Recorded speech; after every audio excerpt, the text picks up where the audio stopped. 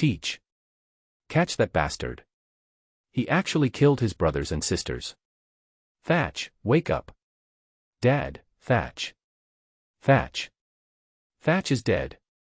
On the Moby Dick, everyone held torches and searched for Teach. Anger and grief filled the air. I was in the room, surrounded by Marco, Jaws, Flower Sword Vista, Ace and others. They surrounded the room tightly, their faces livid.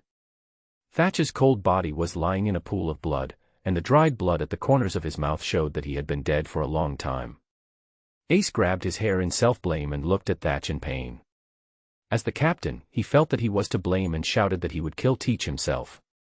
Marco grabbed Ace with a dark face and asked him to wait until his father came. Jaws also stepped forward to comfort him. I watched this scene with mixed feelings in my heart. Only then did I realize that I had traveled through time and space, and I was wearing the physique of a fragile college student on Earth. I was simply at the bottom of the pirate world. If Thatch hadn't saved me, I might not have survived a chapter.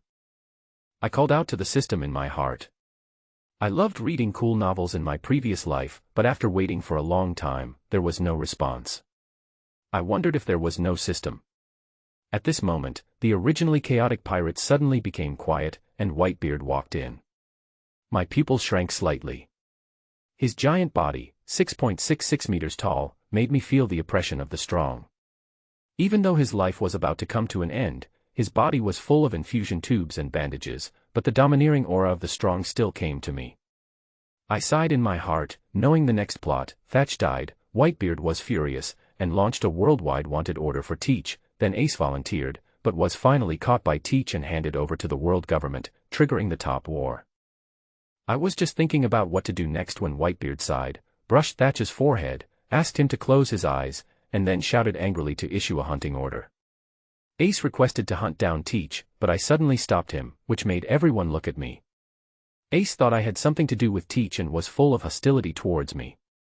I hurriedly explained that it had nothing to do with Teach, that Thatch had saved me, and that Teach was also my enemy. Ace asked me why I stopped him, and I said it was not appropriate to chase Teach now, and Whitebeard asked me to explain the reason. I coughed twice and asked them why Teach dared to kill people so blatantly, and said that Teach's physical skills were so strong that he could hurt Shanks. Whitebeard remembered the scar on Redhair's eye, and I nodded to confirm. Everyone was shocked by Teach's strong physical skills. Ace was unwilling to accept this and said that he was a natural flame fruit user and was not afraid of Teach.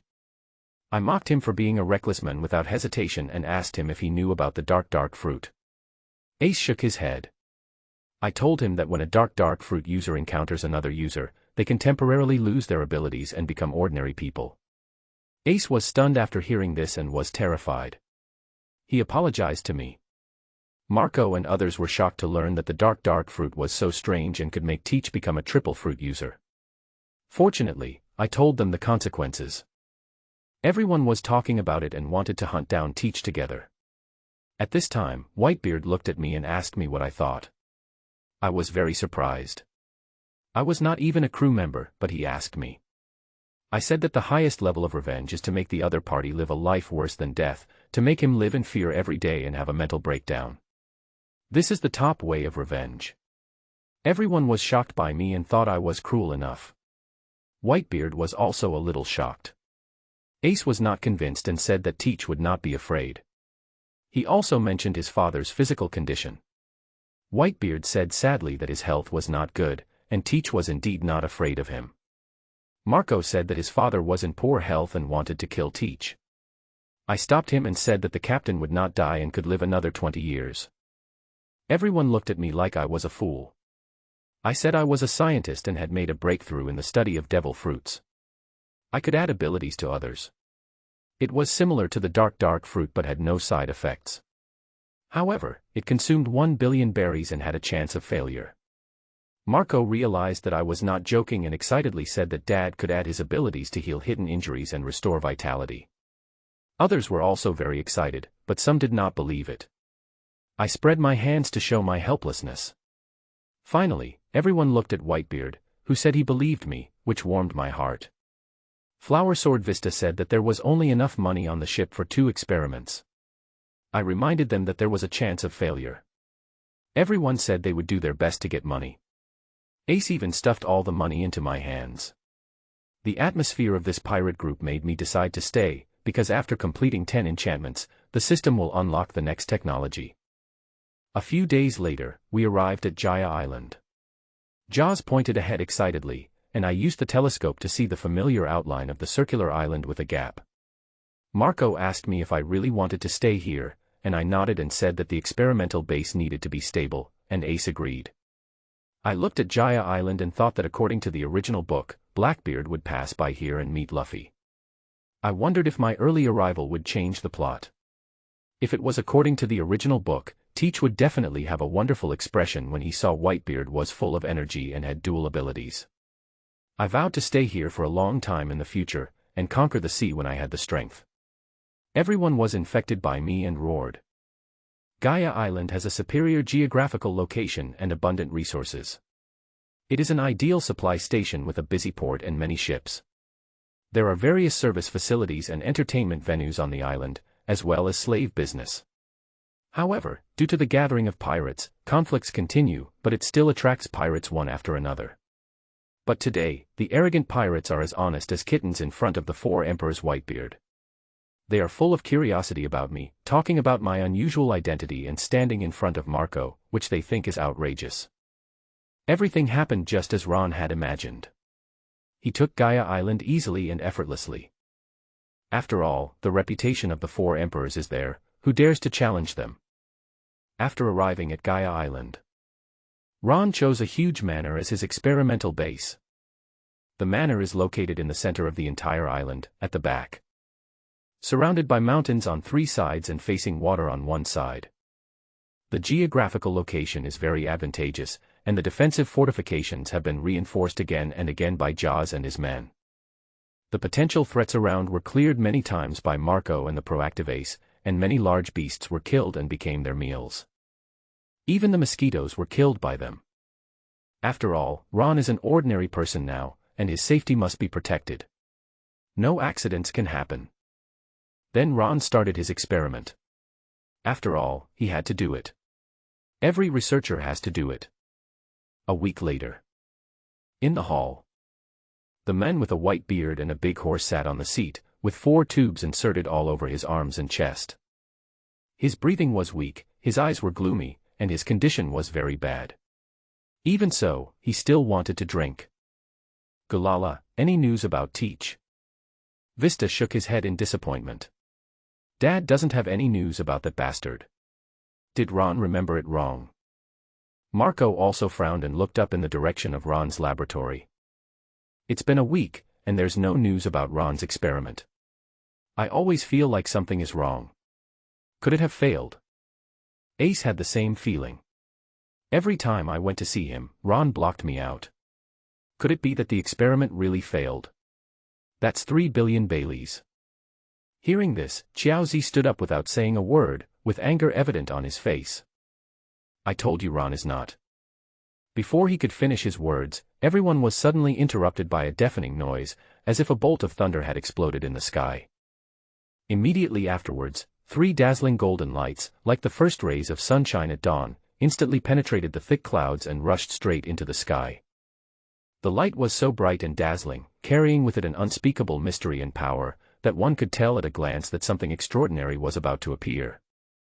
The air around them seemed to tremble, and everyone's heart was filled with irrepressible excitement and anticipation.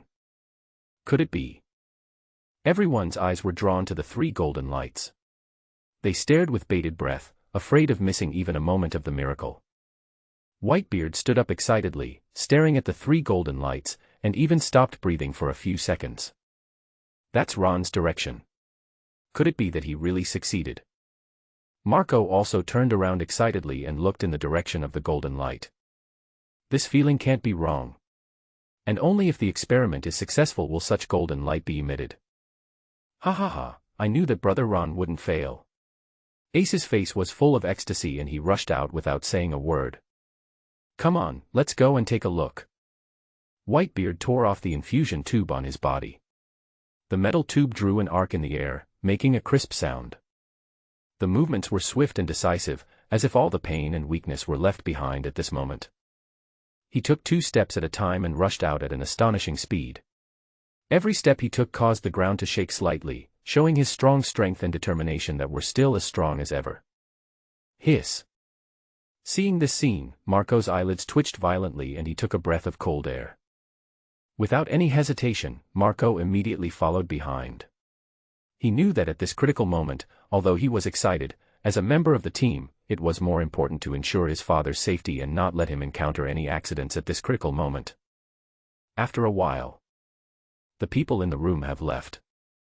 Only Jaws was left standing there in confusion. He thought Ron would fail, but he actually succeeded.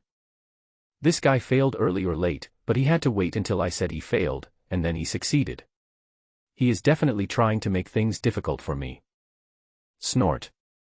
After a cold snort, Xiaozi hurriedly followed. If Ron can really cure his father, he will definitely fulfill his promise. On the other side, Ron looked at the 3 devil fruits in front of him happily, but he was secretly complaining. This thing is too expensive. 1 billion Baileys. And it's not 100% successful, in this case the cost is even higher. Ordinary pirate groups simply cannot afford it. And if you want to obtain the new technology given by the system, you must complete the current task of the system. Successfully enchanted devil fruits 10 times. It looks easy, but it is actually not that simple, especially the cost, which is too high. Fortunately, he managed to stay in the Whitebeard pirates, otherwise even if he had the system, it would be useless. Just as Ron was immersed in his own feelings, suddenly, a burst of hurried footsteps came from outside the door. The sound came from far away, becoming clearer and clearer, as if carrying an eagerness and excitement that could not be concealed. Hearing this familiar footstep, Ron couldn't help but smile knowingly. He knew that the person he had been waiting for a long time had come. Sure enough, the next moment, a loud bang broke the silence in the room. I saw the tightly closed door being pushed open by a powerful force, making a dull and loud sound. Then, Whitebeard walked in slowly, carefully supported by Ace and Marco. Although he looked a little tired, his eyes were shining with irrepressible joy. When his eyes fell on the 3 pure white devil fruits on the table, he froze instantly. At that moment, time seemed to stand still, and an indescribable atmosphere filled the air. It took him a long time to come back to his senses, his eyes filled with excitement and disbelief. Ron stepped forward and introduced, "Captain, this is the enchanted devil fruit, but there is still one last step."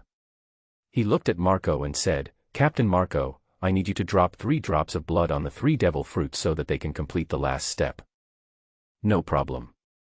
Marco walked forward excitedly, cut his finger, and carefully and tremblingly dripped the blood on it. I saw that the pure white devil fruit seemed to be activated with some mysterious power the moment it came into contact with the blood. It began to rapidly absorb the surrounding blood, like a long-dried sponge suddenly encountering water. Then, the fruit emitted a dazzling blue light, which was so strong that people dared not look directly at it. As time passed, the blue light gradually became brighter, as if it was about to break through a certain limit and burn. During this process, the surface of the devil fruit also underwent amazing changes. A series of complex and strange patterns suddenly appeared on the originally smooth and flawless skin.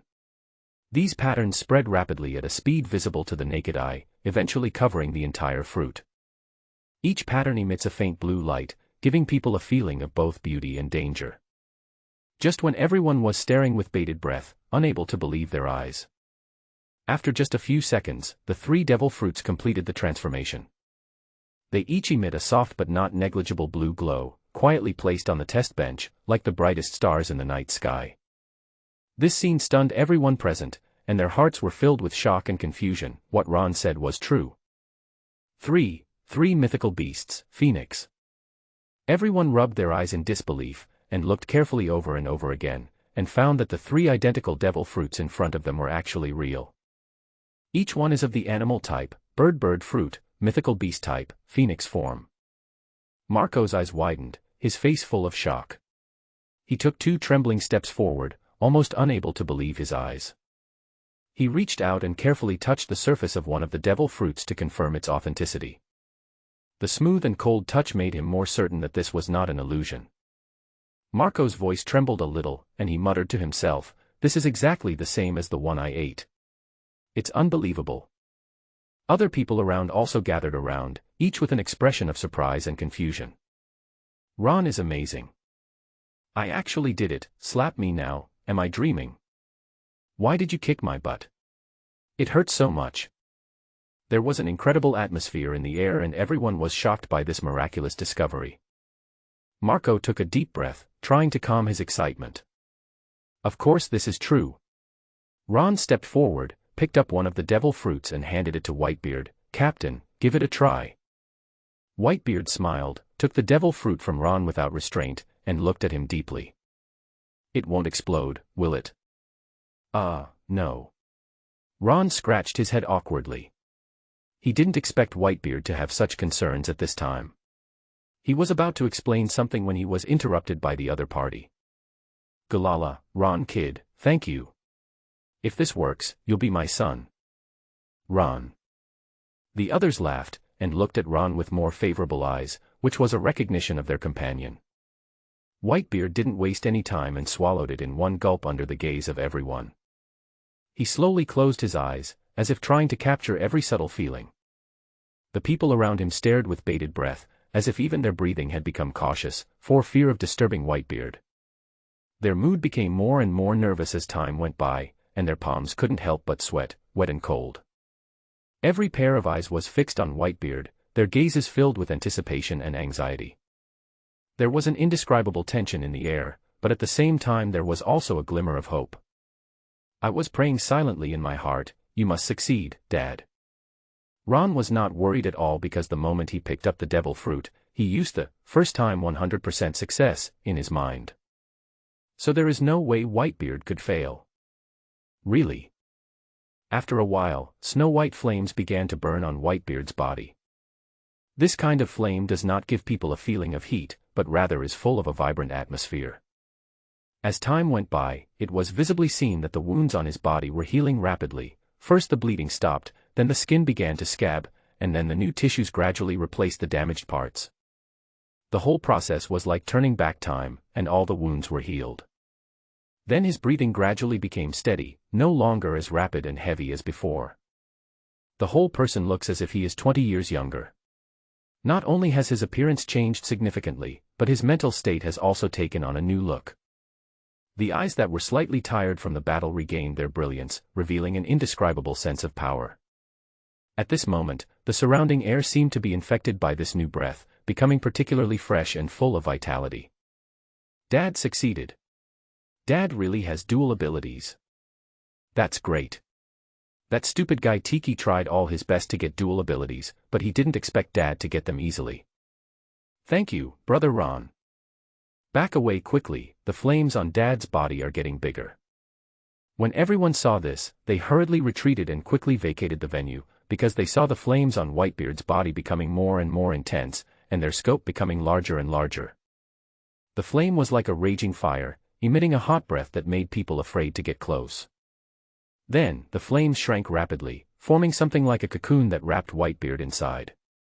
This cocoon looks very strange. It is made of flames, but it can completely wrap Whitebeard. Everyone felt that Whitebeard's life breath was growing stronger and stronger, as if a ferocious beast was locked up inside. They couldn't help but sigh, what a powerful force this was. Dad was able to control such a fierce flame and transform it into his own power.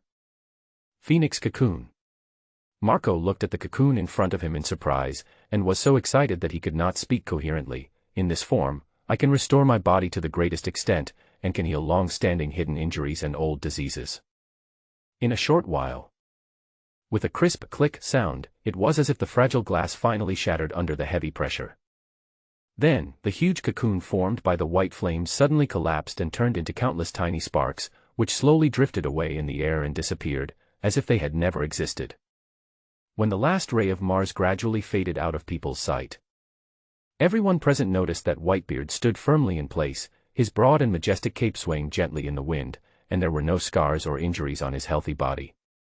This scene shocked all the witnesses. This is the power of the Phoenix form.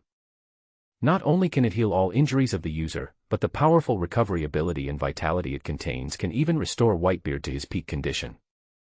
Such a powerful and mysterious force is simply unbelievable. Call. Whitebeard let out a long breath and slowly opened his eyes. His eyes were bright and lively, as if they could see through the essence of all things in the world, and were full of energy and vitality. I moved my body gently and found that my whole body was extremely comfortable, without any feeling of fatigue. Those places that had been aching for years now disappeared completely, as if they had never existed. He felt as if he had been reborn. Every cell in his body was cheering and filled with endless power. His heart was beating strongly, and every beat seemed to announce his rebirth to the world. His muscles were tight and strong, and every muscle seemed to contain infinite energy. Life is so beautiful. At this moment, he truly felt the beauty and power of life.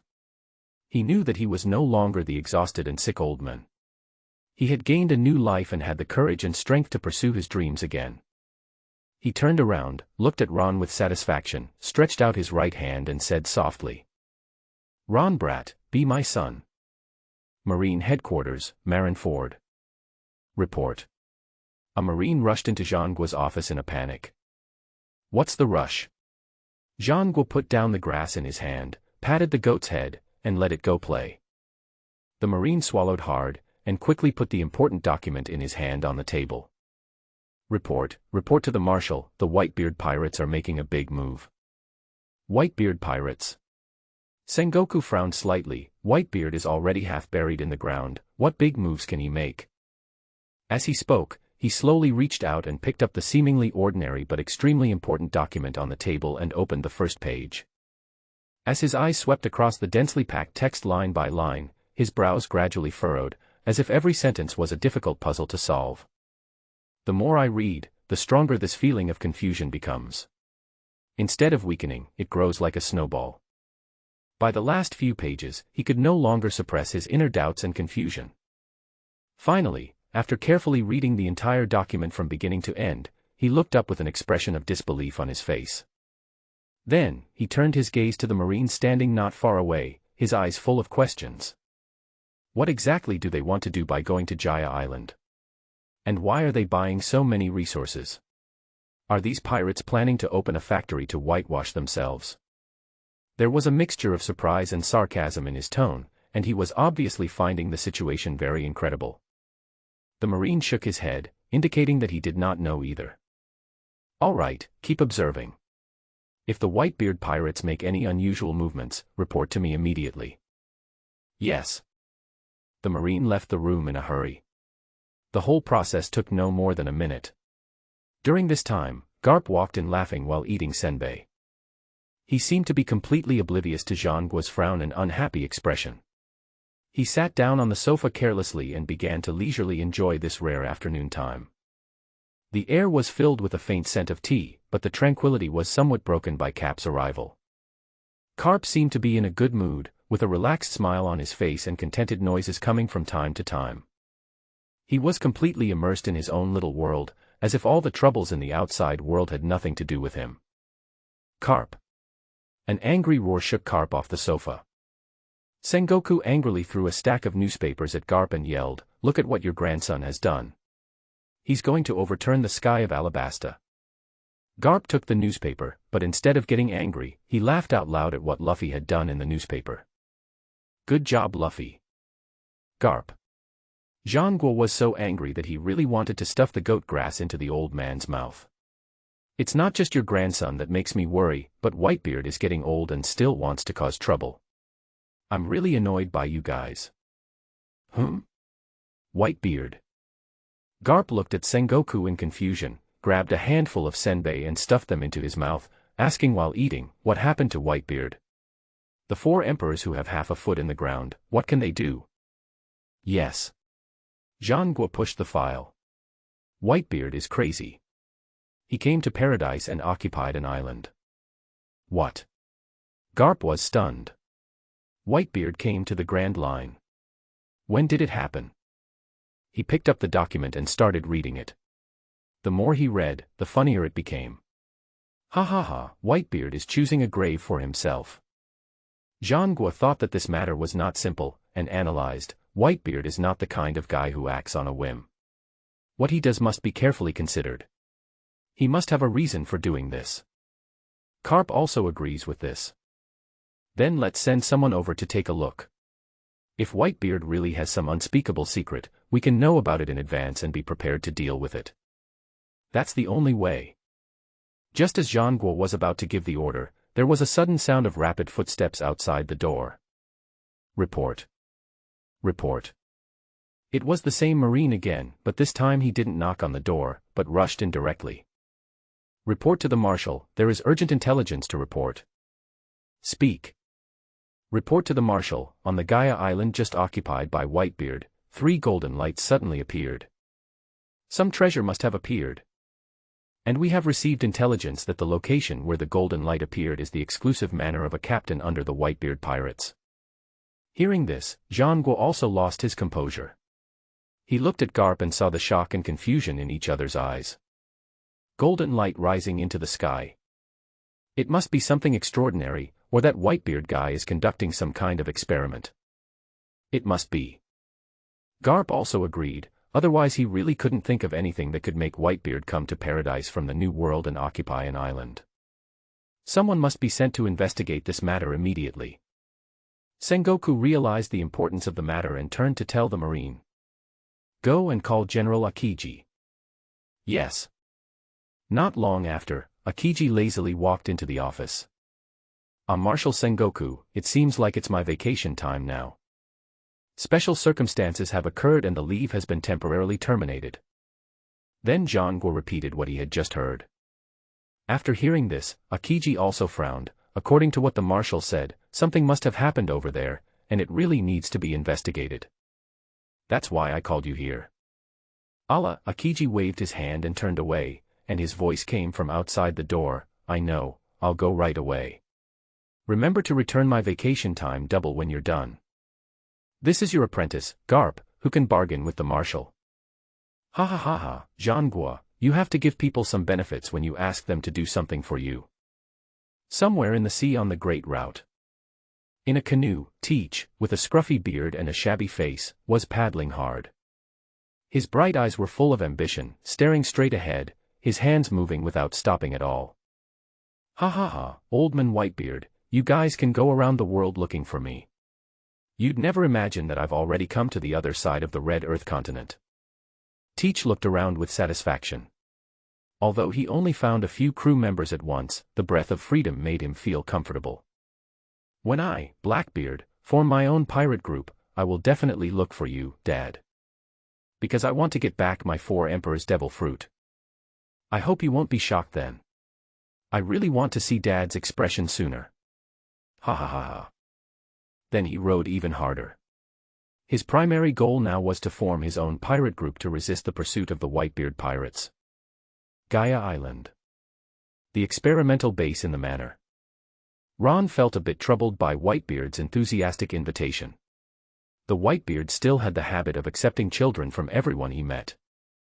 But he didn't have this habit, it was more normal to call him Captain.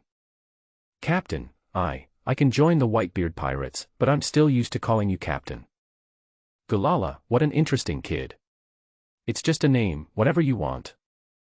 Whitebeard laughed loudly and vigorously, and kept moving his new body. The feeling of having energy again was really comfortable and rare. Others also came over and kept congratulating Whitebeard. Ace came to Ron at some point and said apologetically, Brother Ron, I apologize for my previous attitude. Ah. What? I forgot everything. Ron laughed. Thank you, Brother Ron. If you hadn't stopped me in time, I would have definitely caused a bigger mess in the end. What Ace said was true, hatred was written directly on his face.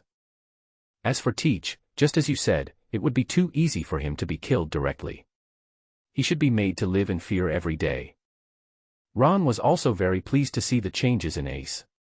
And without Ace as the fuse, the top war should not happen again, right? Ron didn't know. But even if it happens, it doesn't matter. Whitebeard has already obtained the ability of the mythical beast Phoenix form, and it is difficult for him to die now. His vitality is even stronger, comparable to his peak period. After all, at his peak, Whitebeard did not have the bonus of the animal-type fruit, so the current Whitebeard can be equal to or even surpass his peak period. Such 4 emperors. If it were the War of Marine Ford, it would be enough for the Warring States period to suffer. Ron saw Whitebeard pick up the Kusukum Kiri and start wielding the sword. Every time the sword fell, a cold light flashed, like ice crystals in winter, drawing silver-white traces in the air. Every swing is full of strength and determination. The opening and closing not only demonstrates its unparalleled sense of power, but also makes people feel an indescribable momentum, just like an awakened tiger, running and roaring freely in the jungle, declaring that its territory is inviolable. With every attack, the surrounding air seemed to be torn apart by this powerful energy, making slight popping sounds. People couldn't help but imagine that if such power continued to accumulate, it might really be able to cut the island in half with one sword and split the sea in two. In the world of pirates, ability is as important as physical skills and domineering. A truly strong person is proficient in almost everything. But he has nothing, so he can only survive by relying on the strong or being relied upon by the strong. His current physical condition is rubbish. He can't do physical skills, he can't do swordsmanship, he can only eat devil fruits, but he doesn't want to eat them now. First, there is no need. As for safety, the Whitebeard pirates will protect them. There is no need to add weaknesses to themselves. The second reason is that he is waiting for a stronger fruit to appear. There are all kinds of things in the world of pirates. Who knows if a stronger fruit will appear? Everything is unknown. Besides, he would not be so arrogant as to think that he could be invincible with just one fruit. The road is a slow one, and rise must come step by step. Just as he was thinking, the beautiful electronic sound of the system rang in his mind. Congratulations to the host for completing the first enchantment. Get reward, automatic training. Current task progress, enchanting 10 times, January 10th. After completing the mission, unlock new technology. Automatic cultivation. What an unexpected gain. Ron looked at the reward given by the system with surprise, and couldn't help but click on it consciously. After reading the introduction, I understood. It's very simple. As long as he is alive, even if he doesn't practice, his strength will increase little by little, and the increase will be exactly the same as those who practice diligently. It suits me perfectly. Ron was ecstatic. This method of becoming stronger without training was tailor-made for him. Without this, he has no idea when he will become stronger. Dad, stop playing for now. Marco suppressed his excitement and stepped forward. Dad, you just recovered and need a comprehensive checkup. Whitebeard knew Marco's temper. He couldn't escape the inspection today, so he had to stop and let Marco inspect him. Hurry up, I have so much energy now. I have to say, the power of the phoenix fruit is really useful. Got it, Dad. Hold out your hand. Marco smiled and took out a stethoscope, quickly and carefully examining Whitebeard. Dad, are you okay? Marco, please check carefully. Jaws couldn't help but urge. Just wait patiently. Marco is the ship's doctor. Why do you need to remind me of such a small matter? You're right, I was too anxious. Jaws scratched his head innocently, then lowered his head and didn't dare to look at Ron.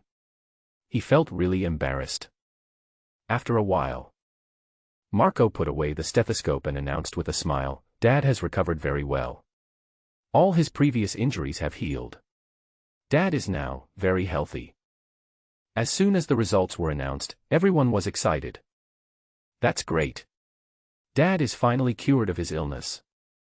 Ha ha ha ha, Dad, good things will happen to him. Everything is really fine now. Brother, what you said is not right. It should be Ron who cured Dad. Yes, look at my mouth, Brother Ron, I apologize to you. As he said this, the men sincerely apologized to Ron, and his funny appearance made everyone laugh. Everyone looked at Ron with eyes full of gratitude and admiration, cheering and throwing Ron over his head again and again. Ron. Whitebeard was even happier than he had been in a long time. Looking at this scene, his eyes gradually became blurred. All this is thanks to this little brat Ron. After the happiness, there is another question before everyone. That means there are 2 more enchanted devil fruits. Who should I give them to? Jaws was the first to shake his head, stating his attitude, Forget it from me, Big Crude is a man with thick skin and flesh, and he is also a user of the superhuman shining fruit ability. He is as hard as diamond and usually doesn't get hurt, so if he gets hurt, he doesn't need treatment. Ha ha ha. Ron was also amused by Jaws. He didn't expect that he had such a humorous side. Vista also said, "No, Dad, you know me. My swordsmanship is all about moving forward courageously. If I eat this fruit because I'm afraid of getting hurt, it won't help my swordsmanship at all. It might even cause me to regress." Whitebeard. Then Whitebeard looked at Ace. "Ace, take these too, don't refuse." Ace was stunned. "Me?" "Yes, eat it." Whitebeard looked at Ace seriously. The ability of the mythical beast Phoenix is very abnormal. As long as he is not beaten to ashes in an instant, he can recover. This is Whitebeard's most real feeling.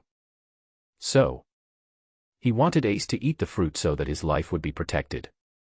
Seeing his father was so determined, Ace did not continue to refuse. He then picked up the devil fruit on the test bench in front of everyone and took a bite. Still tastes as disgusting as always. Don't spit it out. This is a devil fruit worth 1 billion berries each, others couldn't help but remind. It doesn't exclude the majority of people who are jealous, because that is a mythical beast. It is even rarer than the natural system, and its ability is extremely abnormal. Didn't you see that it even cured Dad's hidden injuries that had lasted for many years? It can be said that, as long as they have this ability, it will be difficult for them to die. The other squad leaders looked on enviously, but most of them said nothing, because they all knew their own positions. Compared with Ace, it's still far behind. These people should eat the devil fruit first, but that doesn't mean they won't have a chance in the future. Because Ron is always there. As long as Ron is there, they can always eat. It's just a matter of time. Therefore, although everyone is envious, they are not jealous or hateful. They all looked at Ace hopefully. "How's it going, Ace?" Marco asked hastily. He saw that Ace had no reaction after eating the devil fruit. Did it fail? Well. Asai explained the result, and Ace looked at everyone with some disappointment. "Sorry, guys, this is a failure." Vista stepped forward to comfort him. "What are you sorry about?" Brother Ron said that the enchanted devil fruit is not a real devil fruit. There is a certain probability of success and failure. This is not your fault. Ron also stepped forward and patted Ace on the shoulder, wanting to know the success rate of enchantment. "Ace, it's normal to fail. Not everyone has Dad's luck. Try again." "Yes, it's just a waste of money and blood." Marco said nonchalantly, "Now that Dad has recovered, we will get back everything we lost." Ace nodded and picked up the last enchanted devil fruit. "Then I'll try again." As he said this, he carefully put the devil fruit into his mouth. The familiar disgusting taste filled his entire mouth again, and the strong stimulation almost made Ace vomit. Every time he ate a devil fruit was a torture, but this time he didn't just try a small bite as usual. Instead, he gritted his teeth and swallowed the whole devil fruit. This scene completely shocked the people around. They couldn't help but give a thumbs up and exclaimed, "Ace, so fierce." Fine beads of sweat appeared on Ace's forehead and his face was as pale as paper, but his eyes were unusually firm. He knew that only in this way could he gain the power of the devil fruit. Moreover, the enchanted devil fruit is different from the regular devil fruit. Maybe, if you eat all of them, the chance of success will be higher. Although this power comes with great pain and risks, it is all worth it for Ace who longs to become more powerful. The people around him looked at Ace's resolute expression and couldn't help but feel a little admiration in their hearts. They know that not everyone has the courage to face such a disgusting taste. When Ace swallowed the devil fruit whole, everyone present held their breath, their eyes fixed on him, their hearts filled with tension and anticipation. They knew that this moment was crucial for Ace. If he could successfully master the power of the fruit, he would gain unprecedented abilities. But if we fail, it will be a shame. That's 2 billion Baileys. Therefore, everyone's heart was in their throat, and they prayed silently for a miracle to happen. At the same time, Ace himself could feel the earth-shaking changes taking place in his body. A strange and powerful force seemed to be awakening. It first flowed gently through his limbs and bones, and then surged like a volcanic eruption. As time passed, Ace's expression gradually changed from initial nervousness to surprise, because he found that not only did he not suffer any harm, but he also gained new abilities. Success. Suddenly, blazing blood-red flames ignited around his body. Although these flames looked extremely spectacular, they did not emit scorching heat. Instead, they made people feel an inexplicable vitality and energy. The blood-red flames burned fiercely, as if they were going to dye the entire sky red. The flame contained endless power and mystery, and every leap seemed to tell an ancient legend. As time passed, the flame gradually condensed and deformed, and finally formed a lifelike blood-red immortal phoenix above Ace's head. This immortal phoenix is covered in blazing, dazzling fire feathers, and every feather glows with life. Its eyes are like two bright rubies, revealing a deep and majestic look. When it gently flaps its wings, the air seems to be filled with invisible energy fluctuations, which makes people feel shocked and awed. Suddenly, a clear, pleasant yet majestic cry resounded through the sky. The sound penetrated deeply into everyone's soul, shocking everyone present and filling their eyes with shock and envy. They once again witnessed the birth of a miracle, the second person with dual fruit abilities. What is even more surprising is that under the influence of this mysterious force, the weeds that had withered and died and lost their vitality actually began to regain life. They slowly took root and sprouted, and grew rapidly at a speed visible to the naked eye. Ha ha ha, Dad, Brother Ron, I did it. Ace laughed excitedly, feeling the power of the phoenix fruit and trying to control it. Galala, another pair of special abilities are born in my Whitebeard pirates. Whitebeard was very happy. Today was really a lucky day, a day that should be remembered in history. He was very grateful to Ron. If it weren't for Ron, maybe on the day that Thatch died, their Whitebeard pirates were gradually heading towards extinction. It was Ron's appearance that changed everything. All right, Ace, put away your abilities. Whitebeard scolded with a smile, then looked at everyone solemnly. Sons, listen up, I have something to announce. When they heard Whitebeard was about to make an announcement, the crowd became quiet and listened carefully. They were all very familiar with Dad, and they knew that his expression must mean that he had announced something important, so no one dared to play around, and they all listened carefully. From now on, Ron will be the vice captain of our Whitebeard pirates. Any one of you who has any objections can raise them. Boom. This sentence was like thunder exploding in everyone's ears. Ron, the first officer. Are you serious? If so, then tie pants are hot. Any opinions? Only fools would have opinions. It's great that Ron is their vice captain. In the future, there will be every reason to obtain an enchanted devil fruit and become a dual fruit ability user. Great, Vice Captain Ron. Vice Captain Ron, when can you enchant us too? I want to be a devil fruit user too. Yes, yes. Ron didn't expect Whitebeard to make him the vice captain. It was really unexpected. He originally wanted to stay in the Whitebeard pirates, continue his experiments, complete system tasks, etc. I didn't expect to become a vice captain. Ron felt warm at the warmth of everyone's enthusiasm. He couldn't answer the questions directly because there were too many things involved. He turned to look at Whitebeard, and the meaning in his eyes was self-evident. Whitebeard smiled and took over the conversation. Galala, you little brats only know how to become dual fruit users. As soon as Whitebeard said this, the excited crowd suddenly quieted down. I know that each of you wants to become a dual fruit ability user, this is normal. But with so many people, there has to be a priority order. The captain comes first, the outstanding crew members come after the captain, and the others come second. Also, don't be so anxious, everyone has the opportunity to become a dual fruit ability user, or even a triple fruit ability user. But make sure to let Vice Captain Ron rest. If you tire him out, I won't forgive you. Whitebeard has temporarily set rules for these people. If there are no restrictions, these sons will definitely act recklessly. Then he turned to look at Ron, his tone also softened. Ron, do you have anything to add? Just say it. Ron thought about it and nodded, something is true. I understand everyone's eagerness to become stronger, but there is one thing I need to explain in advance. Everyone pricked up their ears and listened carefully, becoming more serious than ever before, because this involved their future becoming stronger. Ron paused and continued. First, enchanting devil fruits isn't free, each one costs 1 billion belly. Second, the success rate of each enchantment is not 100%, so you must be prepared for failure.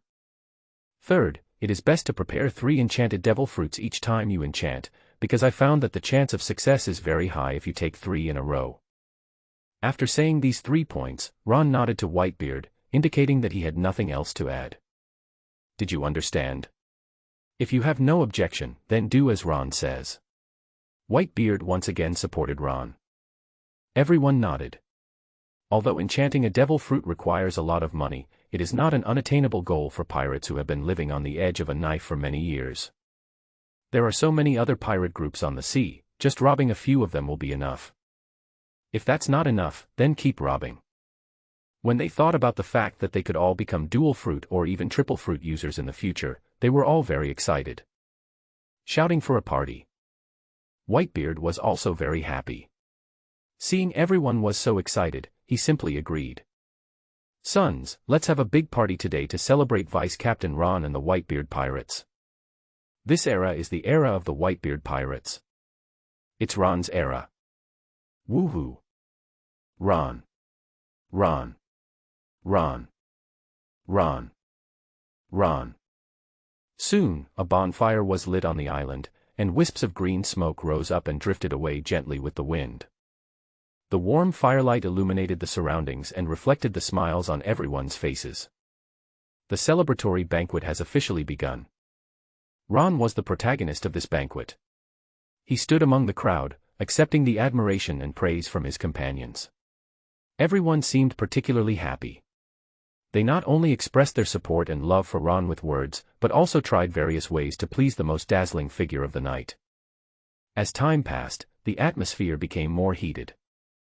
The music gradually became more melodious, making people want to sway to it. During the singing and dancing, laughter rose and fell, and the whole island seemed to be surrounded by this joy. What surprised Ron even more was that several beautiful women in gorgeous costumes and exquisite makeup slowly walked into the center of the venue. They either spun and jumped lightly or danced gracefully, adding a lot of color to this feast. No wonder the ancients loved to go to brothels to listen to music. Who wouldn't be confused after seeing this? Ron was enjoying the wine, and 1 or 2 beautiful women who knew music came over and vied to pour wine for him. The next day, Ron woke up from the warm bed, feeling full of energy. Is this the benefit of automatic cultivation? You don't have to do anything every day, and you can get the same effect as others who practice with all their strength for a whole day. Slightly clench your fists and you can clearly feel the contraction and release of your muscles. Throw a punch with all your strength. You can clearly feel that both the power and speed of the punches are much better than before. He is getting stronger at a very fast speed. It's a bit abnormal. Ron felt that he was getting stronger too fast. But on second thought, I understood. All of this is based on the fact that he is an earthling. After all, the foundation of his current strength is based on the people in the pirate world. The gap between the two is huge. Therefore, it is normal to see rapid improvement in the early stages. It feels so good to be strong and healthy. Ron looked at his hands excitedly. Ah, Lord Ron, you woke up so early. Lord Ron, do you want us to help you wash up? At this time, he came back to his senses and saw the sisters who had been drinking with him and making love with him last night, smiling. Take a rest today. Get up quickly and continue sleeping. On the other side. Compared to Ron's happy life, Whitebeard was even more ready to go. A large group of captains gathered together to discuss what to do next. Galala, little devils, if you want my ability, then go get some money. Whitebeard drank from large bowls of wine happily, gulping down several large barrels in one gulp. Carefree. He hadn't drunk so much since he fell ill. If it weren't for Ron, he would have almost forgotten the last time he drank so much. Dad's ability. A group of people looked at each other, and they all saw shock in each other's eyes. What's the meaning? Dad wants to enchant us with his abilities too. Hiss. The sound of inhaling came from the hall, and Whitebeard almost felt suffocated. He immediately looked at them and scolded them with a smile. You bunch of brats, if it wasn't for Ron, I wouldn't have known that Teach's ultimate goal was to get my ability. Humph. He's been planning this for so many years. If he saw the ability he wanted, and everyone in our Whitebeard pirates has won, what would his expression be? Galala. Ron, that brat is really ruthless. Galala. What a pity. We shouldn't have let those pirates go when we first came to this island. That's right. Those pirates can earn hundreds of millions of berries from just a small robbery. It hurts. It hurts so much. They haven't gone far yet, why don't we go after those guys now? It's better to go after the other 4 emperors. I'm sure I can get my money back quickly. Marco immediately denied it. Now is not the right time to fight against the other 4 emperors. First of all, although Dad has recovered from his serious injuries, he has not yet fully recovered to his best condition and currently lacks sufficient strength to fight against enemies who are equally powerful or even stronger. Secondly, if Ron or his father's abilities were known too much to the outside world, it would bring huge risks to the entire pirate group. Once this information is leaked, it will not only attract the Navy's high attention, but may also attract the covetousness and attacks of other forces. Therefore, it is wise to keep a low profile and accumulate strength until you are absolutely sure. The captains of the squads also understood and temporarily gave up the idea of attacking the other 4 emperors. But at the same time, I felt heartbroken and wondered why I had been so kind as to let those little cuties go. Those were hundreds of millions of Baileys, enchanted devil fruits. Especially now that their dad wants to give them the power, it makes them feel even more heartbroken. The tremor fruit has the strongest attack power. Rumor. When Dad was young and at his prime, he had the power to shatter the entire ocean.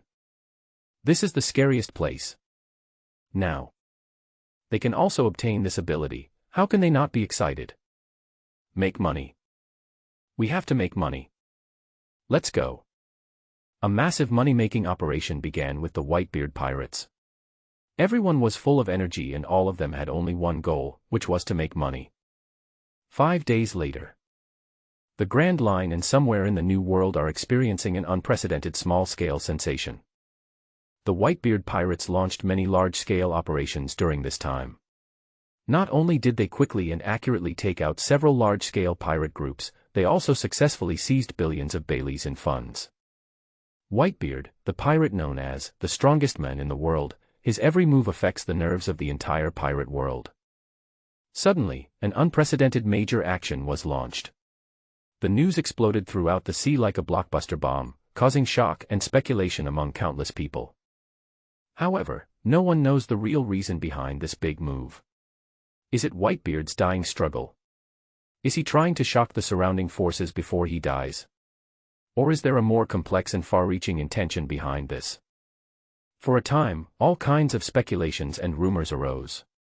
Some said that the Whitebeard pirates were looking for the legendary treasure, some said that they wanted to challenge the authority of the Navy headquarters, and some even speculated that this was Whitebeard's last attempt to protect his family and friends. Regardless of the truth, this big move caused by Whitebeard has undoubtedly shocked the whole world.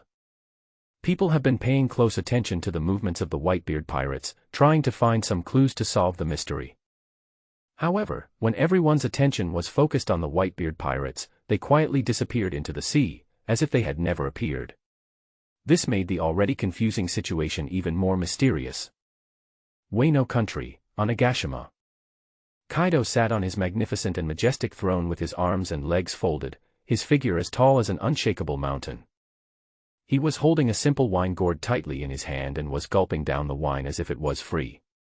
As the wine poured into his mouth, his eyes flashed with arrogance and every sip of wine seemed to be burning his inner ambitions. At the same time, a subordinate stood respectfully by the side, carefully reporting the latest intelligence. What is that old fellow with Whitebeard trying to do? He's already half buried in the ground, why is he still messing around? Kaido's tone was full of disdain and contempt, as if he was mocking Whitebeard's powerless struggle. Now that you're old, do you still want to drag a few people down with you? Humph. He sneered, his voice revealing his deep disdain for Whitebeard and his absolute confidence in his own abilities. Never mind, just keep drinking. Wangua, Cake Island. Big Mom sat comfortably, her eyes full of desire as she looked at the big cake in front of her. This was her favorite sweet, and she loved it to the extreme, even to the point of madness. "Mom, the Whitebeard pirates are causing trouble again recently." The one who spoke was Pyrospiro, the eldest son of Big Mom, whose words carried some weight among these brothers and sisters. "Hey!" The old man with white beard. Big Mom grabbed the big cake in front of her and stuffed it into her mouth without hesitation. Her huge mouth opened like a bottomless pit, and the cake quickly disappeared in her mouth. After chewing it for a few times, she couldn't wait to swallow it into her stomach, and then a satisfied look appeared on her face. "Tell me about their recent situation," Big Mom said in an unquestionable tone, with a hint of impatience in his voice. His eyes were as sharp as a knife, as if he could see through all secrets. His fingers tapped lightly on the table, making a rhythmic sound, as if urging the other party to answer quickly. The people around immediately felt an invisible pressure, and the air was filled with tension. They exchanged glances, then lowered their heads, not daring to look directly into Big Mom's eyes. Pyrospiro also spoke carefully and began to report the recent situation, speaking slowly for fear of saying a wrong word. The Whitebeard pirates attacked the previously lost territory and stole all the treasures of those pirates. From the looks of them, it seems that they are very short of money and need it urgently. Also, no matter in the New World or the Grand Line, all the pirate groups that had attacked their territories before have been purged, and all their money has been looted. They even took away the pirates' clothes and dug deep into the ground. Everything valuable was taken away. While speaking, Pyrospiro was also shocked. When did the Whitebeard pirates become so obsessed with money? Big Mom laughed loudly, and the whole palace was shaking. "What a funny old man. Don't worry about him. Just watch over Fishman Island. We can't let Whitebeard and his men take it back." "Yes, Mother." Pyrospiro agreed and kept it in mind that Fishman Island was his mother's favorite and must not be lost. Although we don't know what the Whitebeard pirates are doing, as long as they dare to come, they will definitely let the other side know how powerful the Big Mom pirates are. Gaia Island. Ron was called over by the excited Ace, feeling somewhat dissatisfied because he was playing poker and being interrupted was really a disappointment. When he walked into the hall, he was slightly surprised by the scene in front of him. Most of the squad captains had gathered here. They all had grins from ear to ear, their faces filled with joy that was difficult to conceal. This atmosphere filled the entire space with excitement. It was obvious that some major happy event was about to happen or had already happened. What good thing happened? Everybody looked so happy. Marco kept the question a secret and clapped his hands mysteriously. As he moved, a sense of anticipation seemed to fill the air. Then, several strong porters came in, each carrying a huge box on their shoulders. These boxes look heavy, obviously containing a lot of things. Following the instructions, the workers carefully placed the large boxes on the ground, arranging them one by one in neat rows. When they finally counted them, there were actually more than 100 of them. Ron was a little shocked, and immediately guessed something. "Marco, these can't be, not all of them." "Ha ha ha, you guessed it right, our beloved Vice Captain Ron." When all the boxes were placed, Marco waved his hand again, indicating that they could begin. Following an order, all the boxes were opened almost at the same time, and the lids were slowly opened, revealing the dazzling contents inside. Suddenly, the whole space was filled with jewels and precious stones. Gold, diamonds, gems, and all kinds of precious jade came into view. They sparkled brightly under the lights, making people dazzled. Ron's heart was shaken. He stood there, staring at the scene in front of him in amazement. This was the first time in his life that he had seen such an amazing mountain of treasures, each of which exuded an irresistible charm. If the utensils made of gold, weapons inlaid with precious gems, and various works of art were placed on the earth in the previous life, their value cannot be measured in numbers. Oh my God! Ron couldn't help but sigh softly. All these things combined are probably worth at least tens of billions of Baileys. His voice was full of shock and disbelief. For anyone, facing such a huge fortune would be extremely shocking, let alone someone like Ron who was experiencing such a scene for the first time. Ha ha ha, Vice Captain Ron is right, these things are worth about 30 billion Baileys. Vista was also very excited, his eyes full of longing. "We plan to enchant all the squad captains with Daddy's abilities at once." "All the squad leaders?" "Right. Ron frowned slightly. Even if these treasures are worth 30 billion berries, and an enchanted devil fruit is worth 1 billion berries, only 30 can be made. Everyone else listened carefully, not wanting to miss a word. There is a chance that enchantment will fail. Even if one is successful out of 3, I can only enchant 10 people. Ron felt a little emotional. It seemed that 30 billion Baileys were nothing compared to the money-burning system. Deputy Captain, don't be so pessimistic. Not all of us have such bad luck. What if we only need 20 enchanted devil fruits to succeed? Vista encouraged, eager to try. Xiaozi also stood up, his eyes determined. Dad only succeeded once, I believe our luck is not that bad. Yes, Captain, thank you for your hard work. Just make it. I believe in our luck. Thank you for your hard work, Vice Captain. Everyone looked at Ron with hope, and Ron was also happy to see their enchantment succeed. After all, if 8 more people succeed in enchanting, his mission will be completed. By then, we'll unlock the next new technology. Okay. It may take half a month or a month, I will work overtime to get it done. Just wait for my good news. Ron looked at the excited crowd and issued a military order. Also, if you want to enchant other abilities, you can collect blood from the other party during this time. 1 drop of blood from a fruit is enough. After saying that, he turned and left without any hesitation. He couldn't wait to know what the next technology the system would give him. Gaia Island has been very peaceful these days. Hearing that the 4 Emperor's pirate groups were stationed here, no one dared to come here anymore. So, it's always very quiet here. The squad captains also have nothing to do, so they often get together to chat, looking forward to the future scenes of becoming users of the 3rd, 4th, or even 5th fruit abilities. That must be very handsome. Just then, suddenly, a pirate ran in from outside the door in a panic. Oh no! General Qing Ji is here. Marco was the first to stand up and frowned. What? Qing Ji is here? How many people are there? Not many people, just one person.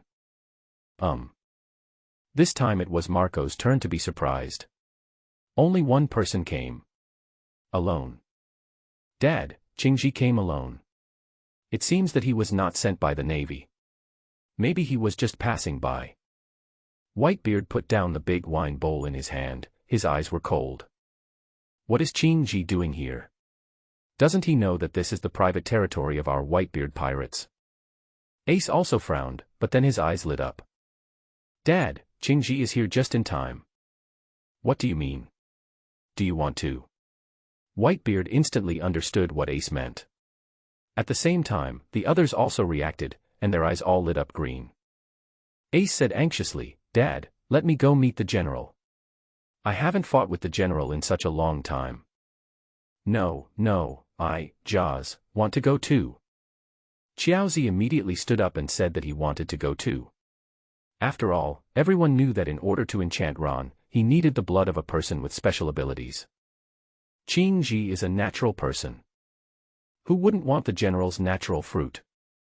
Ha ha ha, my flower sword has been thirsty for a long time. Flower Sword Bista placed his hands on the 2 swords at his waist and glanced at everyone.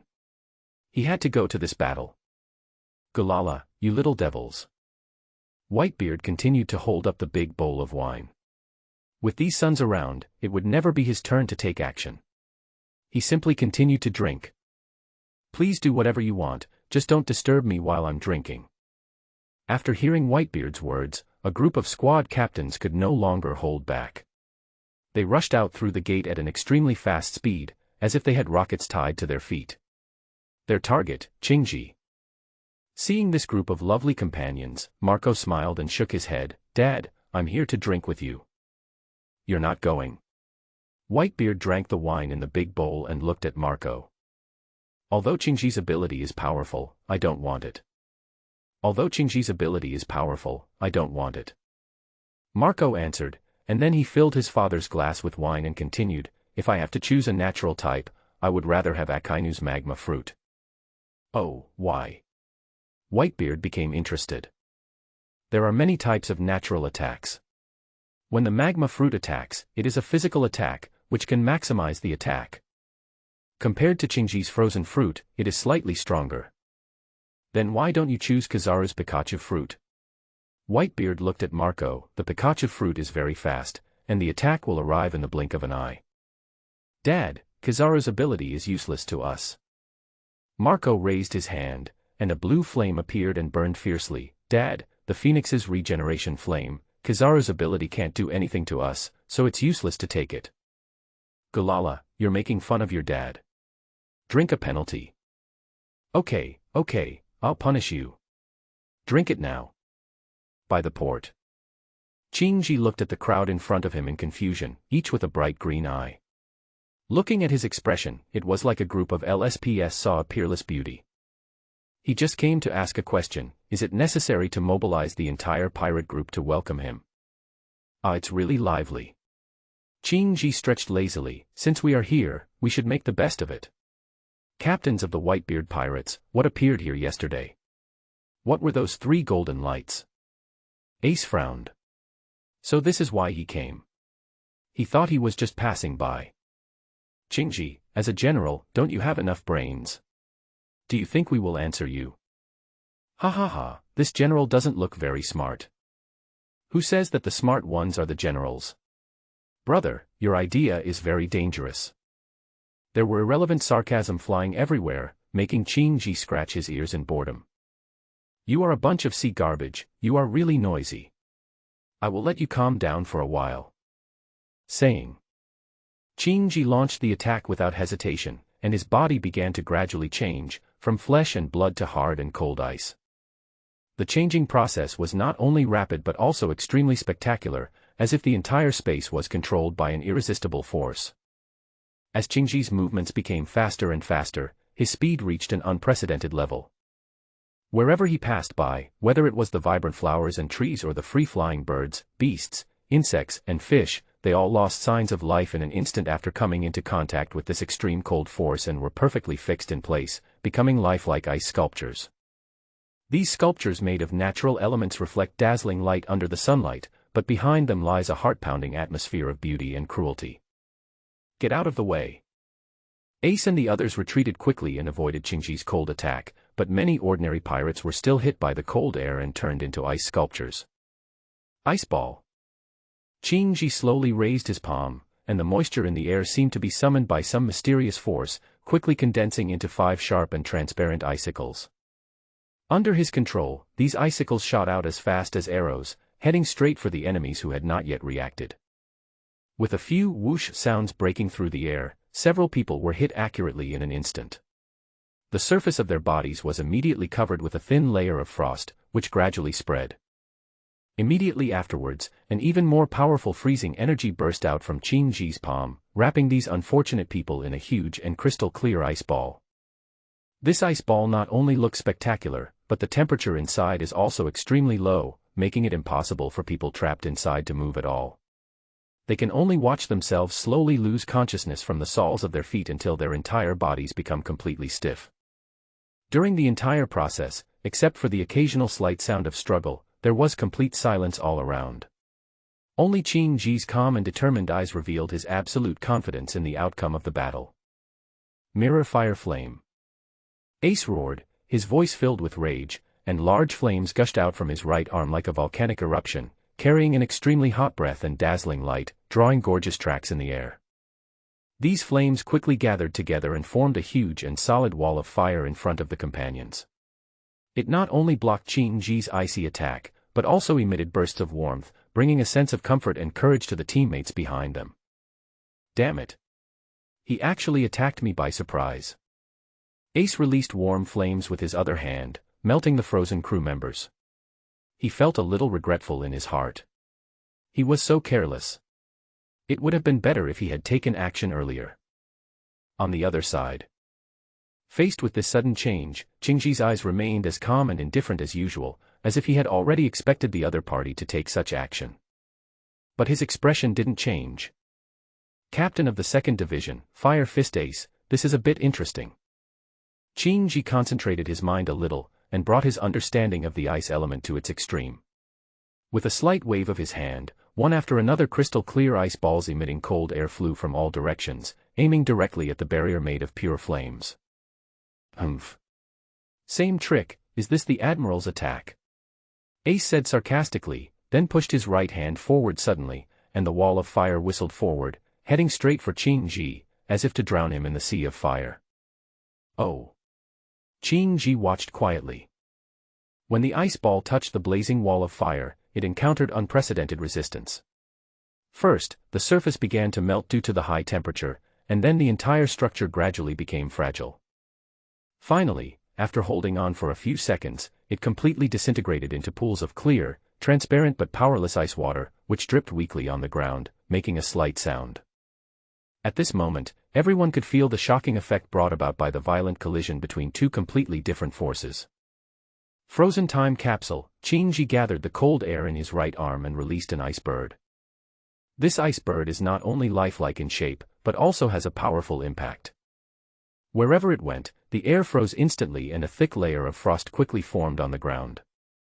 Under the cover of cold air, everything around seemed to be frozen in time, even the tiny particles in the air became clearly visible. Just as everyone was stunned by this sudden change, no one noticed that Qin Ji's body had quietly disappeared. At this moment, flames burst out from Ace's body, trying to use the blazing flames to resist the approaching cold air. However, although these flames were extremely fierce, they seemed so insignificant in the face of the boundless coldness.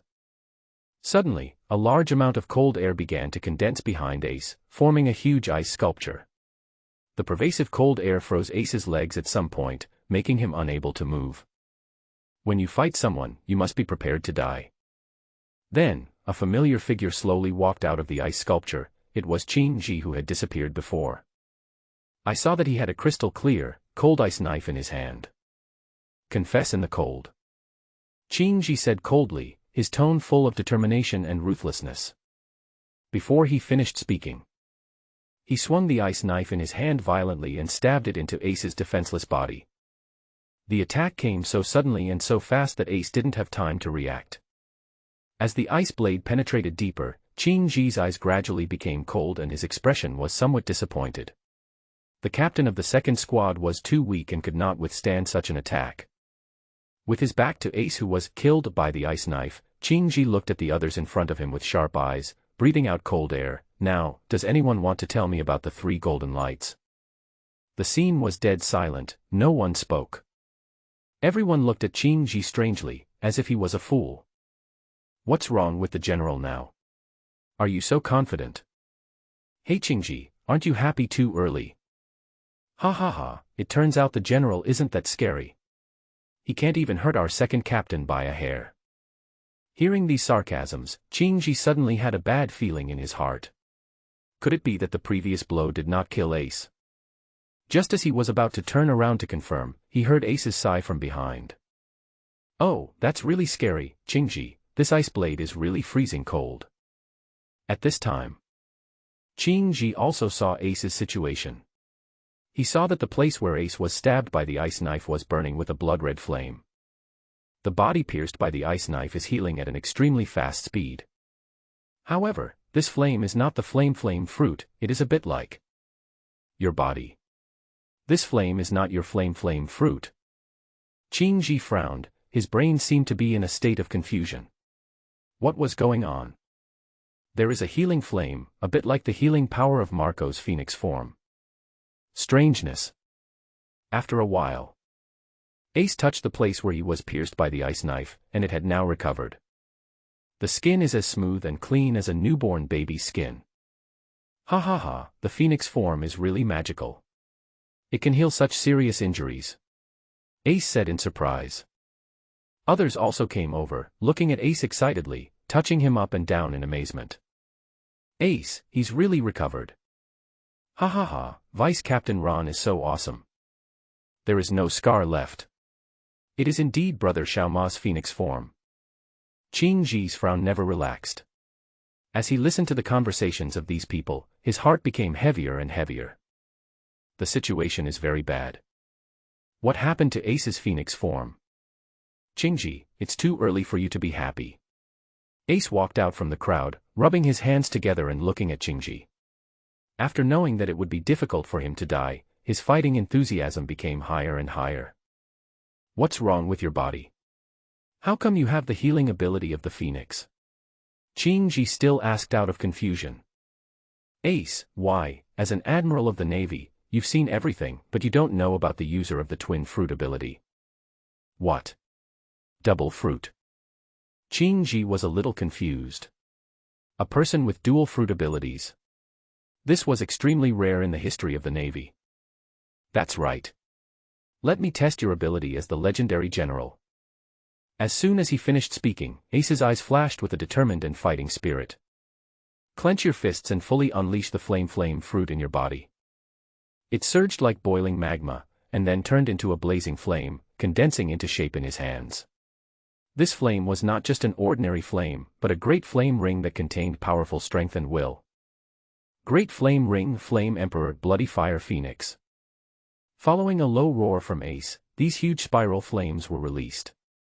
They spun and intertwined in the air, and finally gathered into a huge fireball that was more dazzling than the sun. This huge sphere composed of countless tiny but extremely hot flames emits a light that is difficult to look directly at, as if it can illuminate the entire sky. Just when everyone thought that this was the end of Ace's attack, an even more shocking scene occurred. Above the extremely dazzling fireball, an immortal phoenix covered in blood-red light suddenly appeared. This legendary beast spread its vast and boundless wings, and every flap of it brought up bursts of blood-red flames that seemed to burn all the clouds in the sky dry, turning the world red. The eyes of the immortal phoenix are full of unyielding spirit and a sense of rebirth. It stands on a blazing fireball, as if it is stepping into an endless sea of fire, and is reborn from the ashes. Qing-ji. This is my strongest move. Show me your strength. Fire Phoenix Cranely. The blood-red phoenix swooped down suddenly, at a speed so fast that it seemed to travel through space, and its claws tightly grasped a huge fireball.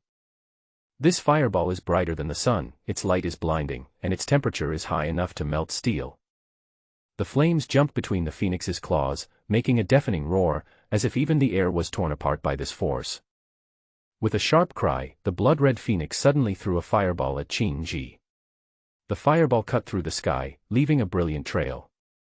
Wherever it passed, the water molecules in the air evaporated crazily, forming a white mist. The ground was baked red, the rocks began to melt, and everything seemed so unreal, like a dream. Qing-ji stood where he was, his eyes narrowed suddenly. He could feel the huge threat posed by the fireball. He knew that if he was hit by the fireball, even he would not be able to withstand the impact. Is a captain of the Whitebeard pirates so powerful? An unprecedented sense of crisis surged in his heart. He pursed his lips, and a chill instantly swept through his body. The surrounding water molecules were freezing rapidly. Ice Age. Qing-ji let out a low roar, and the icy aura contained in his body burst out instantly, like a strong wind in the cold winter, sweeping around. The cold air was so strong that it seemed to freeze time and solidify the surrounding air.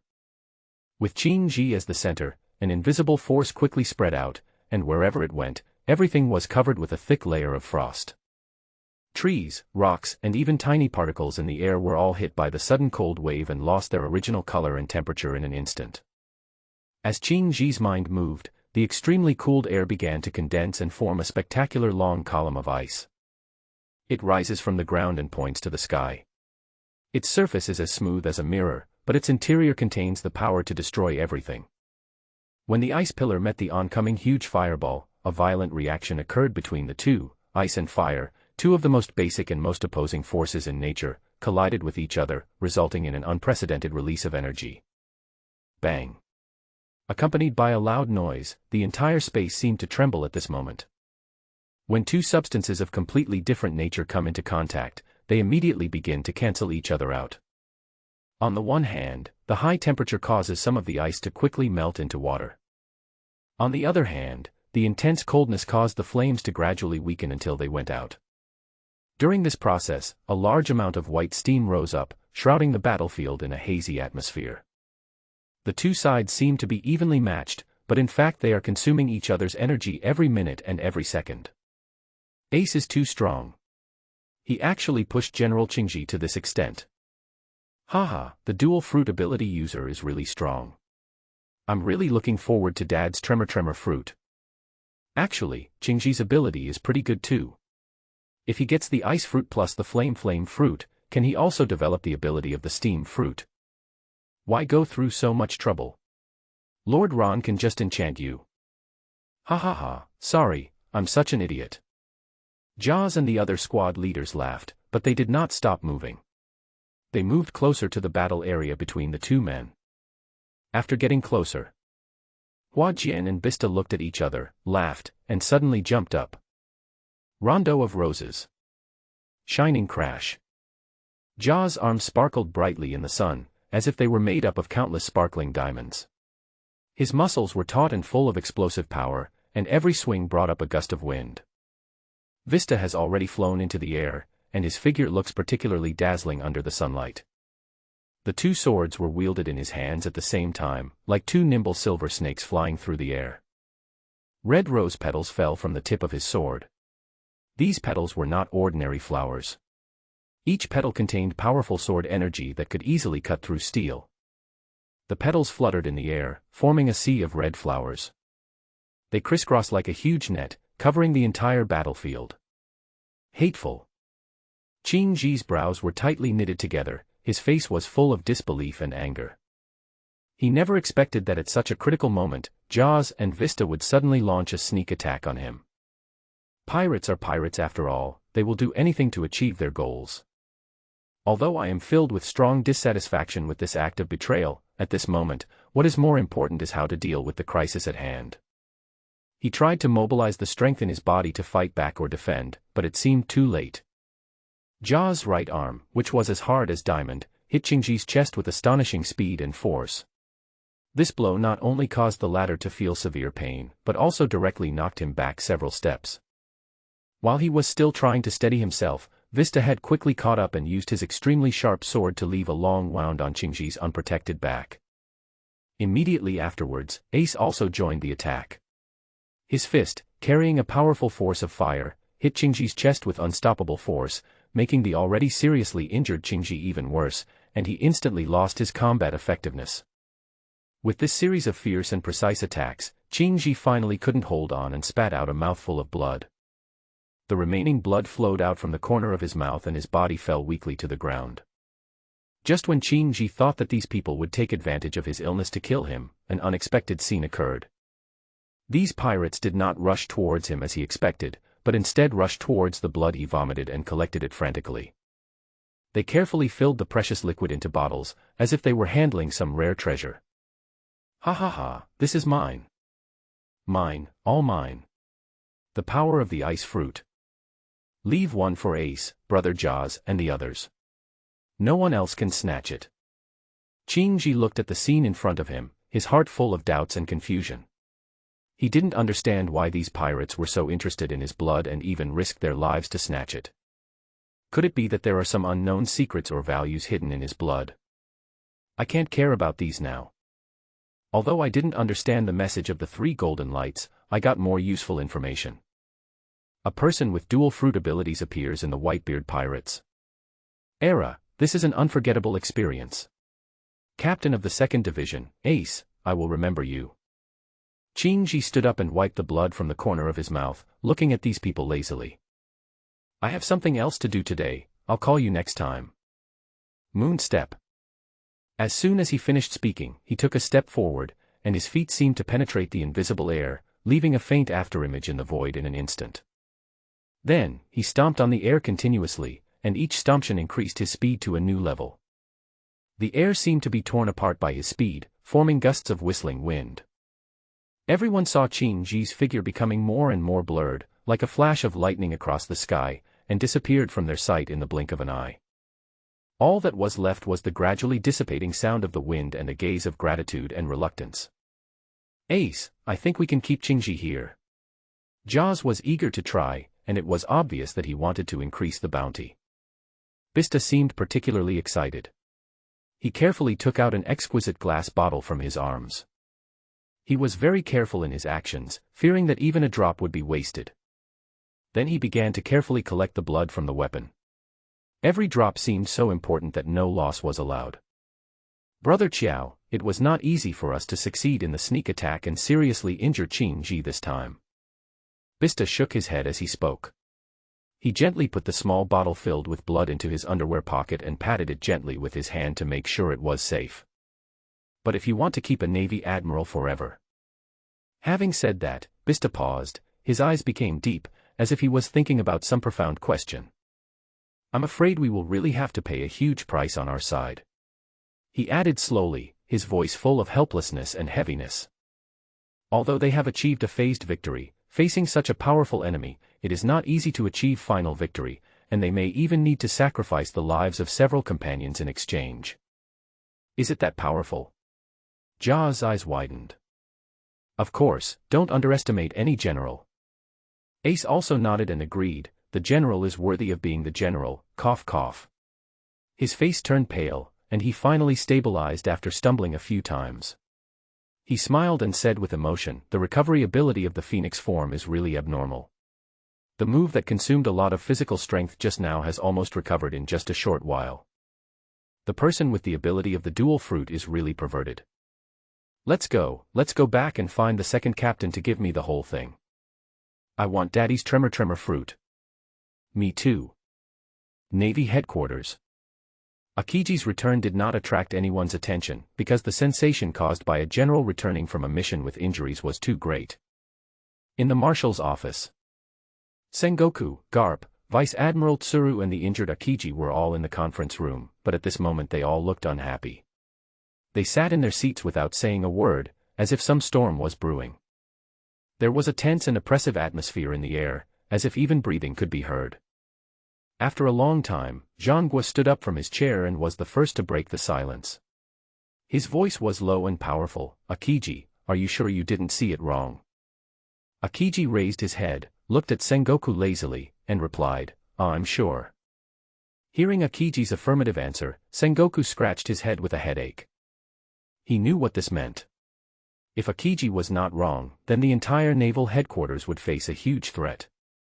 This threat might not only affect their safety, but also shake the order of the entire maritime world.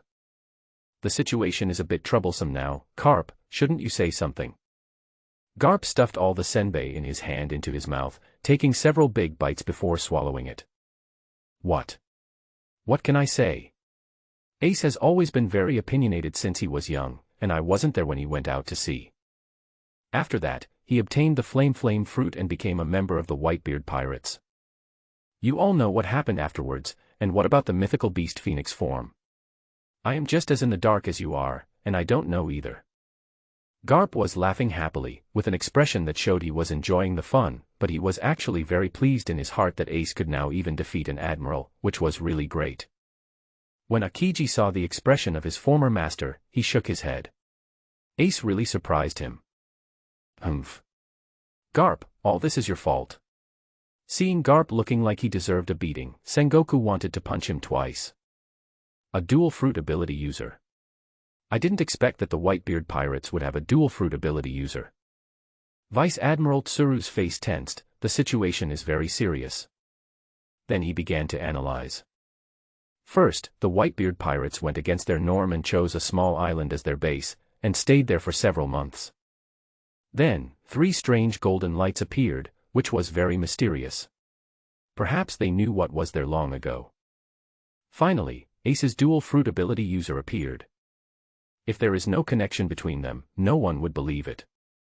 Zhangguo also nodded in agreement, raised his head and looked out the window and said calmly. Ace's change is definitely related to the golden light that appeared earlier. You said there is a possibility that it is some kind of scientific research that gave Ace the ability of the double fruit. Sengoku's guess instantly reminded Akiji of something, and he interrupted their conversation and added.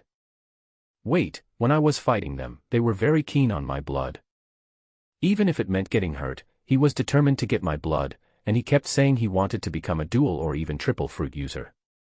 A shocking statement. Zhangguo sat up suddenly, patted the table and confirmed. That must be it. I am now very sure that the Whitebeard pirates have a way to make people become dual fruit or triple fruit users. Vice Admiral he frowned as well. This situation is too serious. We must find a solution immediately, otherwise the entire ocean will be in great turmoil. There should be some talented scientists appearing over there. This has never happened in the Whitebeard pirates before. Garp also became serious. The situation was indeed very serious. Etc. His expression suddenly became terrible, and a worrying thought lingered in her mind.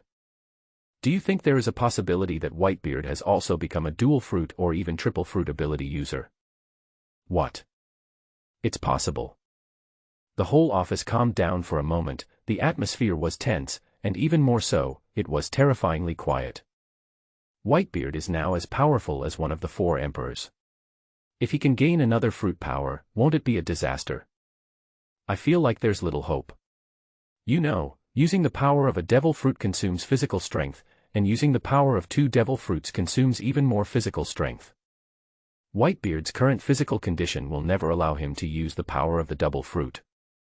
Don't forget Ace's phoenix form, he is not only an animal type but also a mythical beast type.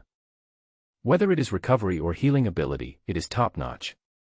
Crane analyzed the situation and realized that the real situation might be many times more serious than they thought.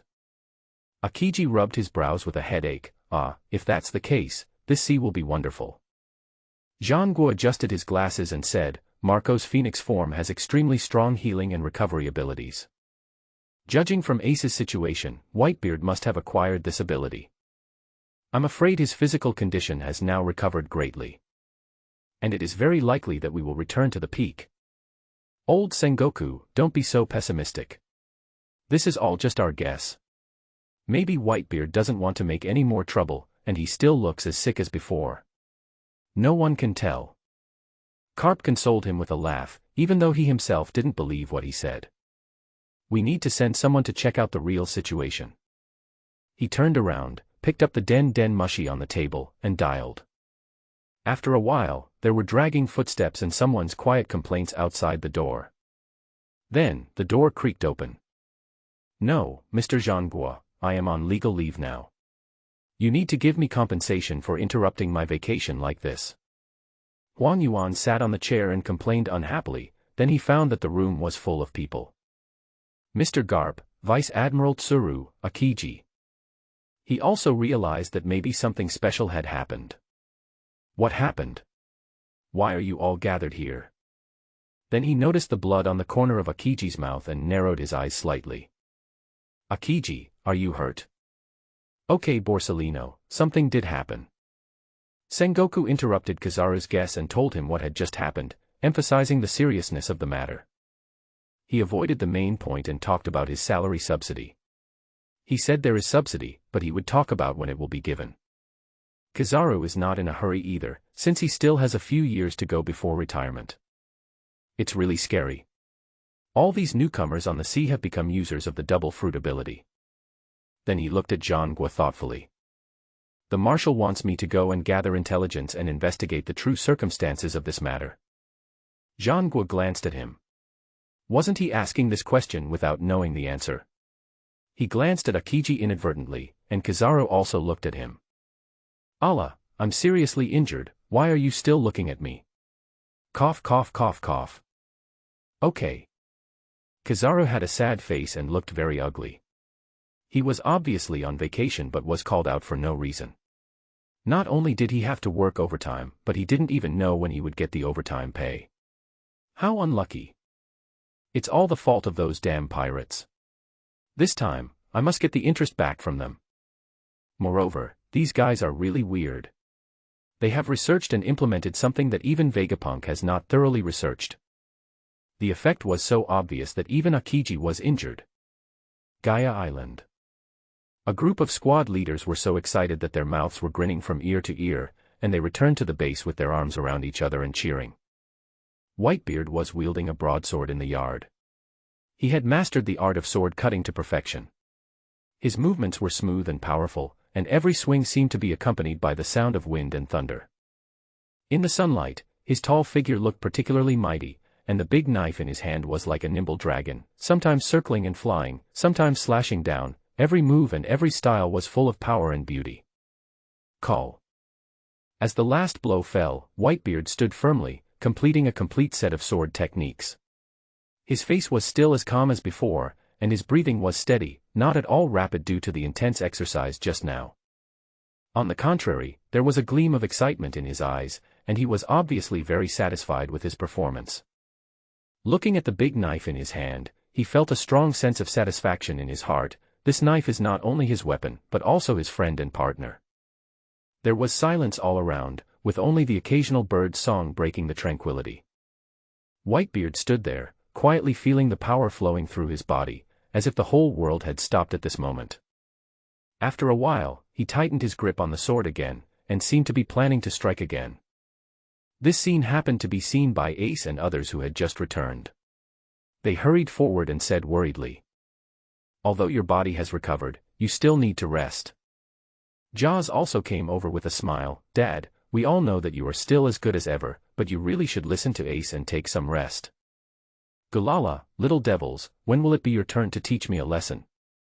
Whitebeard thrust Kusanokiri into the ground with great force, and the ground immediately sank into a large pit. The cracks spread out in all directions like a spider web. The knife seemed to possess endless power, tearing the earth into countless tiny pieces. The surrounding air also rippled due to the huge vibration, as if even time had stopped at this moment. "I know my physical condition, so don't worry." Then he asked these people why they were so happy. "Why, judging from your expressions, Akiji didn't get any advantage from you, did he?" At this point, they were even more excited, and kept talking about their brilliant achievements. Everyone was talking at once, and it took Whitebeard a while to understand. "Gulala, well done, little devils. But when Akiji returns to the naval base, Sengoku Garp and those old guys will definitely not let it go so easily. This sea is destined not to be calm." Although Whitebeard said this, his expression showed no concern at all. The same was true for the others. They were not worried at all. With Ron here, who's afraid of whom? It should be the Navy that is afraid of them. "Dad, let's go give this blood to Ron first." Yes, fresh blood is better. It's a good opportunity to see what the research results of Vice Captain Ron are. The ice fruit, this is the ability of the Admiral of the Navy headquarters. I never thought we could possess it too. Hey, I can't wait any longer, I'll go first. Seeing that everyone was in high spirits, Whitebeard also became interested and decided to go see Ron with his sons. "Gulala, I'm really happy today. Dad, I'm going to go see Ron too." The group soon arrived at Ron's experimental base. After seeing the busy people in the base, they said that their deputy captain had a very hard time. They drank and ate meat outside every day, while Ron had to work in the laboratory from morning till night.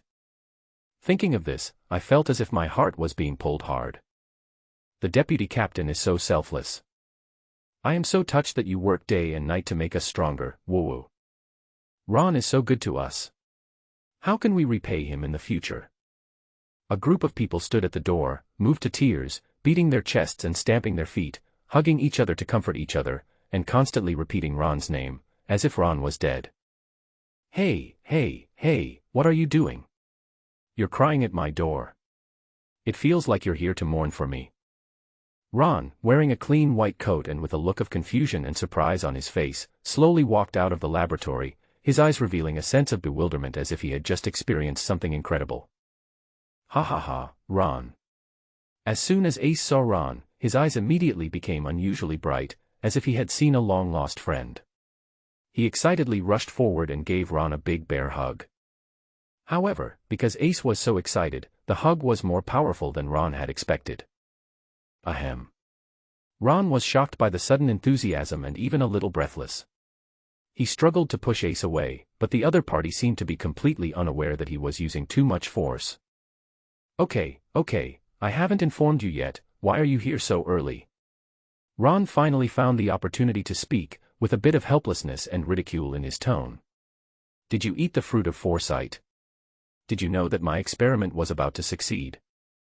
Hearing that Ron's experiment was about to be completed, the group of people were shocked. What did you say, Deputy Captain? The experiment is about to be completed. That means, I will soon become a dual fruit user.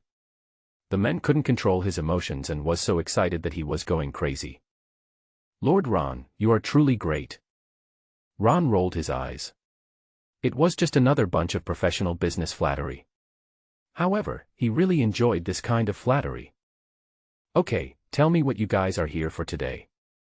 Hearing Ron's urging, they did not dare to neglect it and directly took out small bottles containing varying amounts of blood. Blood. Ron didn't expect that these people would come here with such a large force just for such a small matter. It was just a little blood, so why not just let the soldiers deliver it? He looked up at Whitebeard, who was looking at him with a smile.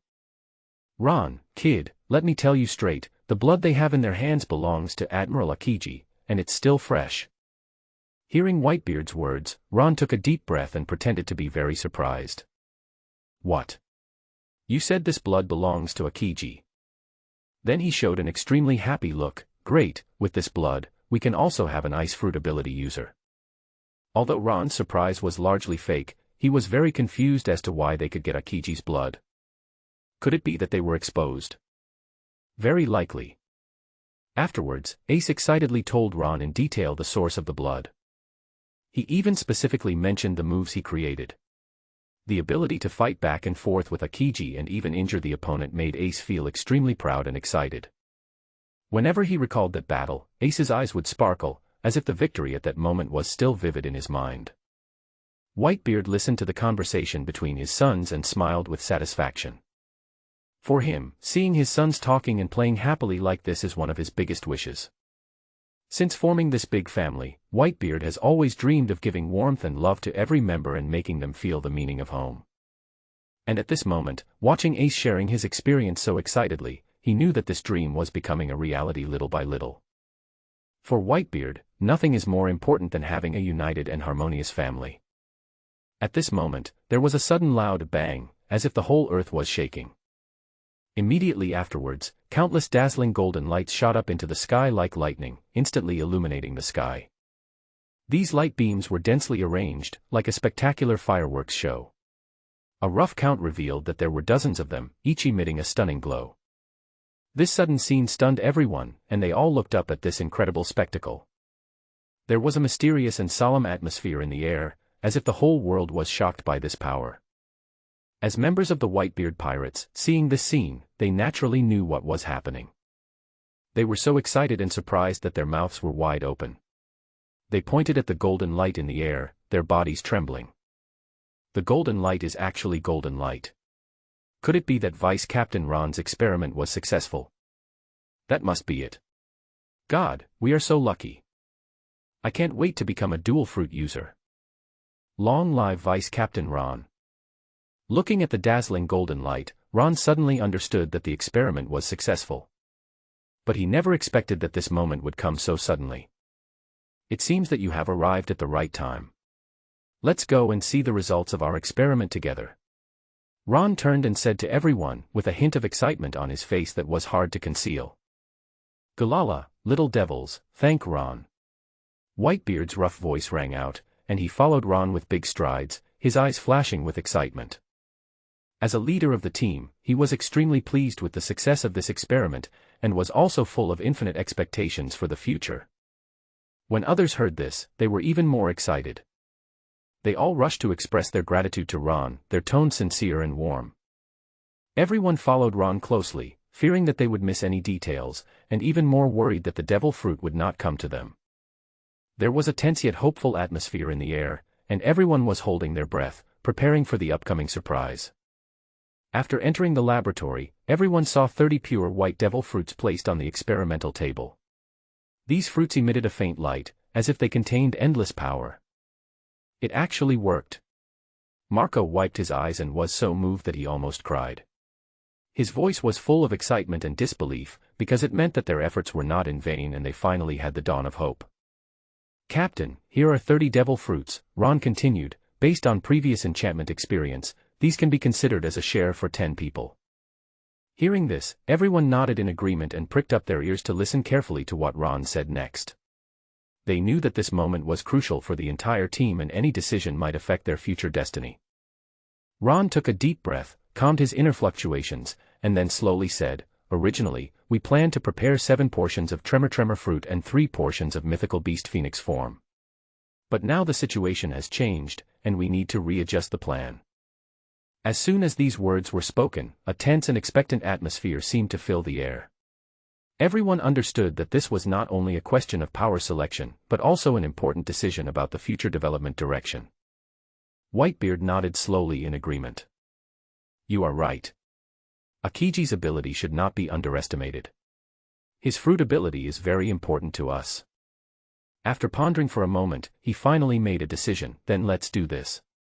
3 portions of the ice fruit, 2 portions of the mythical beast phoenix form, and the rest are all tremor fruits. As Whitebeard finished speaking, everyone else present nodded in agreement. No one objected to this.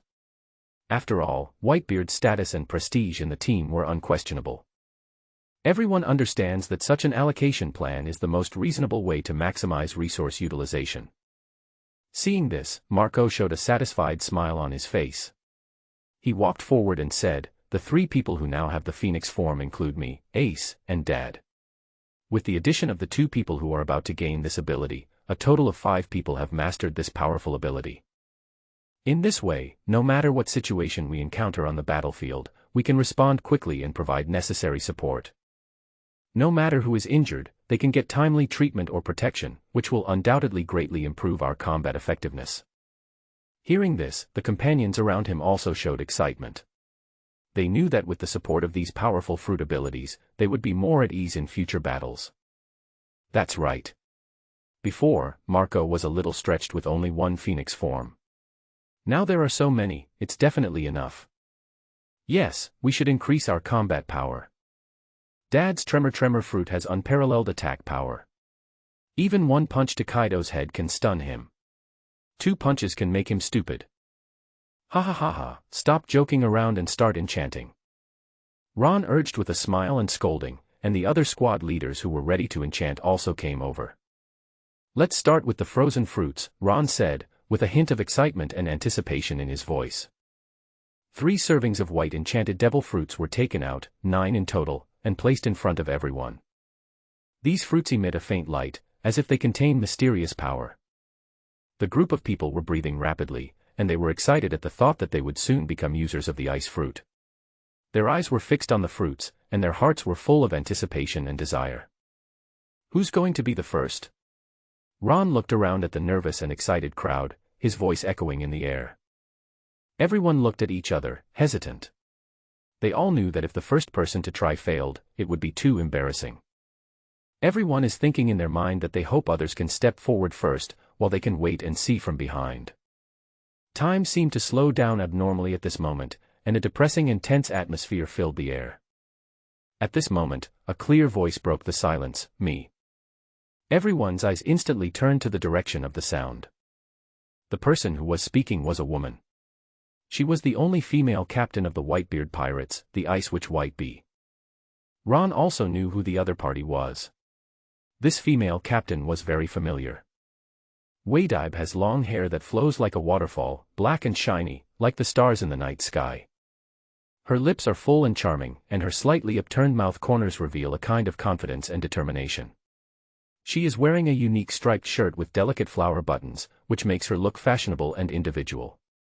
She has a lace scarf around her neck, which makes her look a little playful. Vice Captain Ron, can we start? Whitey looked at Ron with seductive eyes, admiration in her eyes almost overflowing. He is handsome and powerful, he is totally her type. Ron was also shocked by the other party's boldness. As expected, more than 90% of the women in the pirate world are very extroverted, especially when it comes to expressing love, they are even more outspoken. Sure. As he spoke, Ron carefully took out a small glass bottle containing Akiji's blood from his pocket. He was very cautious, fearing the slightest mistake. As everyone watched with bated breath, Ron slowly dripped Akiji's blood from the small glass bottle onto the 3 white enchanted devil fruits. When the blood comes into contact with the surface of the white devil fruit, a miraculous change occurs. The originally pure white surface of the devil fruit began to change rapidly. The white stripes seemed to be activated by some mysterious power and instantly turned into a deep and charming blue. Not only that, these blue stripes have become more complex and exquisite, like ancient runes, full of unknown power and charm. The whole process was short but amazing. Everyone was deeply shocked by what was happening before their eyes. Although they had seen many strange sights, they were still shocked by such an incredible change. There was an indescribable atmosphere in the air that made people feel both excited and awed. It's amazing. Every time I see this scene, I have the urge to worship Vice Captain Ron. Ha ha ha, me too. I'm so envious. When will it be our turn? 3 ice blue frozen fruits lay quietly on the experimental table. I hope my luck isn't that bad. As he spoke, Whitey stepped forward, carefully picked up a frozen fruit, and gently bit into it. The little face turned ugly in an instant. The taste of the devil fruit was indeed as disgusting as the rumors said. Whitey forced himself to swallow it, and carefully felt the changes in his body under the expectant eyes of everyone. After various changes, his body did not react at all. That's normal. Have another one. Ron knew he had failed, so he picked up another one and handed it to her. Snort. Wait a baby, I didn't expect that she would fail the first time. She was full of doubts and resentment. However, she did not give up, but ate the second devil fruit without hesitation. Unexpectedly, as soon as she swallowed it, her body underwent amazing changes. Ice blue mist slowly emanated from her body, as if a mysterious force was gushing out from her body. The mist quickly spread and covered everything around her. Whether it was flowers or plants or tables and chairs, they were all frozen into ice sculptures. There was a biting chill in the air, which made people shiver. Oh no! Back off, someone shouted in fear. Everyone took a big step back, and just as they steadied themselves, the mist disappeared in an instant, as if it had never appeared. Wadib stood there somewhat awkwardly with an apologetic smile on his face. I'm sorry, everyone. I was so excited about my success that I couldn't control my strength, she explained, with a hint of guilt in her voice. Everyone looked at the scene in front of them, feeling shocked and curious. The power of this fruit was too powerful. The frost and mist dissipated, and Whitey B's excited figure appeared. Without saying a word, he stepped forward and gave Ron a big hug. The majestic figure on his chest almost suffocated Ron. Ahem, congratulations. You're lucky to have succeeded the second time. Ron struggled to get out. After all, there were so many people at the scene, how could he stay in someone's arms? He, Whitey covered her mouth and laughed. Their deputy captain Ron was actually shy. She liked such men very much. Then he walked to his ear and whispered, Deputy Captain Xiao Dibei will come to thank you tonight. Ron, I treat you as a brother, and you want to sleep with me. Ahem, who's next? I'll do it. Soon. As the devil fruits were consumed one by one, the 3 people's share of the ice fruit was quickly completed. The result was somewhat beyond Ron's expectations. 9 enchanted devil fruits, and 6 of them were successful. There are now a total of 6 users with the ability of Ice Devil Fruit in the Whitebeard Pirates. I can't imagine what kind of impact this kind of strength would have on this ocean if it were to be spread. Next, the mythical beast phoenix form enchanted devil fruit begins. The process went smoothly and the results were okay, but not as amazing as the frozen fruit results. A total of 3 phoenix form ability users succeeded. Next is Dad's Tremor fruit. I'll be the first one to come. Xiaozi rushed out from the crowd impatiently. From the beginning, he planned to enchant his father's tremor fruit. Now, after waiting until now, I finally got what I wanted. Captain, thank you for your help. Galala, this is just a small matter, just a little bit of blood. Whitebeard walked forward slowly, stretched out the index finger of his right hand, and gently cut his finger. Blood oozed from the wounds and dripped onto each devil fruit. Under the shocked gazes of the crowd, those white devil fruits began to change rapidly. The strange patterns intertwined with each other like living things, quickly outlining wavy patterns on the surface of the devil fruit. These patterns seem to contain some kind of mysterious power, which makes people feel awe. What's even more surprising is that the color of the devil fruit's appearance has also changed. The originally pure white fruits gradually turned into a color similar to that of ochre rocks, as if they were undergoing a transformation, becoming more powerful and mysterious. It was also the first time that Ron saw the true appearance of the tremor fruit. He never imagined that this fruit, which had the power to destroy the world, actually looked so ordinary. However, it is the power to destroy the world hidden in this ordinary world that makes the devil fruit the treasure that pirates dream of. Ha ha ha, then I, Jaws, won't be polite. As he said this, he picked up the first Jinjin fruit on the table, stuffed it directly into his mouth, and swallowed it without chewing. Brother Qiaozi is too fierce. Just eat it raw. This way, you can avoid the disgusting taste of the devil fruit. I don't know, but judging from Brother Jia's excited expression, it looks like that. Then I will eat like this from now on. Me too. The other captains and the pirates watching were all stunned, waiting for Zhou's change. Well, it doesn't feel any different. Qiaozi smiled and scratched his head in embarrassment. I'm so ashamed of myself for embarrassing everyone. That's normal. No one except Dad can succeed the first time. Try again. Ace stepped forward to comfort him. Okay, this time it will work. As he said this, Jaws picked up the second tremor fruit again, chewed it carefully bite by bite in front of everyone, and finally finished it all with an expressionless face. Ron's scalp was tingling, and he was somewhat suspicious whether this devil fruit was fake. There are people in this world who eat devil fruits and don't show any change in expression. And chew it carefully and swallow it bit by bit. This is too fierce. Not only Ron, but the other members of the pirate group were all dumbfounded when they saw Jaws eating like this, and the boss's jaw dropped so low that he almost dropped it to the ground. I would like to call Brother Jaws the strongest. Me too. By the way, does Brother Qiaozi have no sense of taste? Otherwise, how could he not have any reaction at all? As everyone was talking, Jaws was extremely anxious and almost cried. He carefully felt every part of his body for changes, but there was nothing at all. Impossible. How can my luck be so bad? There was no reaction at all. I knew it might be a fake tremor fruit. I just don't believe it. Without waiting for everyone to dissuade him, he directly picked up the last Jinjin fruit and stuffed it into his mouth, bit it hard twice, and swallowed it without caring whether it was chewed or not. In just a moment, a look of joy suddenly appeared on Jaws' face, and then the whole person became ecstatic. It worked, I felt it, it worked. Jaws slowly stretched out his right hand, with his palm slightly upward. As he moved, a transparent circular force field gradually condensed in his hand. This force field emitted a soft and mysterious light, as if it contained endless energy.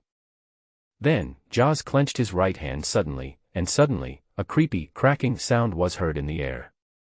These sounds were as sharp and piercing as glass being scratched by a hard object, which made people shudder. As Jaws' grip tightened faster, the cracking sounds became more and more frequent and louder, almost becoming a continuous sound. At the same time, countless tiny but clearly visible cracks began to spread outward from the center of the transparent force field. They spread in all directions at an alarming speed, and the air seemed to be torn apart wherever they went. The entire space became distorted, giving people a feeling that it was about to break. Hey hey! A smug smile appeared on Jaws' lips, and his eyes were shining with confidence and provocation. Before he finished speaking, he suddenly swung his right arm and released the powerful force gathered in his hand through a punch. This punch not only carried a huge impact force, but also had the power to shake the heaven and earth. In an instant, the surrounding space seemed to be shaken, and waves of more violent, cracking sounds were heard in the air. It was the sound of the air itself beginning to disintegrate because it could not withstand such a strong pressure.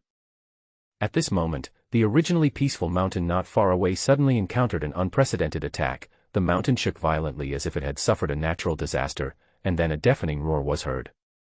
Boom! Accompanied by a loud noise, the entire hill exploded directly, and countless rocks flew everywhere. The scene was extremely spectacular and shocking. At this moment, everyone was stunned by the scene before them. No one could have imagined that Jaws possessed such a devastating ability. When Qiaozi saw this scene, a hint of surprise and excitement flashed in his eyes. He didn't expect that a casual punch could cause such great destructive power. The air seemed to still have the residual force of the previous attack, making everything around seem unusually depressing. Come again! Jaws shouted, his voice full of challenge. His hands grabbed the air again, as if he had grabbed something invisible, and the air began to twist. Then he pulled it downwards suddenly, as if he wanted to tear the entire sky down. As he moved, cracks appeared in the air. These cracks quickly spread in all directions and finally converged on a hill not far away. At this moment, the hill seemed to be tightly grasped by an invisible big hand, and then pressed hard into the ground. With a loud bang, the entire mountain collapsed in an instant, with dust flying and rubble scattering everywhere. The originally lush hill suddenly turned into a ruin. The scene suddenly fell into dead silence. Everyone was stunned by the scene before them. Only the continuous sound of people gasping broke the silence. This is too scary. A mountaintop was flattened with one punch. The tremor fruit is indeed the devil fruit with the strongest attack power. Of course. Don't forget that when Dad was young, he was known as a man with the power to destroy the world. Dad's ability is of course the strongest. Gulala, Jaws, the tremor fruit also puts a heavy burden on the body. Whitebeard said in his deep and powerful voice. Patting Jaws' shoulder, he continued to explain, whenever you use the power of the tremor fruit, it can cause tremendous damage, but at the same time your body will also suffer the corresponding reaction force. This force is bidirectional, not only releasing energy externally, but also having an impact on the user himself. My body has become so weak because of the hidden injuries accumulated over the years. Those seemingly insignificant little wounds, over time, eventually become big problems that cannot be ignored. Having said that, Whitebeard paused, as if recalling the years of fighting he had experienced. Then, he turned his gaze to Jaws, and his tone became more determined, but you will definitely be fine. The shining fruit has given you unparalleled body hardness, even as hard as diamond. In this case, the reaction force caused by the tremor fruit is almost negligible. Your physique is strong enough to cope with all these challenges. Hearing his father's praise, Qiao Zi's eyes lit up instantly. Ha ha ha ha, thank you, Dad. Flower Sword Vista's eyes turned red when she saw the tremor fruit's powerful destructive power. It's my turn, it's my turn. The scene was very crazy, but there was no snatching. The reason was simple, everyone had a share. Next is a single enchantment. After a long wait, all enchanted devil fruits are completed. In the end, 8 people successfully used the ability of the tremor fruit. The result is neither good nor bad, but it is one more than the expected 7 people, so it is not too much of a loss. Everyone suppressed their excitement. They couldn't continue playing here, otherwise, with their current abilities, Ron's experimental base would be destroyed in minutes. Gulala, little brats, go find a quiet place to get used to your abilities and let Ron rest. Whitebeard spoke, and everyone thanked Ron again, some even knelt down to thank him. If it weren't for Ron, they might have been soldiers all their lives and would never have had any chance of owning a devil fruit, let alone a top-level devil fruit like Whitebeard's. So Ron was equivalent to giving them a second life, and this kneeling was totally worth it. Marco walked forward and playfully put his arm around Ace's shoulders. He raised his right hand and clenched his fist. A circular force field instantly wrapped around his right hand. He said, "Ace, why don't you try?" Humph.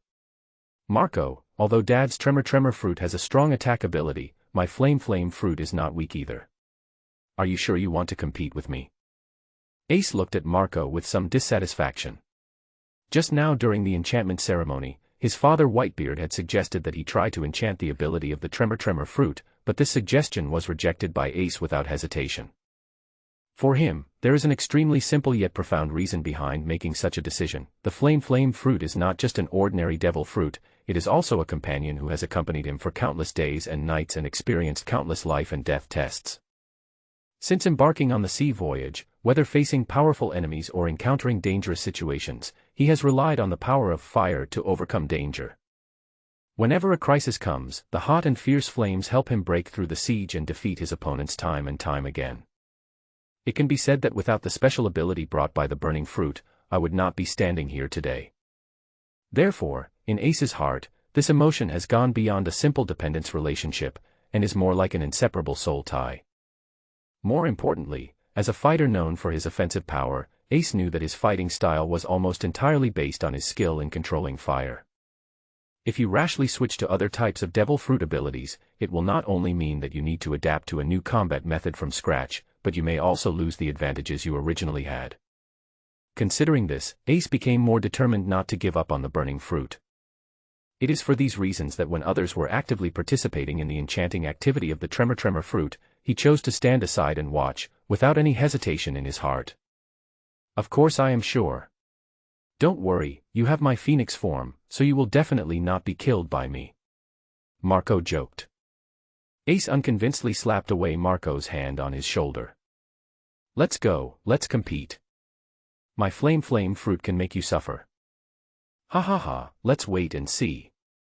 When they see two people about to fight, others also become interested and go to watch the fun, maybe they can learn a trick from them.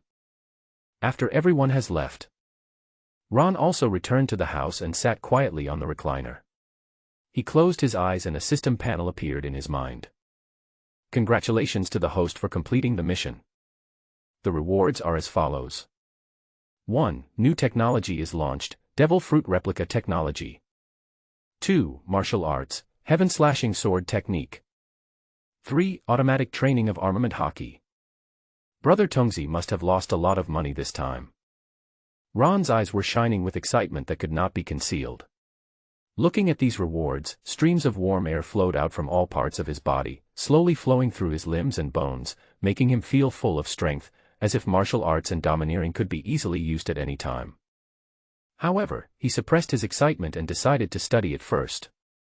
After a moment, Ron opened his eyes full of shock, and he sighed. The new technology is so powerful. The Devil Fruit replication technology can actually perfectly replicate the abilities of the original ability user. And that shortcoming is not a shortcoming at all.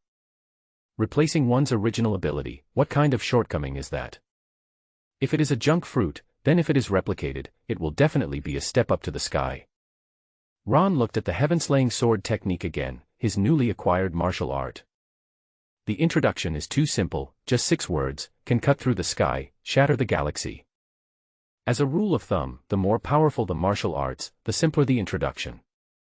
Ron slowly raised his right hand, put his 5 fingers together, and lightly stroked the air with his fingertips, as if drawing an invisible track in the air. At this moment, an indescribable power began to surge in his body. As his mind focused, this power gradually condensed and took shape, eventually turning into an illusory yet extremely sharp sword energy. Although this sword energy seems transparent, the aura it exudes is extremely sharp, making people feel a chill involuntarily. Not only does it contain powerful attack power, it also carries a chilling murderous intent, as if it could cut through all obstacles in front of it with just a slight wave. As time went on, this sword, made of pure energy, became clearer and clearer, gradually becoming well-defined from its initial blurry state, as if a real sword was floating there. At the same time, its power is constantly increasing, and the growth of its inner power can be felt with every breath. However, this power does not come without a price. Maintaining such a highly concentrated energy sword requires a great deal of physical and mental strength. As the sword energy lasted longer, Ron could clearly feel the energy in his body being rapidly lost, and beads of sweat gradually seeped out of his forehead. He knew that if he could not deal with the enemy in front of him as soon as possible, what would await him next would be an unprecedented state of weakness. Therefore, you must be extremely cautious when using this move, ensuring that you can achieve the maximum effect to defeat your opponent while ensuring your own safety is not threatened. Another life-saving trump card. Ron grinned, feeling relieved. After all, in the pirate world where the strong prey on the weak, the more life-saving things you have, the better. Then, he looked at the new task. Completing the Devil Fruit replication 100 times will unlock the next technology. Ron thought about it carefully and felt that this task was not difficult.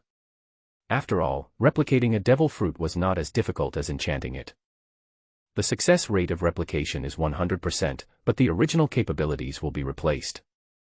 In this way, as long as he has enough funds and blood, he can complete the task quickly and unlock the next technology. Now that the Whitebeard pirates have grown in strength, it shouldn't be difficult for them to get some funds. Teach stood on the shore of a remote island near Gaia Island, his brows furrowed, his eyes fixed on the direction of Gaia Island in the distance, without saying a word. His heart was filled with doubts and uneasiness, as if an invisible pressure was gradually approaching. What the hell are those guys doing? He muttered to himself, with a hint of anger and confusion in his voice. Since a few days ago, he noticed that strange golden lights appeared one after another on Gaia Island. These lights were sometimes strong and sometimes weak, as if hiding some unspeakable secret. At first, he was just out of curiosity and planned to find an opportunity to sneak into Gaia Island to find out what was happening there. However, today's situation shocked him even more. In the direction of Gaia Island, dozens of golden lights shot up into the sky, as dazzling as a meteor shower in the night sky. These golden lights were not only numerous but also incredibly intense, dyeing almost the entire sky golden. Such a spectacular sight made Teach gasp. What made him even more uneasy was that there were constant shaking and tearing sounds coming from the direction of Gaia Island. This sound was very familiar to him. It was the sound made when Whitebeard used his ability. Whenever Whitebeard attacks with all his strength, this deafening sound is always present. And now, this kind of sound was coming from Gaia Island one after another, as if Whitebeard was fighting a fierce battle with someone. What's going on? Tiki's doubts grew. He really couldn't understand why there were so many strange golden lights on Gaia Island, and why there were such strong vibrations. Could it be that Whitebeard encountered some powerful enemy? Or did some unknown incident occur on Gaia Island?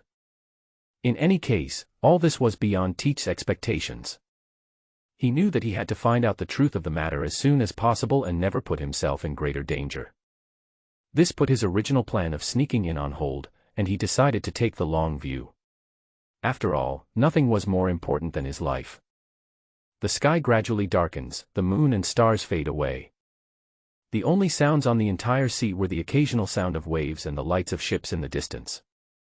After a tiring day, Ron decided to take a shower and go to bed. He had gained a lot today and it was time for him to have a good sleep. He took off his heavy coat, put on comfortable pajamas, and was about to lie down to rest when he suddenly heard the sound of the door being gently pushed open. Whitey Bay, dressed in pajamas, appeared silently at the door, startling Ron. "Why, Whitey Bay?" Ron looked at her in surprise, with an inexplicable feeling in his heart. He suddenly thought of something. Could it be that what the other party said during the day was true? "Are you coming to him late at night to repay your kindness?" "Mr. Captain, I have no way to repay your kindness in giving me the fruit, so I will repay you with my body." Whitey's voice was gentle but firm, and his eyes were full of gratitude and tenderness. She walked slowly towards Ron, and every step seemed to carry an irresistible charm. Ron felt his heartbeat quicken, but he tried to remain calm.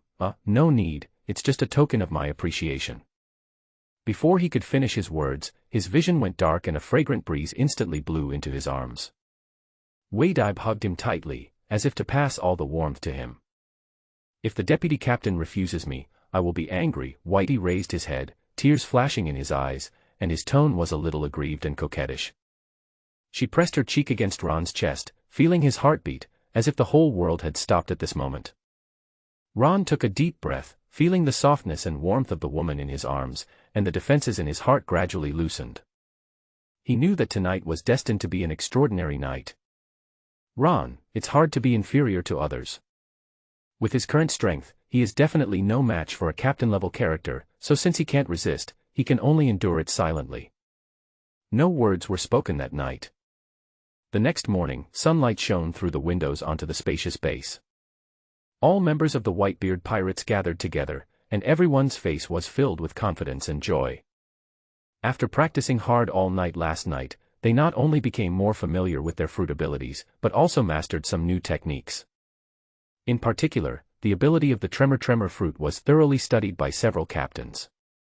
This powerful force is awe-inspiring in itself, but in the hands of these experienced warriors it becomes even more flexible and unpredictable.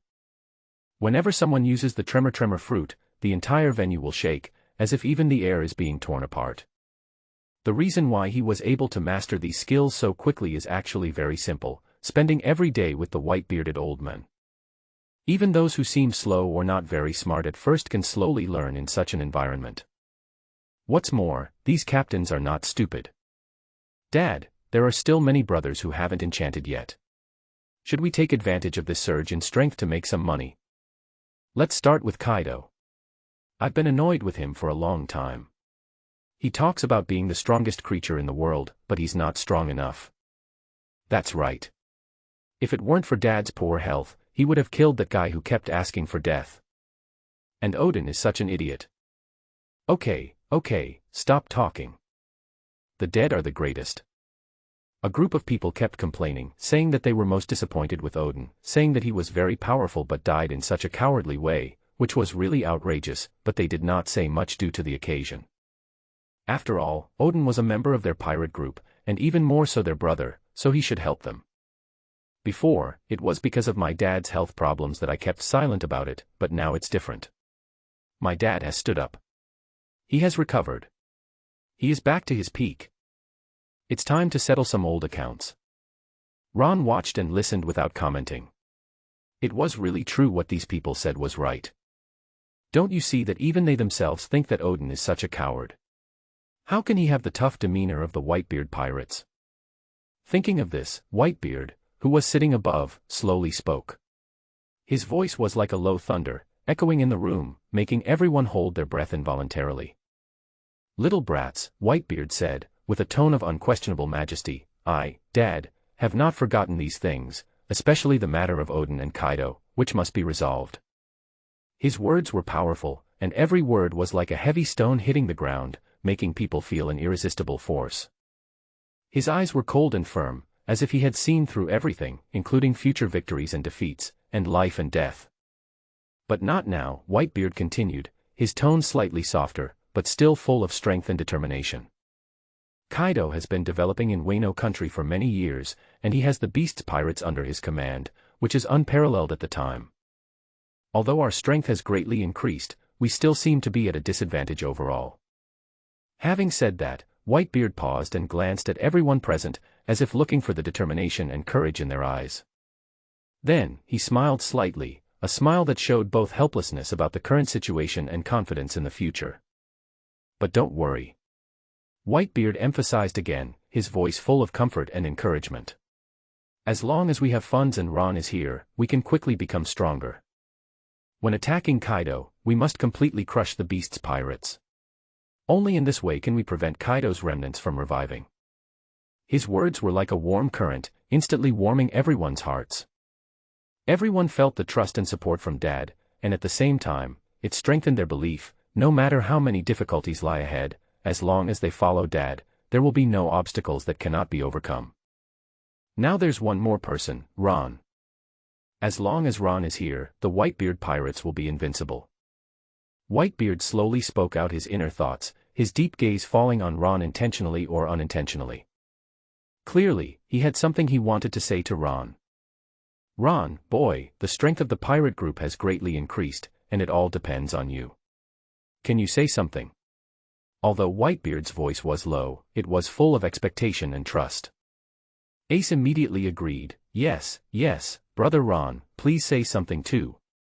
His tone was full of strong support, and his eyes revealed his admiration for Ron. Apart from his father, only Ron could make him so convinced. Marco also applauded to express his welcome and said with a smile, Captain Ron, come on. His smile was warm and sincere. Jaws patted his chest and assured, Deputy Captain, I'll do whatever you tell me to do. His unshaven beard gave him a rough and heroic feeling, which made people convinced at first glance. Whitey looked at Ron tenderly, her beautiful eyes full of admiration, as if to say, this is my man, the best in the world. Her eyes were full of love and pride, as if to tell everyone that Ron was the most powerful being in her heart. In that case, I'll say a few words. Ron couldn't refuse the invitation, so he stood up. His eyes slowly swept around, as if to make sure everyone was listening to him carefully. Then, he took a deep breath and said, what we lack most at the moment is funds. Who is the richest person in the world? Without waiting for anyone to answer, Ron gave the answer directly, it's the celestial dragons. At this point, Ron's eyes narrowed slightly, with a barely perceptible cold light flashing in them. He continued, the celestial dragons, a group of people who call themselves gods, control almost all the funds in this world. They live a life of extravagance and have never had a single ounce of compassion for ordinary people. Robbing them is much faster than robbing Kaido, and it's also much easier. Ron's tone was full of determination and resolve, especially the heavenly gold. Those member states have to hand over the heavenly gold to the celestial dragons every year. This money is ill-gotten gains looted from the people of various countries, and is now used by the Tianlong people to enjoy a luxurious life. If we can seize this stolen money, not only will it help the people get rid of harm, but it will also fill the gap in our funds. Ron paused and looked around at everyone present. After these words were spoken, the whole room fell into a brief silence, and the air was filled with a tense yet hopeful atmosphere, as if a storm was about to come. All the squad captains looked at Ron in confusion. Is this really their vice captain? He looks like a pretty boy, but what he says is that he wants to kill the most powerful people in the world. Hey, he is worthy of being the deputy captain. He comes right up to fight the celestial dragons. A captain couldn't help but whispered, with a hint of admiration and disbelief in his eyes. Ha ha ha, those celestial dragons are nothing but a bunch of celestial dragon pigs. Just kill them, another captain echoed with laughter, his tone full of disdain and provocation. You can get paid for killing pigs. You must do it. Not only do we have to do it, we have to do it big. That's right. I'll send someone to collect information about Tianchangjian right now, and send it to me as soon as I get any. Ron nodded slightly and nodded secretly in his heart. This guy has a good eye. If there is a chance in the future, he can give him a devil fruit. Marco also looked at Ron and chuckled, there should be news soon. The arrogant celestial dragons never conceal their whereabouts, and they always make a big show wherever they go. There was a hint of sarcasm in his tone, as if he was already accustomed to the arrogance of the celestial dragons. Humph. I've encountered that group of guys once before on the sea. Ace seemed to be recalling, with a hint of disdain in his eyes, wearing glass covers in broad daylight is like isolating oneself from the world. His words were full of dissatisfaction and contempt for the condescending attitude of the celestial dragons. Jaws clenched his fists and cursed, they are just a bunch of garbage. My hometown was destroyed by them. One day I will exterminate these guys. His voice was low and full of anger, and every word seemed to be squeezed out from between his teeth, revealing his deep hatred for the celestial dragons. Gulala, little devils, there will be opportunities in the future. I believe, this day will not be too far away. Whitebeard said in a deep voice. Ron also said, yes, there is another good news to announce. Upon hearing the good news, everyone widened their eyes again, their expressions full of surprise. The deputy captain's surprise was definitely not ordinary, it could be a huge surprise.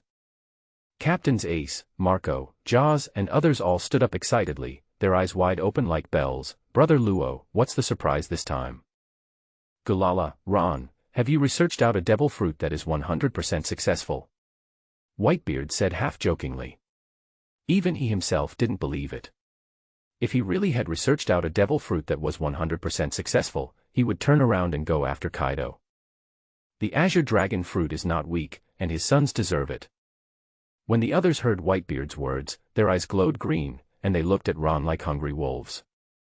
Their hungry eyes seemed to be saying, Brother Luo, please tell me it's true. Brother Luo, please tell me it's true. Ha ha ha ha ha. Ron was amused by the expressions of the group of people. He didn't keep them in suspense and said directly, that's about right. The new technology is called Devil Fruit Reproduction. The success rate is indeed 100%. The gentle words floated in everyone's ears, but they were like thunders exploding in their minds. Every word and every syllable was like a heavy hammer hitting their hearts, instantly plunging them into shock and disbelief. Everyone looked at Ron as if they had seen a ghost, their eyes filled with disbelief and fear. For a moment they even forgot to breathe and almost suffocated to death. There was an indescribable feeling of oppression in the air, as if time had stopped at this moment. Whitebeard was also startled. His eyes, which were originally sharp like an eagle, were now wide open and almost popped out of their sockets. He choked and spat out half of the wine he had just drunk, and then he coughed so violently that he almost went back to where he was before the enchantment. His cheeks turned red due to coughing, and beads of sweat appeared on his forehead. He looked in a miserable state. Ron kid, everything you said is true.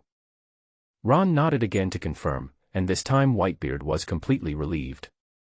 Gulalalala, you are truly the lucky star of our Whitebeard pirates. This era is destined to belong to us.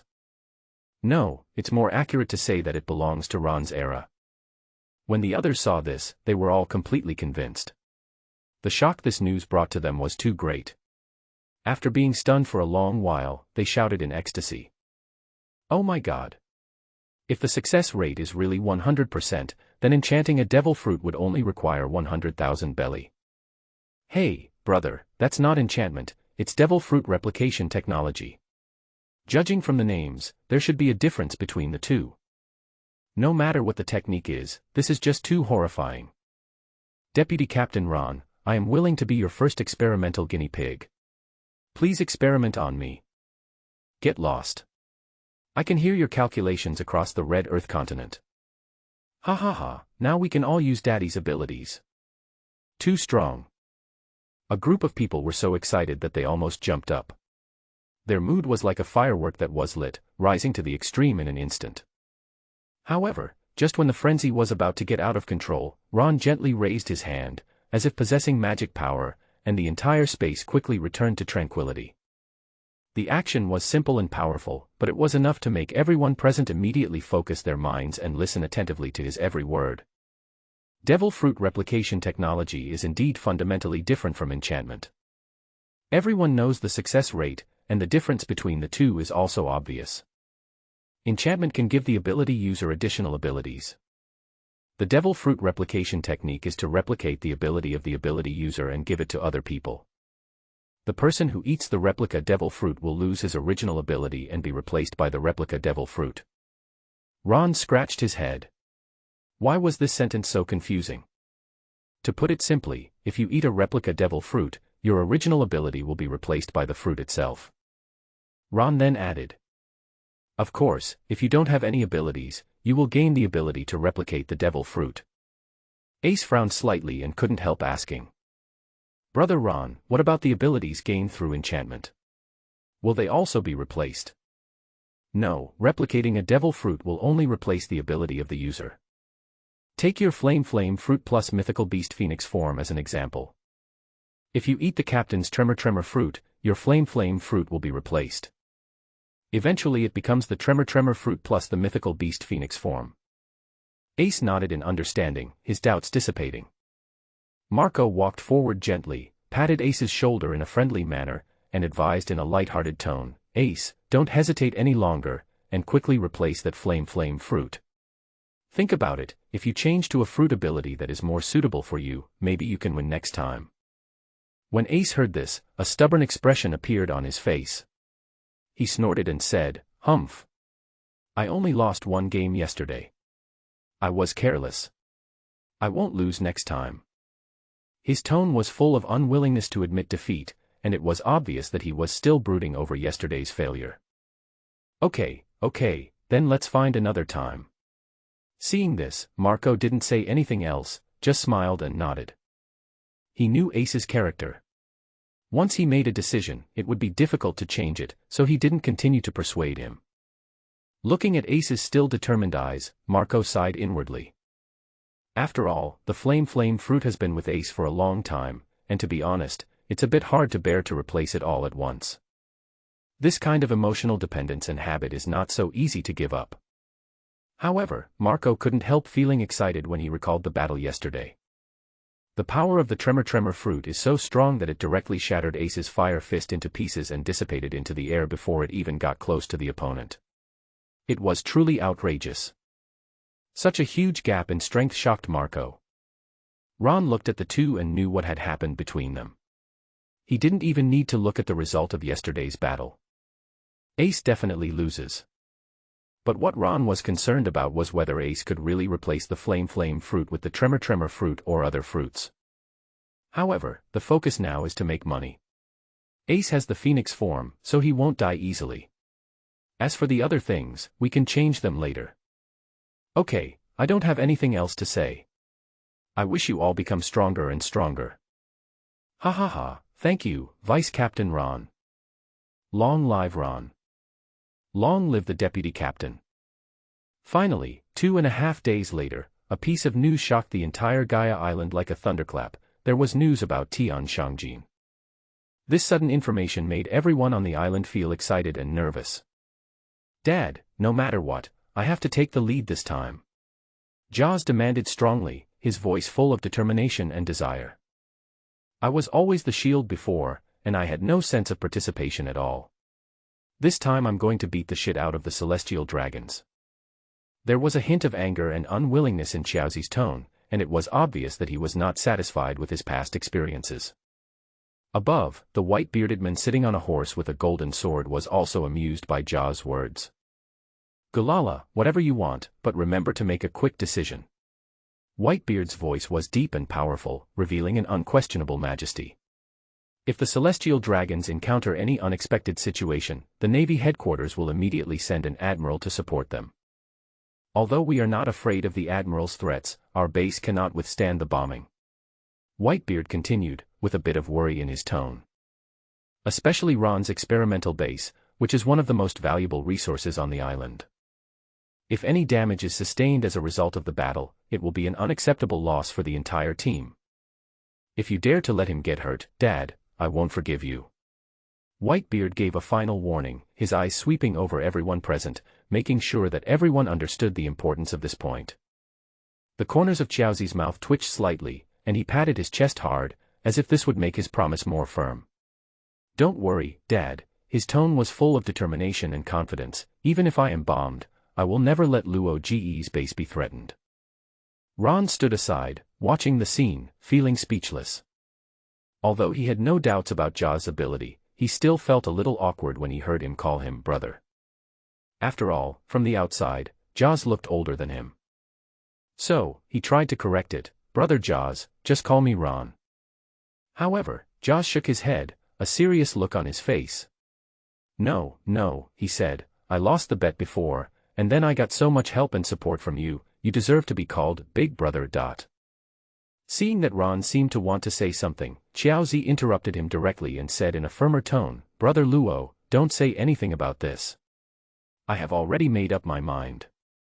Ron was silent for a while, but finally nodded.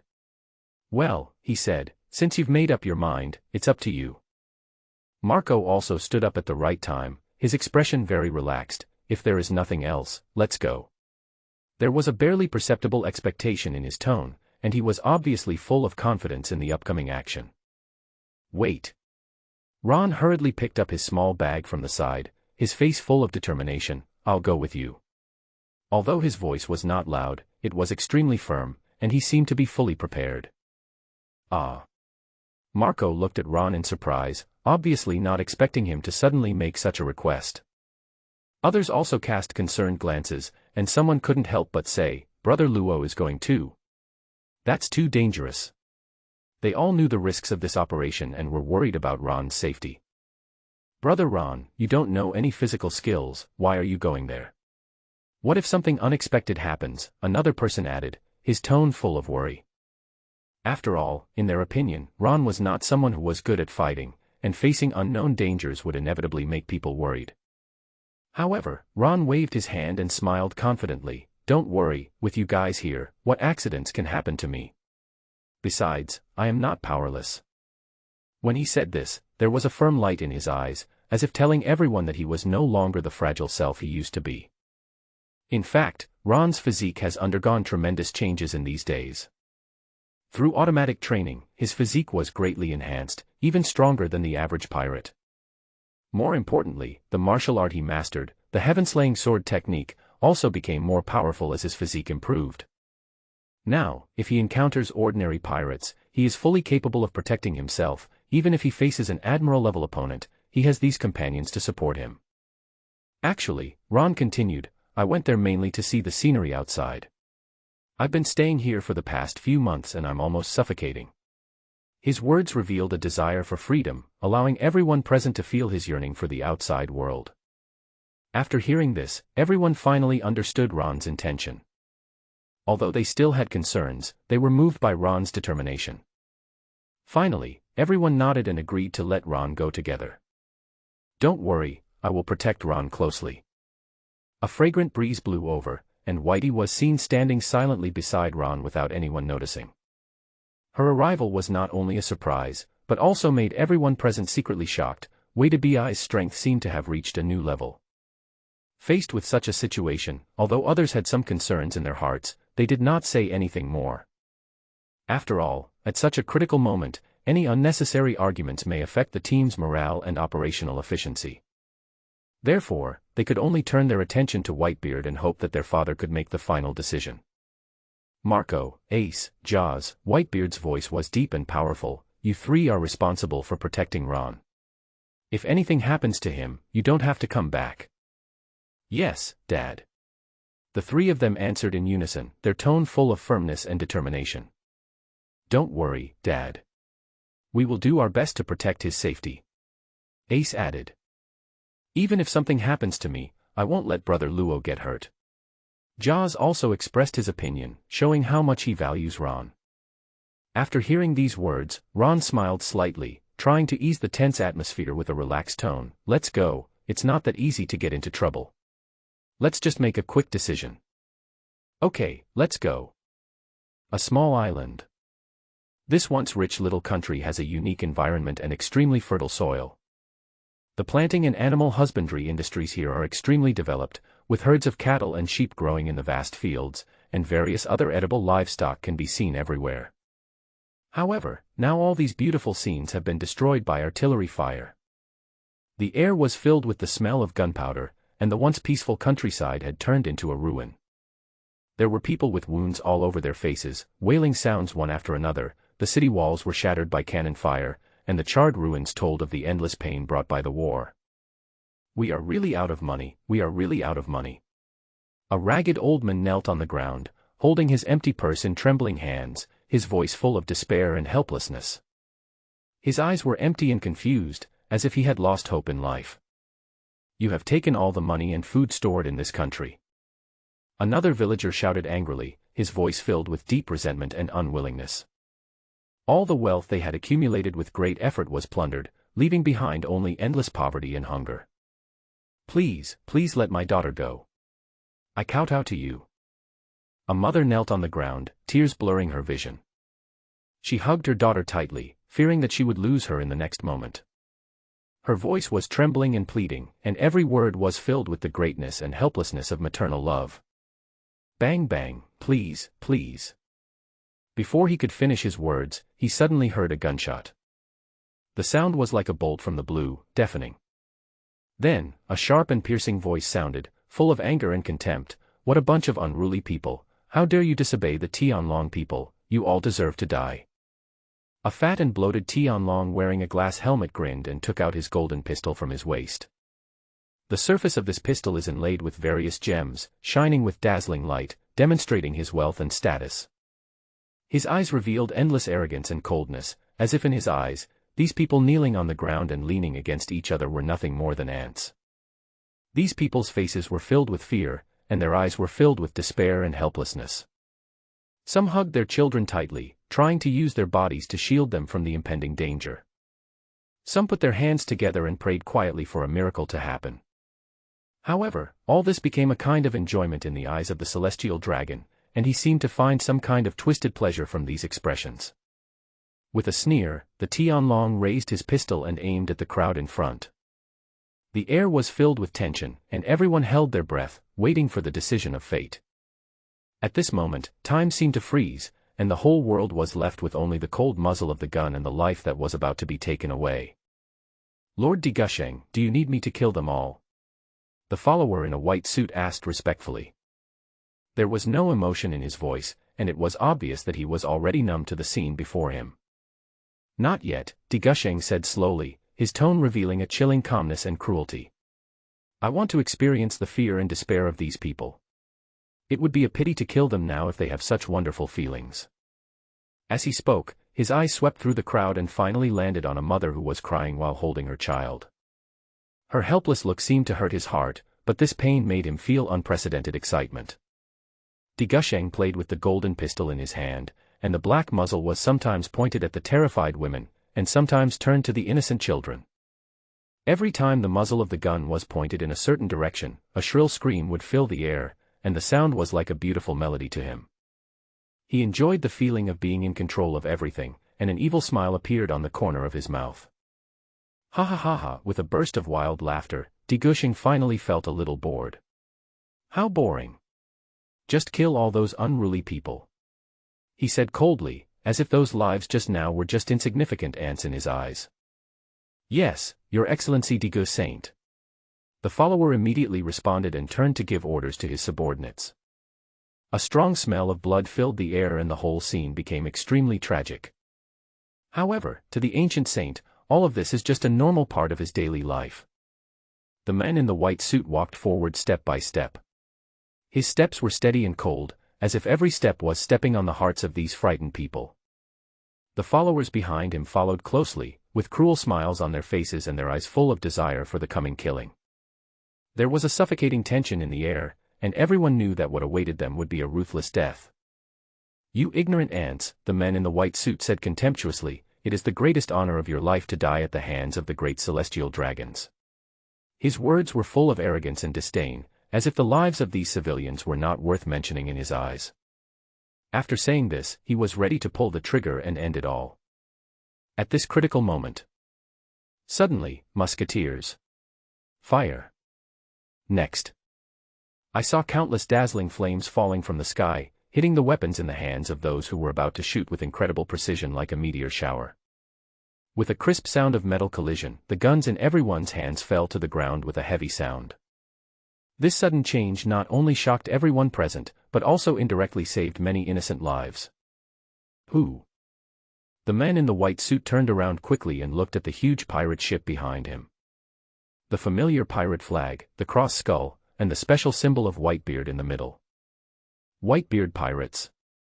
His eyes were full of disbelief, but these familiar people from the Whitebeard pirates. Marco, the second in command. Fire Fist Ace. Diamond Jaws. Ice Witch White and more. They are all the backbone of the Whitebeard pirates. What surprised him was that Whitebeard did not appear. But the young man standing between them was unknown to me. Judging from the opponent's position, he is definitely an important figure in the Whitebeard pirates. CP0, what are you hesitating about? Kill all these reptiles quickly. I'm fed up with looking at them. Digusheng urged with a frown. He found that these CP members were becoming more and more disobedient, and he would have to discipline them when he returned this time. Master Didi, they are from the Whitebeard pirates. You go first. Saving your life is the most important thing. The man in the white suit also didn't want to have a conflict with these pirates because they had only come to the first half of the Grand Line this time, and based on the military strength here, he didn't have an admiral to accompany them for protection. So if a fight breaks out now, the defenseless celestial dragons will definitely die or get injured. But neither of these two things could be tolerated. When Digusheng heard CP asking him to escape, his brain exploded with rage. Assholes, I am the great god of creation. Why don't these ants bow down to me? They all deserve to die. I order you now to kill them all immediately. Hearing this, the man in the white suit looked unhappy. He did not vent his anger but turned his head and signaled to his other companion. The other companions immediately understood what the captain meant and took out their emergency call for help Den Den Mushi and pressed it. This Den Den Mushi will send out distress calls and their locations to all the surrounding navies. All Navy forces that receive the order must stop all tasks and come to support. In this intermittent moment, suddenly a sharp scream was heard. I don't know when Ron had come in front of the celestial dragon, and was stepping on him and trampling on his face. Tian Long Pig, I really dislike you when I watch anime. Such a good girl like Stella was ruined. I'm going to beat you to death today. Ron kicked the other men in the face one after another. The man in the white suit and everyone around him were stunned by this sudden scene. I stood there stupidly for a moment, my brain completely shut down. With a click, the glass cover used by the celestial dragons to isolate the air was shattered by Ron's kick. Ah. Ah. Help. Save. Seeing that the other party still had the energy to ask for help, Ron worked even harder. Kick you to death, you bastard. After kicking him more than 10 times, the stunned man in the white suit and his followers finally reacted. Stop. With a roar, he turned around and was about to kill Ron. Oh. If you want to kill our vice captain, first ask my fists if they agree. Jaws stepped in front of the man in the white suit, his eyes revealing unquestionable determination. The 5 fingers of his right hand clenched slightly, and a transparent shock field instantly enveloped his right hand, as if an invisible barrier was formed around him. Then, he punched out suddenly. Shock. With a low and powerful roar, a powerful vibration force burst out from his fist and rushed straight towards the man in the white suit. This force not only shook the air, but also made people feel an irresistible sense of oppression. What? The man in the white suit did not expect such an attack at all. He was caught off guard and was hit in the chest from the air, and his body was blown away like a kite with its string broken. After rolling several times in the air, he barely managed to stabilize his body, but his face already showed an expression of disbelief. Isn't the other party Diamond Josie? Known for its invincible defense, but what was that just now? How come he was punched away? How come that feeling of cracking the air is a bit like Whitebeard's shaking fruit? These questions kept echoing in his mind, making it difficult for him to accept the facts before him. Josie stood there, staring coldly at the men in the white suit, with a trace of disdain in his eyes. Chaos. What a mess. The man in the white suit struggled to stand up and saw Jaws looking at him with a smile while fiddling with his wrists. What? You said this punch of mine took decades of effort. Afterwards, the man in the white suit discovered to his horror that his companions were also intercepted one by members of the Whitebeard pirates and were unable to come to support them. And that seemingly ordinary young man still mercilessly used violence against Lord Digo. Judging from his actions, if he is not stopped immediately, Lord Digo Saint will probably die soon from his injuries. Once Lord Digo falls, this group of people will undoubtedly face a catastrophe. Damn it. What was that just now? Oh. You mean this? Jaws clenched his fist again, and a shock field appeared. Yes, that's it. How do you have Whitebeard's ability? The man in the white suit confirmed once again that this was Whitebeard's tremor fruit. Ha ha ha, we have to thank our deputy captain Luo Go. Xiaozi looked at the shock field in his hand happily. Forget it, this is a scientific matter, you won't understand even if I tell you. Man in white suit. Don't waste time. That punch just now was just a casual one. I'm going to be serious with this one. Xiaozi stared at the other person with sharp eyes, and his tone was full of unquestionable firmness. He slowly stretched out his right hand, as if searching for something in the air. Suddenly, his arm grabbed forward violently, and the air in front of him seemed to be torn apart by an invisible force, making a crackling sound. Xiaozi's mouth curled up into a sneer, hee. Then he pulled his hand back suddenly, like pulling a bowstring. The sound of the air tearing became more intense, and huge cracks spread from the palm of his hand, as if all the air in front of him was compressed into his punch. Die. Following the roar, Jaws suddenly loosened his hands, and the sound of air vibration was endless, like an energy wave that was compressed to the extreme and then suddenly released. With a loud bang, the man in the white suit didn't have time to react at all before he was knocked out by an invisible powerful force. His body drew a perfect parabola in the air, blood gushed out like water, and his clothes were torn into pieces. Finally, he stopped only after heavily crashing into dozens of big trees that were so big that 3 people had to hug them. His head tilted and he fainted, and his life or death was unknown. Brother Xiaozi, Dad has become more skilled in using his abilities. After Ace defeated the opponent in front of him, he came to Jaws and congratulated him. Ha ha ha, it's just average. I only inherited 1/3 of my dad's. Jaws was very humble. At this time, a more shrill scream was heard, and then the Digusheng, who was beaten and kicked by Ron, fainted. That's all. Ron was a little speechless, he hadn't fought enough yet. Brother Luo is too weak to fight. Let's just kill him. Don't worry, according to experience, wherever the dragon pig appears, there will be a general. Wait and see, maybe there will be some unexpected gains. If they had heard someone else say something like this before, they would have run away. Admirals are not only invincible, but also cause trouble. In short, the Whitebeard pirates generally don't want to fight against admirals. But things are different now. They wish they could fight with the general every day and collect some blood to increase their strength. Brother Luo, what you said can't be false. Xiaozi looked strange. Last time you said that Teach would come to Gaia Island, but we have been waiting for almost 2 months and haven't even seen him. Ron was also puzzled about this matter, but when he thought of Teach's character, he felt relieved. Teach is used to being suspicious and will never put himself in a dangerous situation. Maybe he has already arrived at Gaia Island, and is now secretly observing the situation in a secret place. Ace nodded, his expression a little serious, as if he remembered something. Brother Ron is right. I noticed Teach before Thatch was born. That guy really won't put himself in danger, and he'll always have a plan for retreat before doing anything. Jaws, okay, I believe Luo go. As soon as the words fell. At this moment, it seemed as if the entire space stopped for a moment.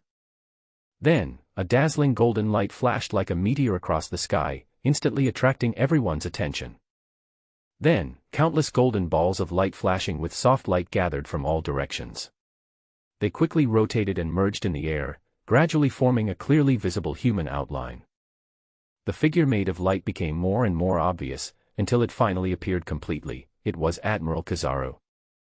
He was quietly suspended in the air, emitting the oppressive feeling of a general, as if the whole world had become quiet at this moment. Whitebeard pirates. Kizaru. Brother Siluo is so amazing, a great general actually came. Jaws couldn't help but gasp.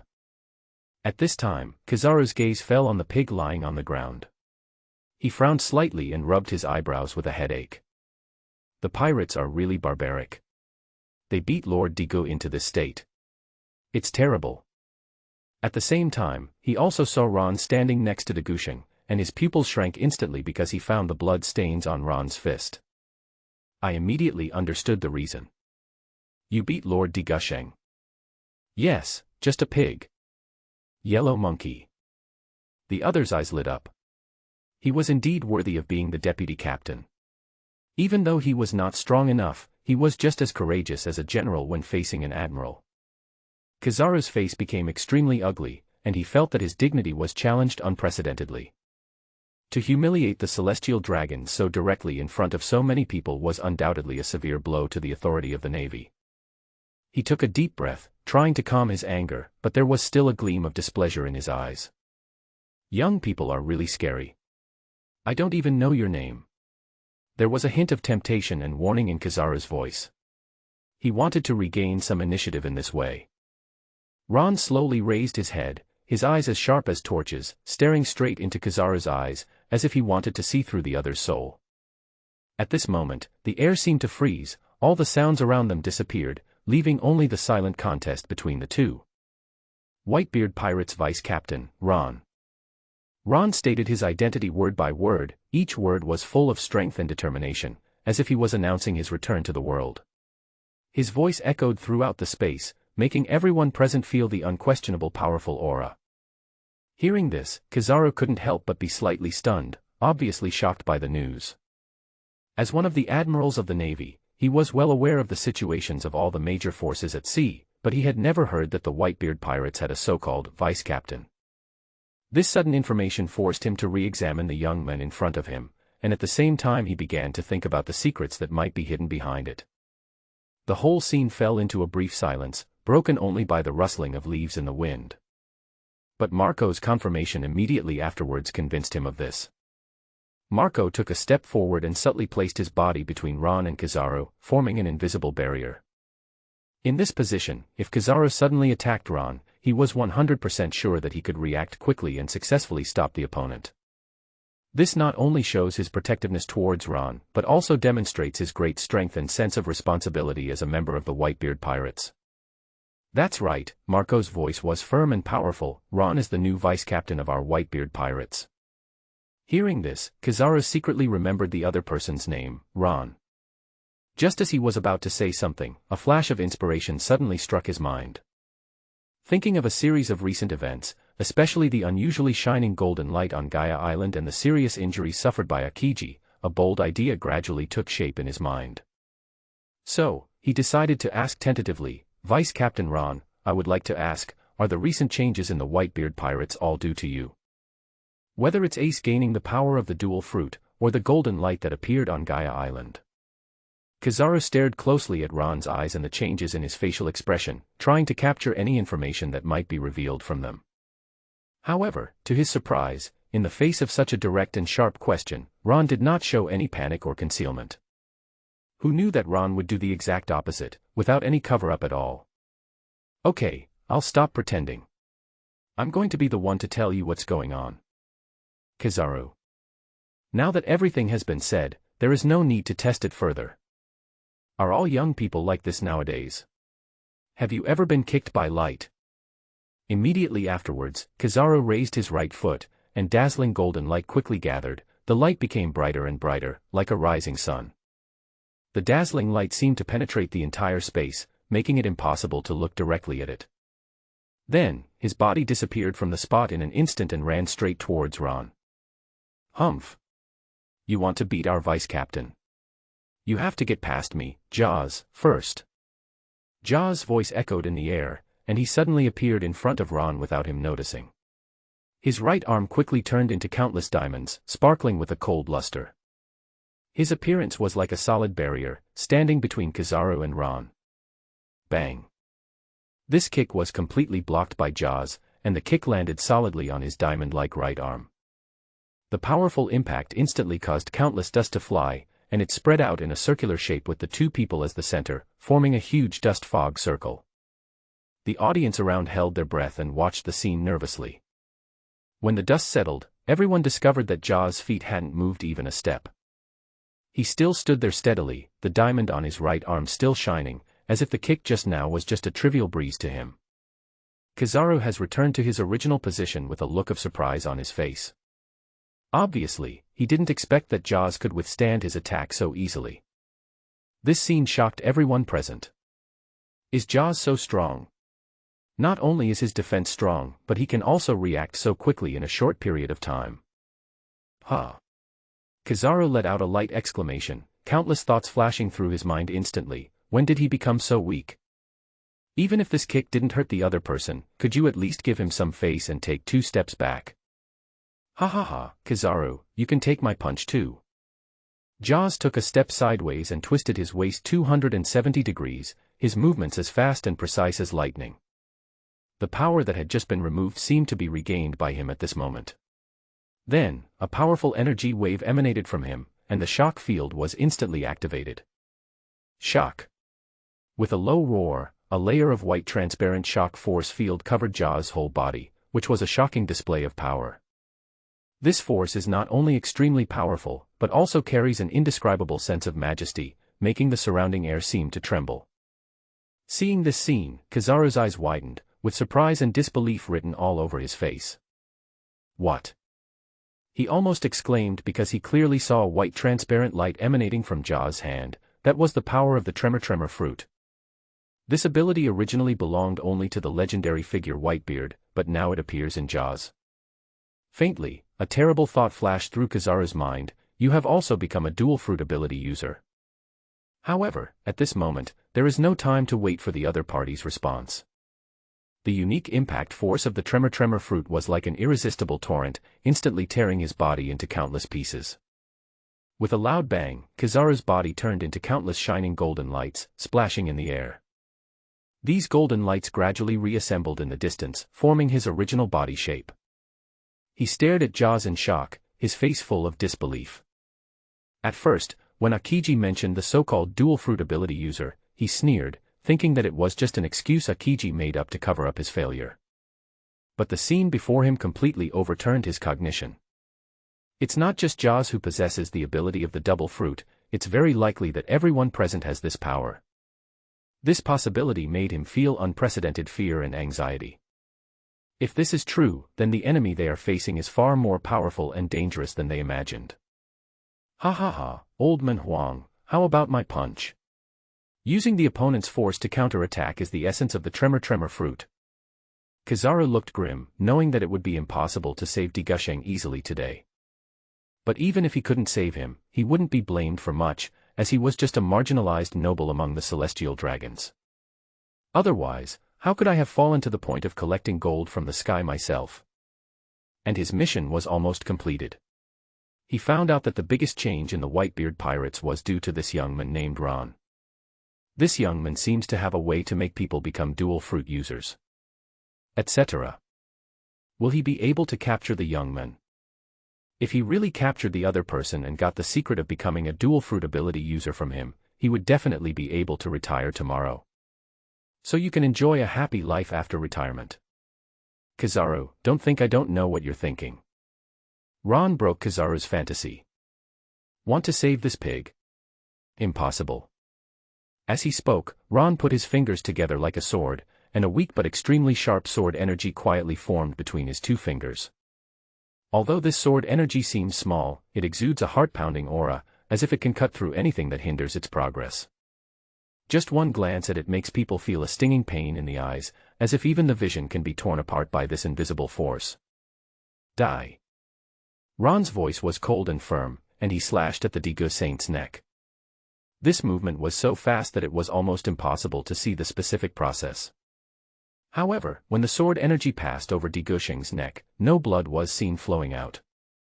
Then, in the shocked gazes of everyone, Digue Sheng's body suddenly stiffened, and then slowly fell down. He had died, and his life ended.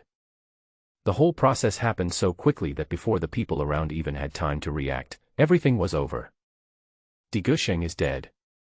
Kizaru was silent, his face became extremely ugly, and he frowned, unable to figure out what was in Ron's hand.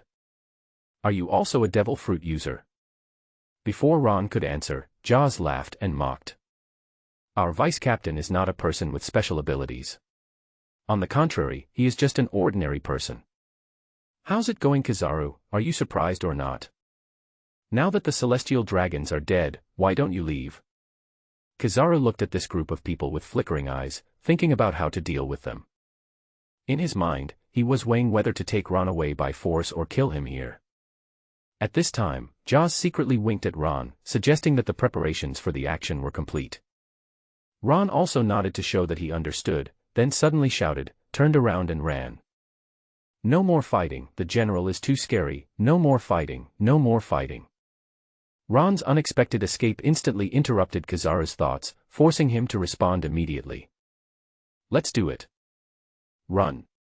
Can you outrun the light? Then, Kizaru's body turned into a beam of light and was about to disappear. At this critical moment, 5 people rushed out from the Whitebeard pirates, plus Marco and Jaws. A total of 7 people blocked Kizaru from all directions. Use your ultimate move. Shock. Shock. Shock. 7 people activated their respective Tremor Fruit abilities at the same time, bombarding the center point fiercely from different directions. There were tremors in the air, as if the entire space was shaking under this powerful force. The void around seemed to be torn apart, making a continuous crackling sound. The central area surrounded by the crowd was full of cracks, and the exploding sounds that were caused by the air being forcibly squeezed were creepy. Ahem. Kizaru's figure was forcibly pushed out by this huge impact, and he was beaten back to his original form from the natural state. His eyes were filled with shock and confusion. You guys. He looked at everything around him in disbelief, his heart full of doubts and fear. There are so many users of the Tremor Fruit. Kizaru muttered to himself, with a slight tremor in his voice. Immediately afterwards, 2 more mouthfuls of blood spurted out. The attack just now almost left him seriously injured. His body constantly switched between the natural state and the entity, trying to find a way to reduce the damage, but this frequent change also meant that he was inevitably attacked multiple times. Each transformation was accompanied by severe pain, which made him feel unprecedented pressure. In the end, he could not bear it anymore and vomited several mouthfuls of blood. Yada mirror. Kizaru slowly spread out his right hand, and countless golden spots of light began to gather in the palm of his hand. These light spots quickly gathered together like summoned spirits, forming a dazzling light. This light was as smooth and bright as a mirror, reflecting the surrounding scene. As time went by, this light gradually accumulated into a powerful energy, like a sun about to explode. Suddenly, a strong beam of light shot out from his palm and shot directly towards the surrounding targets. This beam of light not only has strong penetrating power, but also can produce refraction and rebound effects after contacting objects. By cleverly utilizing this characteristic, the light beam can be guided in different directions, forming an intricate light track. This track of light is like a winding river, running through the entire battlefield. It not only connects various key points, but also provides Kizaru with an excellent movement path. With the help of this track, Kizaru's body instantly disappeared from the spot, leaving only a faint afterimage. With the ability to move at the speed of light, Kizaru is able to cover vast distances in a short period of time and appear anywhere he wishes. The speed was so fast that it was jaw-dropping, as if he had transcended the limitations of time and space. By this, Kizaru's body flexed quickly, trying to escape from these people's blockade. Suddenly, a biting chill hit him without warning, causing him to shiver involuntarily, as if even his soul was invaded by the cold. Then, 3 figures moved quickly at lightning speed, forming a perfect triangle formation, once again completely blocking all his retreat routes. Ice Age! Ice Age! Ice Age! Following 3 deafening shouts, 3 powerful enemies with the ability of the Ice Fruit released their ultimate skills almost at the same time. Suddenly, a strong and pure cold air burst out from their bodies. This cold air spread rapidly as if it had life, and in the blink of an eye, everything within dozens of meters around it was frozen into indestructible ice sculptures. There was a chill in the air, and even time seemed to have frozen at this moment. Is this Akiji's ability? Kizaru was completely stunned by the scene before him, his heart filled with disbelief and shock. While he was still immersed in surprise, the surrounding environment had undergone a drastic change. The entire space was covered with a thick layer of ice and snow, forming a huge, crystal-clear square ice block. In this cage made of absolute zero, any attempt to escape will become extremely difficult. Kizaru was frozen solid in the ice, like a transparent sculpture. Only his lazy eyeballs could move flexibly, revealing his inner unwillingness and anger. For a moment, he seemed unable to break free from the thick icy bondage. When the others saw this scene, they all breathed a sigh of relief, but this relief was only temporary. Their attention was still firmly fixed on Kizaru, and they dared not relax at all. Ha ha ha, I didn't expect that we would capture a general alive. Jaws chuckled foolishly, and it was obvious that this record was enough to be proud of in the entire ocean. His laughter echoed in the air, carrying a bit of pride and excitement. However, Marco remained highly alert, knowing that now was not the time to relax. Jaws, stop being so happy. Kizaru may break out of the ice at any time. Marco reminded, his tone full of seriousness and caution. He knew that even though he was frozen, Kizaru's strength should not be underestimated. Once he was given an opportunity, he would probably counterattack instantly. I know, I'm just talking nonsense. Although Xiaozi said this, his eyes became more determined. Jaws also knew that Kizaru was not so easy to catch, and the next battle was far from over, so they had to stay alert at all times. In order to prevent Kizaru from making any unusual movements, he simply came directly to the huge ice block and grinned at Kizaru inside. Since he will be able to break through the ice sooner or later, we might as well work together to help him out. Hey hey. A transparent white force field condensed between Jaws' hands, as if the molecules in the air were controlled by this force. He grabbed forward suddenly, and the space around him seemed to be distorted. Then, a crack appeared in the void, as if the real world was torn apart. Kill him while he's sick. Brothers, let's work harder together. Jaws shouted loudly, his voice full of fighting passion. After hearing this, the other users of the Tremor Fruit immediately understood Jaws' intention. They wanted to take advantage of Kizaru's temporary loss of ability to move to give him a fatal blow. Captain Jaws, here I come, a team member responded, with excitement gleaming in his eyes. Me too. Another team member followed closely behind, obviously eager to join the duel. It's so cool to defeat the general.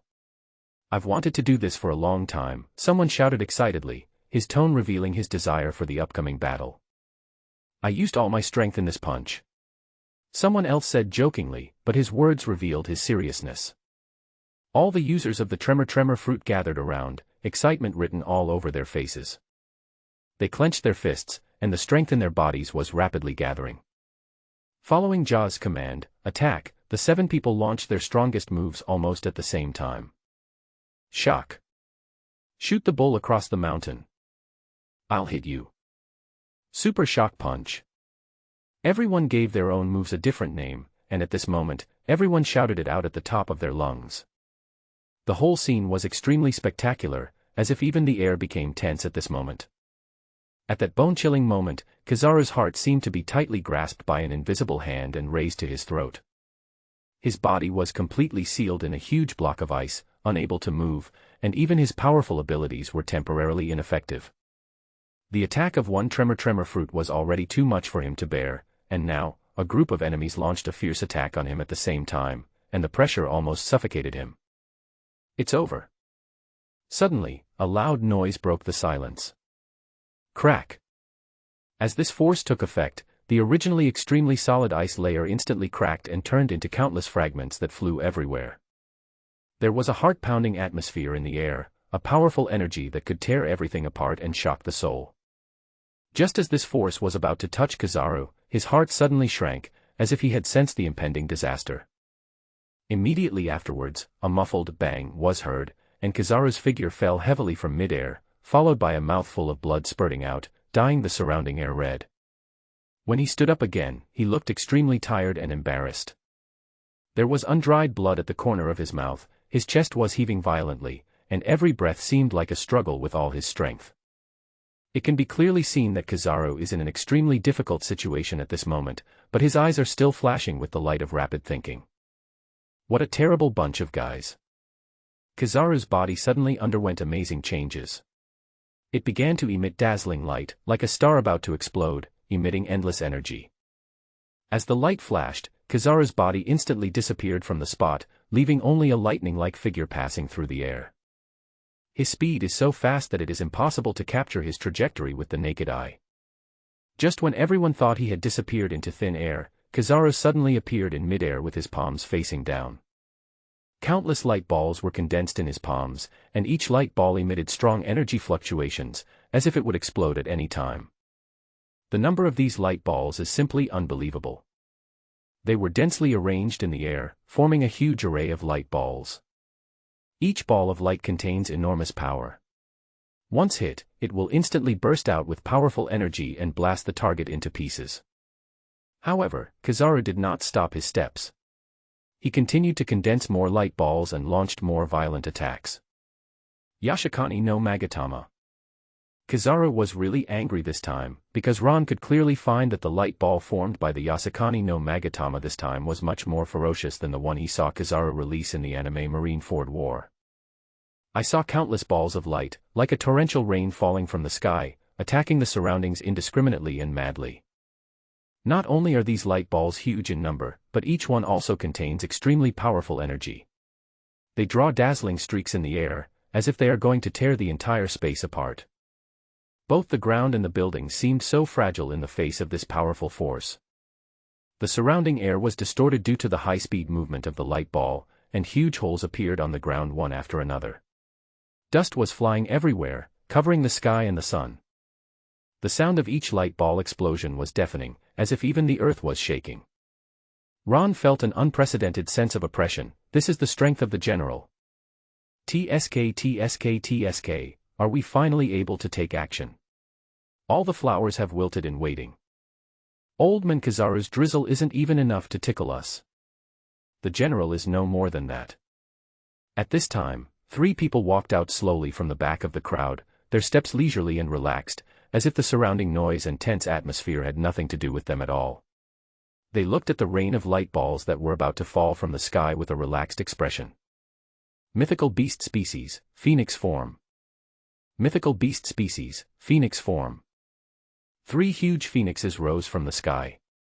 Their bodies were shockingly huge, and they were burning with flames of various colors. These flames were not just ordinary flames, they seemed to contain healing power, making the phoenixes appear even more majestic in the sky. The bird wings are connected to each other to form a unique triangular structure, with flames lingering in between, and the whole scene is breathtaking. What's even more amazing is that the wings of these 3 phoenixes are not only connected to each other, but also form a huge protective barrier that blocks everyone's heads. This protective shield made of phoenixes is not only spectacular in appearance, but also powerful and can resist various attacks from the outside world. At this moment, a ball of light fell from the sky and indiscriminately hit the wings of the phoenixes. Every impact was accompanied by a loud explosion and dazzling light, as if to illuminate the entire world. However, despite the immense power of the ball of light, the wings of the phoenixes showed amazing recovery capabilities.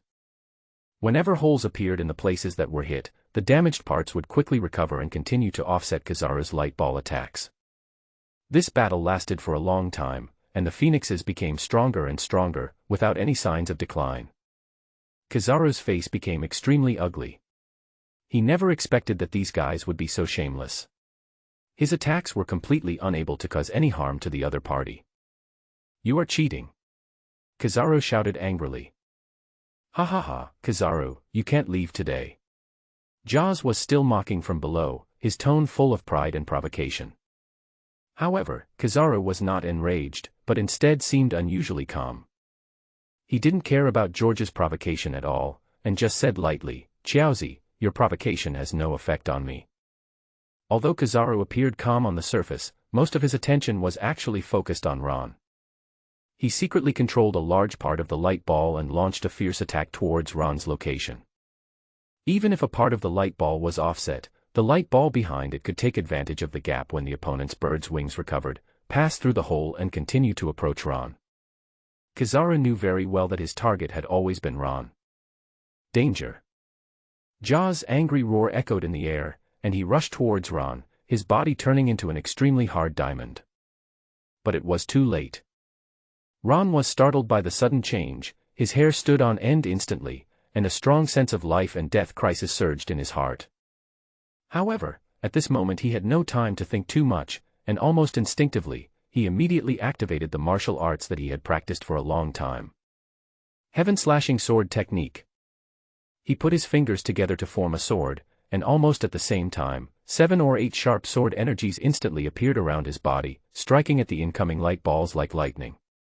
The ball of light was split into 2 in an instant and flew to both sides. When they touched the ground, a violent explosion occurred and a deafening sound echoed all around. However, the number of light balls was too large.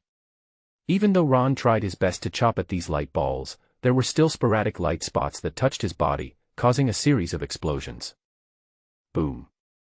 There was a loud bang, and the place where Ron was submerged in a large amount of dust. His vision became blurred, his life and death situation became unknown, and the entire battlefield fell into dead silence. Brother Luo. First Captain. Ron. At this time, Jaws also arrived and punched the light ball in the air again and again. The Phoenix Fruit users who were covering the sky were furious when they saw their vice-captain was injured.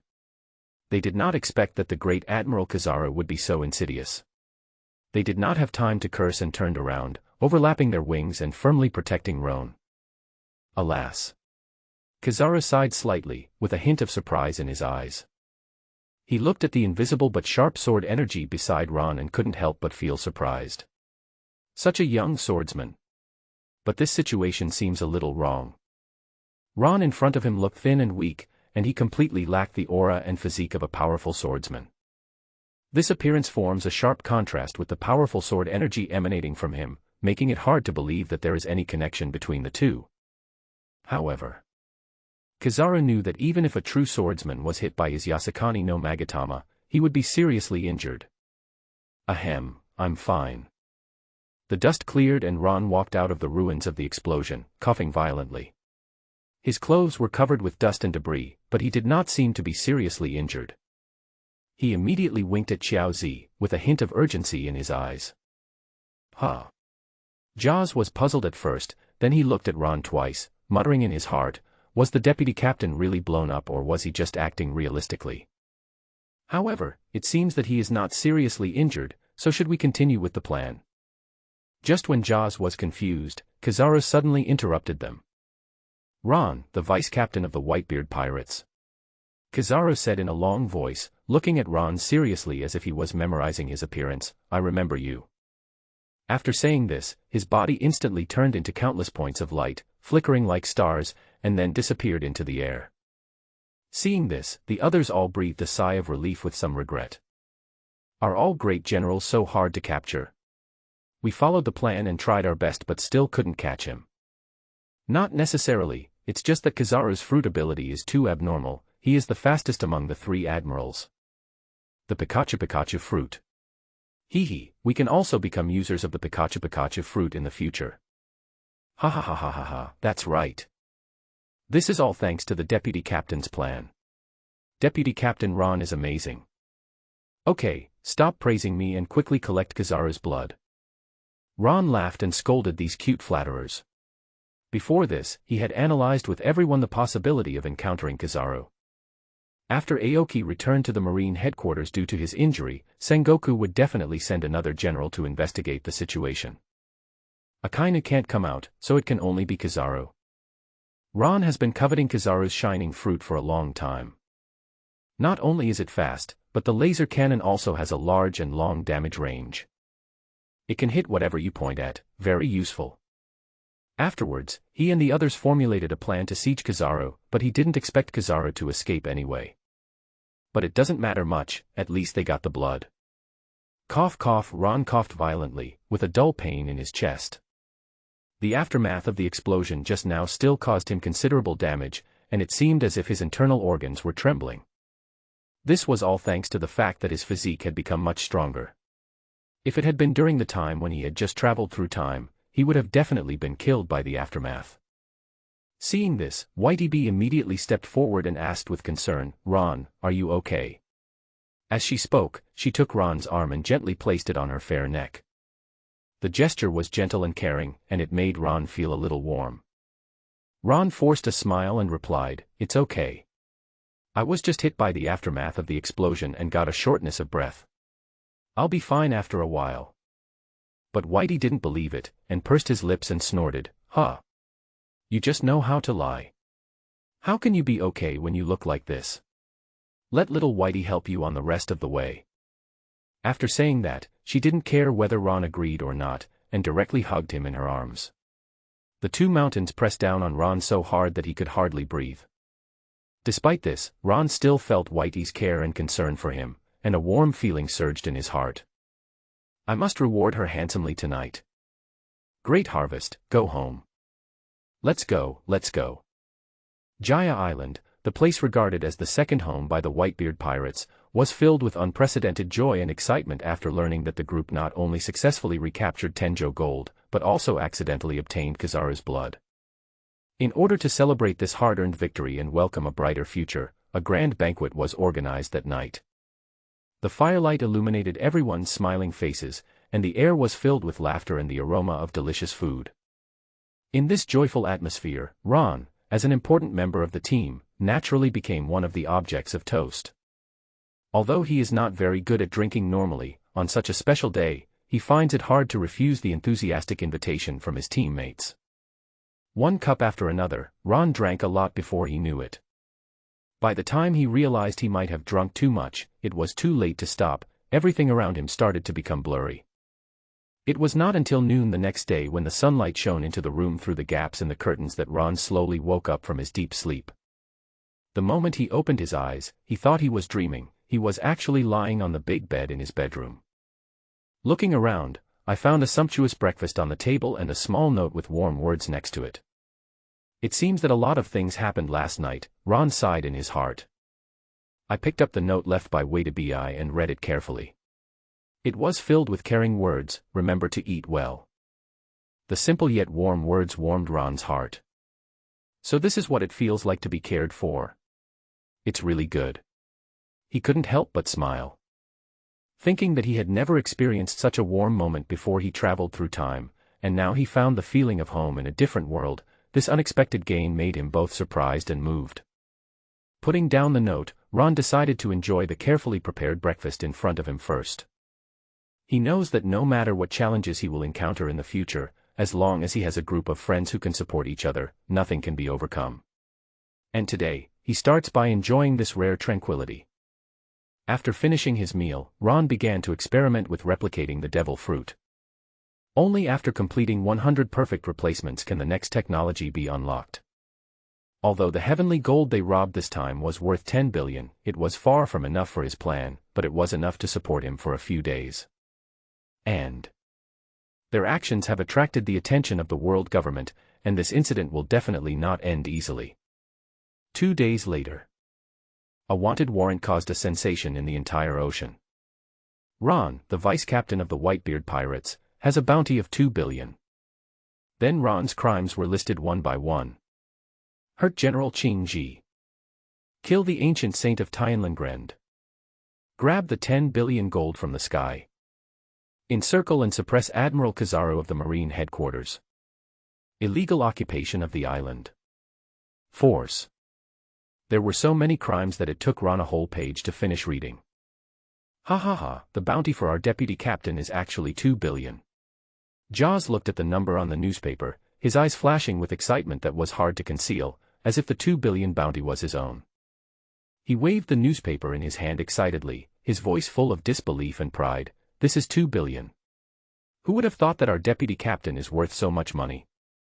Ace, the vice captain's bounty is 4 or 5 times more than yours. Marco walked up to Ace and teased with a smile. There was a teasing gleam in his eyes, as if he wanted to ease the tense atmosphere in this way. It's more than mine. You know, I only have 1.373 billion Baileys. Marco deliberately lengthened his voice, with a bit of exaggeration and self-mockery in his tone, which made Ace, who was already happy because the deputy captain received such a high bounty, become a little irritated instantly. In response to Marco's joke, Ace did not respond immediately, but frowned, obviously unhappy about being compared to him. Humph. Marco, don't be so complacent. My bounty is definitely more than this. Ace expressed his thoughts seriously, trying to prove that his value is not just reflected in numbers. I was the main force when Qingji was injured. It must be that Qingji didn't tell the truth to the Navy. In addition, their attention is now on Brother Ron, so there is the current bounty. Hearing this, Marco showed a surprised expression. He didn't expect Ace to be able to analyze the reason behind it so quickly. Not bad, Ace. Marco praised, after not seeing you for 2 days, you've become a lot smarter. Ace's face quickly turned red, and he slapped away Marco's hand that was stretched out to probe his forehead. Roll. Ha ha ha ha ha. Everyone present was amused by the light-hearted yet slightly competitive conversation between the brothers, and then turned to congratulate their second-in-command. In a dilapidated old castle in the Baboon Kingdom. Hawkeye my hawk sat alone in the dim room, holding a red wine glass in his hand, but his eyes stayed on the wanted poster on the table for a long time, as if he was deeply attracted by its contents.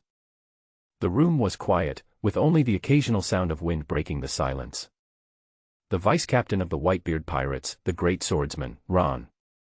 Hawkeye whispered these words, with a hint of confusion and surprise in his tone.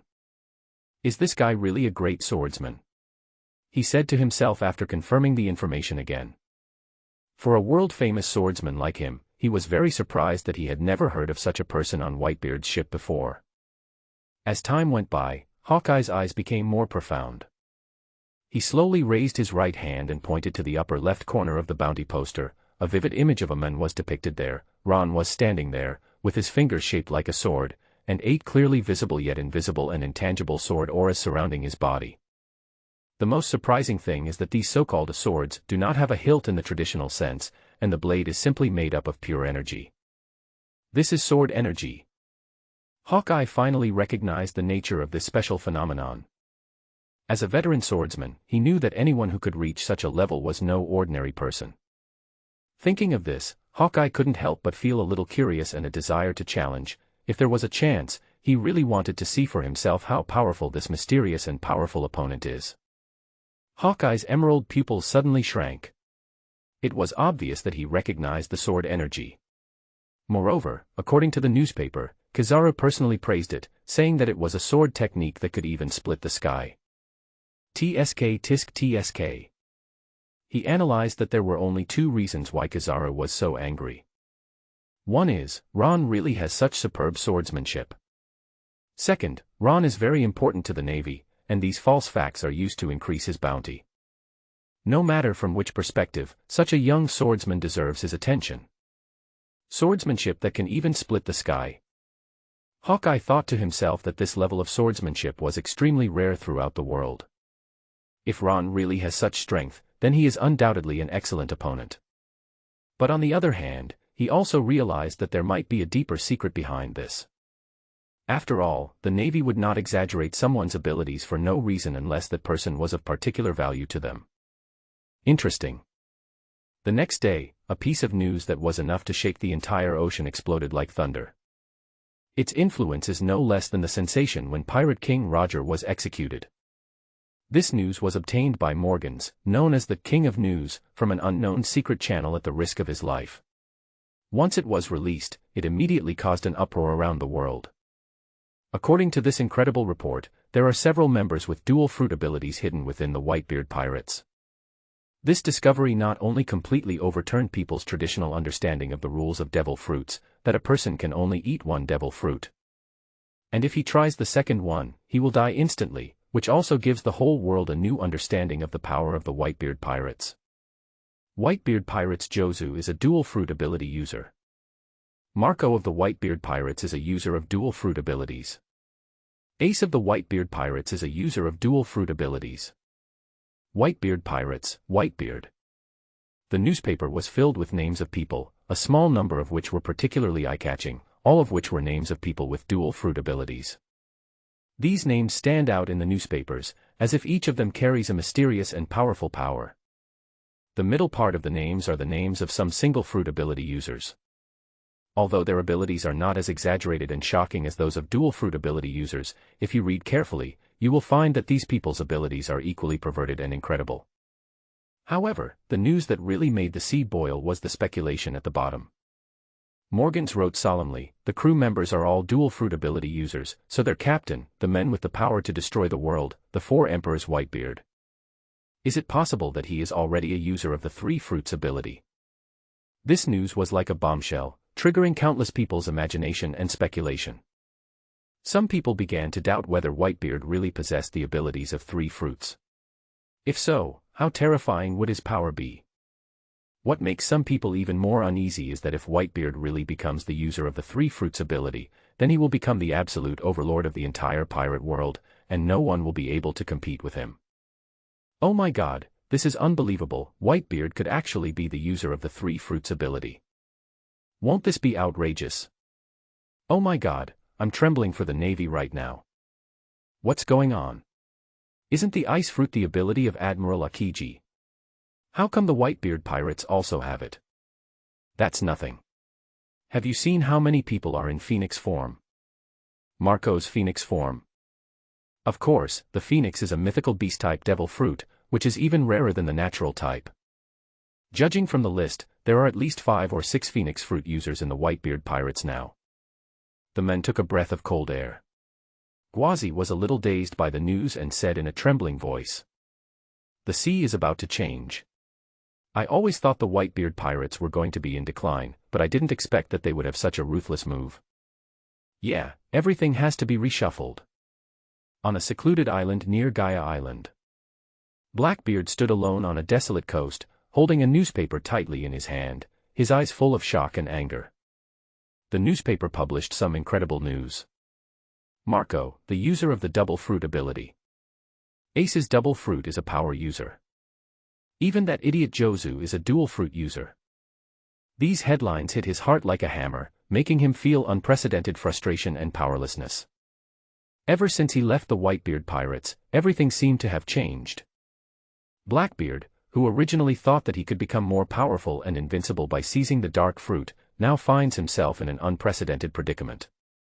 Not only was he hunted down by his former companions as an enemy, but worse still, the side effects of the dark fruit began to show. Even the slightest wound would cause him unbearable double pain, as if the whole world was against him.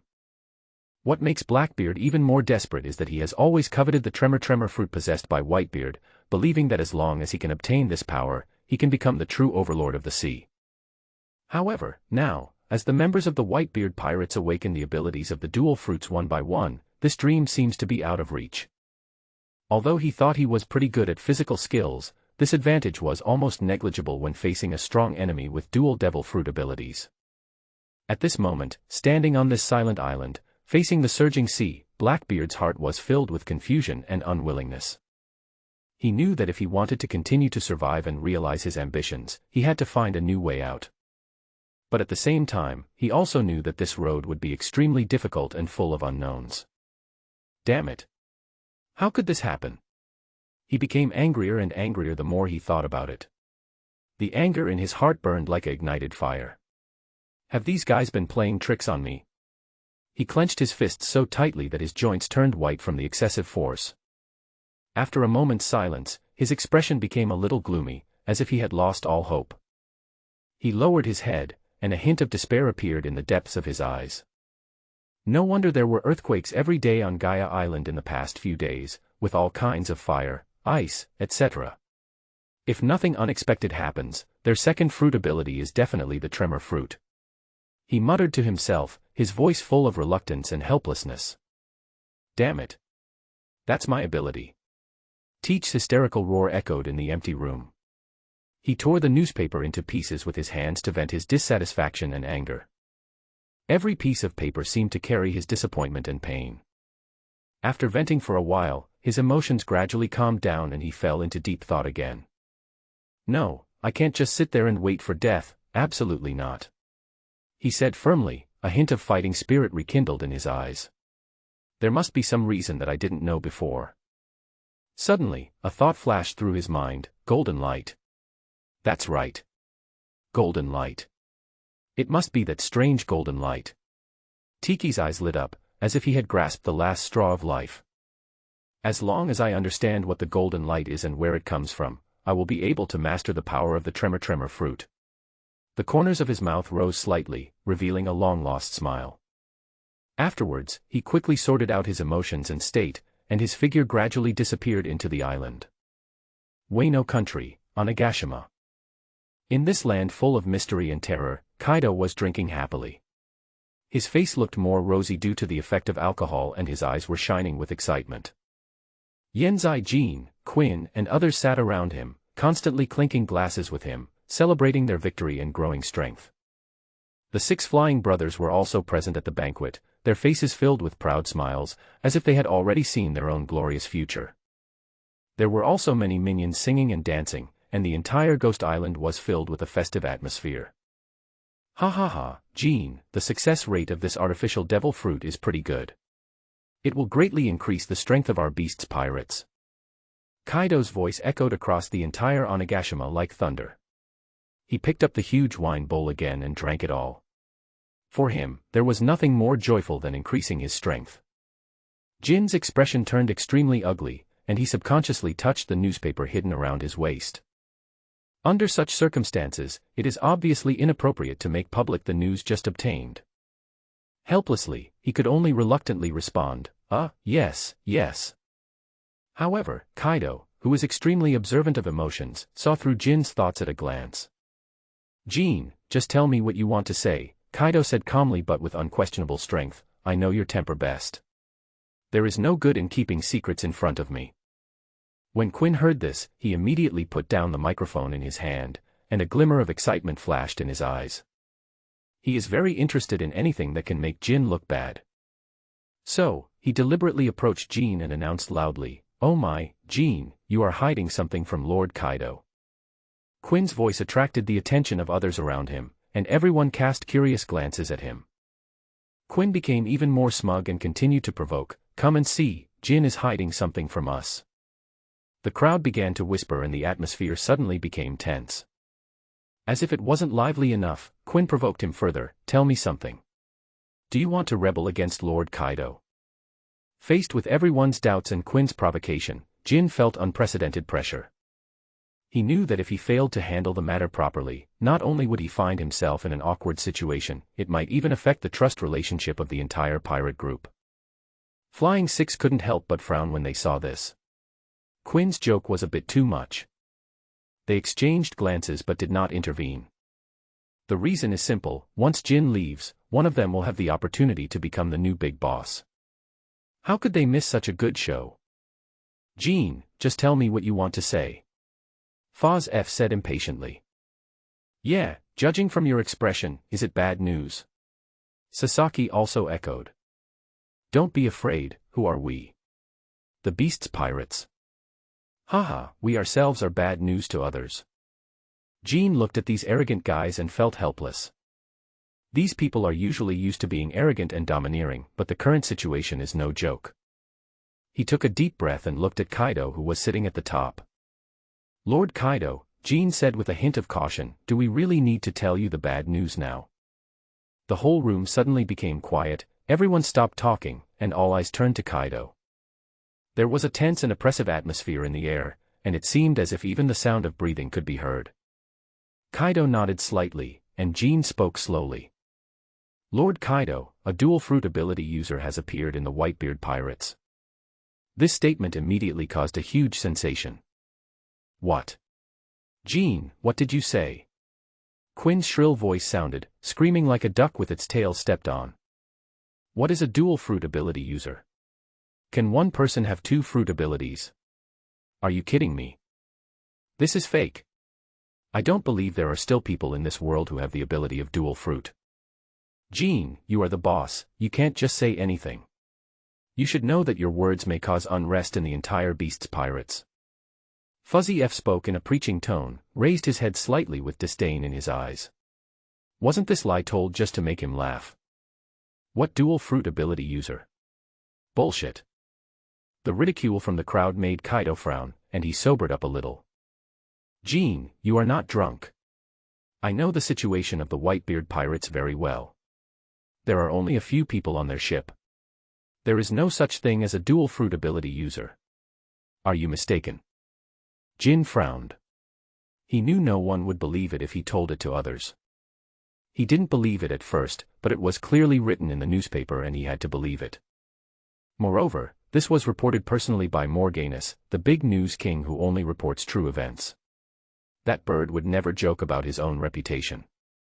Add to that Kazara's teasing and the real bounty on the young man named Ron, all of this makes it very likely that this matter is true. Jin took a deep breath, trying to calm himself down. He knew that sometimes the truth was more unbelievable than a lie, but that was the truth. It is an undeniable fact that there is indeed someone in the Whitebeard pirates who possesses two devil fruit abilities. Although this news sounds incredible, all the evidence points in this direction. He once again explained to the people present, I know it is difficult for you to accept this fact, but please believe me, this is not a fictional story. Morgan's reports are always rigorous and he would not make up stories. Moreover, the attitude of Navy Admiral Kizaru also explains something. More importantly, the bounty on that young man, Ron, has reached an unprecedented high, which also proves that he is very powerful. Then, Jean took out a newspaper and spread it out in front of Kaido. Lord Kaido, I promise that everything I said is true. If you don't believe me, just look. Others came over, apparently they were also frightened, looking around suspiciously. You know that News King Morganus never bothers to report fake news. They will not be afraid of the Navy or the Celestial Dragons, nor will they be fooled by false reports from some pirate forces. Therefore, the above-mentioned story about the Whitebeard pirates having a dual fruit ability user is most likely true. After Jean finished speaking his speculation in one breath, he let out a long sigh, as if he wanted to let go of the heaviness in his heart. To be honest, even he felt a little powerless after reading the message above. It was like being enveloped by an invisible pressure that made it hard to breathe. When Kaido saw the message above, his originally playful expression gradually turned serious. His brows were furrowed, and his eyes revealed deep worry. Until the end, his expression became very solemn, as if he was thinking about some important issue. The others also realized the seriousness of the matter. They stopped what they were doing and looked at Kaido, waiting for his next instructions. If this is true, it would be terrible. Who can stop Whitebeard with the power of the third fruit? The balance between the four emperors will definitely be broken. This news was like a heavy bomb, exploding in everyone's heart. Ha ha ha, great. Whitebeard, the user of the third fruit. That's great. Kaido laughed loudly, picked up the big wine bowl in front of him, and drank it all in one gulp without hesitation. The wine flowed down his throat, as if even the heroic spirit in his heart was ignited. I haven't had such a refreshing drink in a long time. Kaido sighed, his tone full of nostalgia and enjoyment for this exhilarating feeling. With a loud bang, the wine bowl in his hand was thrown heavily to the ground and instantly broke into countless pieces. As debris flew everywhere, the air seemed to be filled with the smell of battle. Kaido slowly stood up, his tall and burly figure looked even more powerful under the light. I saw a strong fighting spirit gradually erupting from him. The power seemed to be able to tear the air apart, making people feel suffocated. His eyes became unusually sharp, like two sharp blades, pointing straight ahead. I've been bored for so many years, and finally someone who can fight has come. Kaido said coldly, with a confident smile on his face. What 3-fruit or double fruit ability user? The one who kills me is the strong one. Hearing this, everyone else present burst into laughter. Their beasts pirates have never been afraid of anyone. It used to be. Now it is. In the future too. Wangua, Cake Island. Pyrospiro rushed into the hall, his tongue flicking and his face full of anxiety. His voice echoed in the empty hall, sounding particularly harsh. MMMM. Something big happened. Pyrospiro shouted this sentence with almost all his strength, as if only in this way could the people present hear his urgency and panic. The originally lively atmosphere in the hall froze in an instant, and everyone's eyes were focused on him. The Whitebeard pirates have undergone a shocking change, and the vice-captain is a newcomer from nowhere, with a bounty of 2 billion. This news exploded in the hall like a heavy bomb. Everyone looked at Pyrospiro in shock, unable to believe their ears. 2 billion Baileys, this is an unprecedentedly high bounty, which is enough to show that the strength of this newcomer is extraordinary. And their crew members somehow became dual fruit users. And Whitebeard is suspected to be a triple fruit user. Pyrospiro ran and shouted, obviously frightened by the news. His voice trembled and his eyes were full of fear and uneasiness. The fact that Whitebeard had the ability of 2 fruits was shocking enough, but the fact that he could have the ability of 3 fruits completely overturned everyone's cognition. There was silence in the hall, and everyone was shocked speechless by the news. There was an oppressive atmosphere in the air, as if even breathing had become difficult. Panting, Pyrospiro finally ran to the ant, knelt on the ground, and his forehead was covered with sweat. Gah! The ant sitting in the luxurious chair was about to enjoy the delicious cake, but when she heard Pyrospiro's roar, she frowned and lost interest. She hates it most when others are disturbed while enjoying delicious sweets, even her own children. Pyrospiro, why are you barking like a dog? Can't you see I'm eating delicious cake? The ant's eyes gradually became angry, and there was a hint of impatience in her voice. She was planning to enjoy her delicious cake dessert, but was interrupted by a sudden noise. It was obvious that she hadn't heard what Pyrospiro had just said. Seeing this, Pyrospiro hurriedly explained, Well, listen to my explanation. He shook his head in panic to indicate that he had something important to say. Humph. Tell me what's the matter, the ant responded coldly, but did not punish him immediately. Her eyes were still on the tempting cake, and she seemed ready to continue tasting it at any time. Seeing that the ant did not get angry immediately, Pyrospiro hurriedly took out the newspaper in his hand and tried to get her attention by showing the information. Mom, this is a big deal. The newspaper said that most of the crew members of the Whitebeard pirates are dual fruit ability users. And the old man Whitebeard, who has half a foot in the coffin, is suspected to be a triple fruit ability user. What? The ant exclaimed, and was also frightened by the news that Pyrospiro said. She quickly put down her fork, snatched the newspaper from his hand, and started reading. The more he looked, the more frightened he became. His pupils became exaggeratedly dilated, and his face was filled with shock and disbelief. Oh my God! How could Whitebeard do that? How dare he do that? What the hell is going on? Isn't that guy planning to be buried in the old times? Why is he doing all this? The ant's voice was full of doubt and confusion. She was totally unable to comprehend the situation before her. Whitebeard has always been one of her strongest rivals, but the news she received now made her feel unprecedented pressure. Seeing his mother's emotions gradually getting out of control, Pyrospiro was extremely anxious, but he knew that some things had to be put aside for the time being. Well, now that the Whitebeard pirates have become much stronger and their direction of action is unclear, should we consider stopping our plans regarding Fishman Island? He asked cautiously. Big Mom frowned. She didn't pay much attention to the affairs of Fishman Island. For her, it doesn't matter whether she gets it or not. She just hopes to test the attitude of the Whitebeard pirates through Fishman Island. In this way, she can indirectly determine whether Whitebeard still has the strength to compete with the 4 emperors. However, judging from the current situation, if the report is true, then Whitebeard has at least 2 fruit abilities, and possibly even 3. Don't jump to conclusions, the ant said after thinking for a moment. Although Morgans usually doesn't spread false news, it's better for us to confirm it with our own eyes. Hearing this, Pyrospiro nodded, yes. Gaia Island. An inconspicuous pub, so ordinary in appearance that one would almost ignore its existence. However, this tavern had already been incorporated into the Whitebeard Pirates and became one of their affiliated bases. Since that day, everything on the entire Gaia Island, whether it was the lush trees or the winding paths, seemed to be stamped with the mark of the Whitebeard Pirates. Even the air was filled with the aura of the four emperors Whitebeard.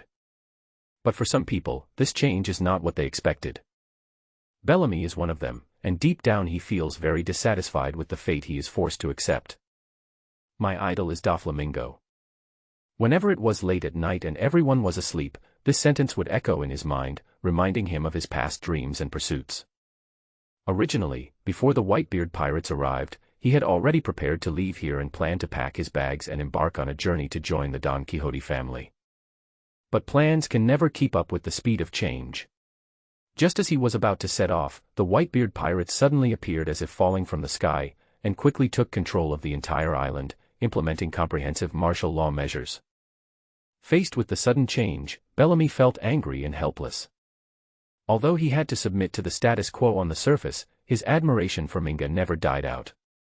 Whenever night falls and everyone else on the island has fallen asleep, Bellamy will quietly slip out of the room and stand alone on the beach to observe the Whitebeard Pirates' guard duty. And after a few days, I finally figured out how everyone would take turns. Tonight he decided to escape. It's the shift change time at this point, there must be no one here. Bellamy made up his mind, went to the canoe he had hidden earlier, and paddled forward desperately. At this time, in the well-protected manor behind the garrison, Ron stood quietly in front of a large window, his eyes piercing through the dark night, watching the figure gradually disappearing into the distance. As the figure in the darkness finally disappeared from sight, Ron's mouth corners slightly raised, revealing a barely perceptible smile. After confirming that the other party had completely left, he turned and walked towards a small table beside him, on which was placed an exquisite den mushi. Go on duty, that guy is gone. After putting down the den mushi, Ron returned to the window again, but this time his eyes became a little deeper. His eyes were slightly narrowed, as if he was thinking about something important. That's a big money sponsor, he said to himself, with a tone of expectation and caution. I hope you can play a role, Bellamy. In the meeting room of the Navy headquarters in Marineford, the atmosphere was extremely heavy.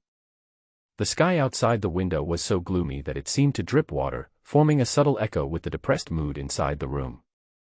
Most of the naval generals gathered together, each of them had worry and uneasiness on their face, and their eyes flashed with concern about the unknown future.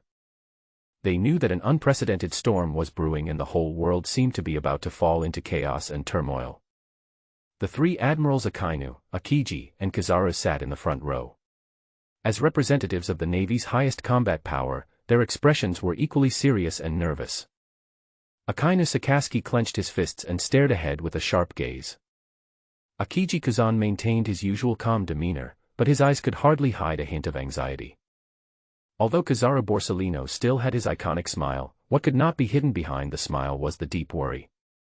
At this moment, Chief of Staff Tsuru was frowning and thinking about countermeasures, but even in this serious situation, Garp remained optimistic and ate senbei bite by bite.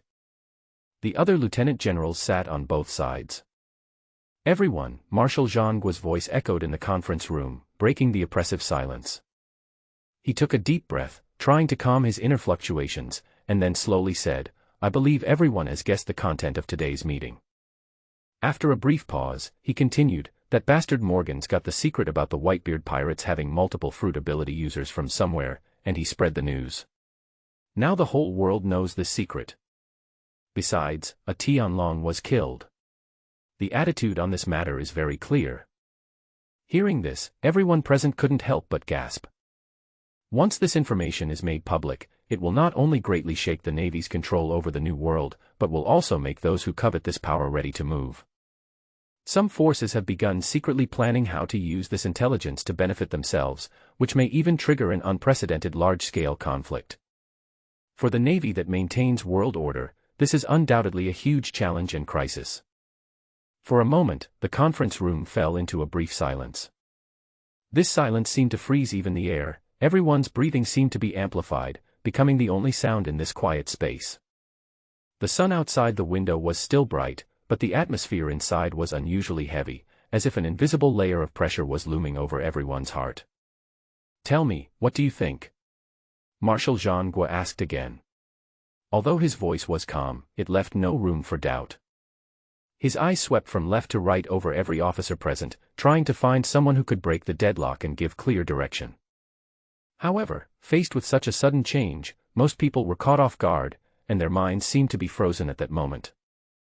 The officers exchanged glances with each other, with complex emotions flashing in their eyes: confusion, anxiety, and expectation. They all seemed to be waiting for someone to step forward and give a clear direction or suggestion to ease the current tension. However, the reality is that without more intelligent support, any decision may bring unpredictable risks. This uncertainty makes everyone feel like they're walking on thin ice and dare not speak easily. Therefore, except for a few senior officers, most of them either bowed their heads in thought, trying to find the answer in their own minds, or simply choose to remain silent and wait for Marshal Warring States to give the next instructions. At times like this, it is more important to obey orders than to act blindly.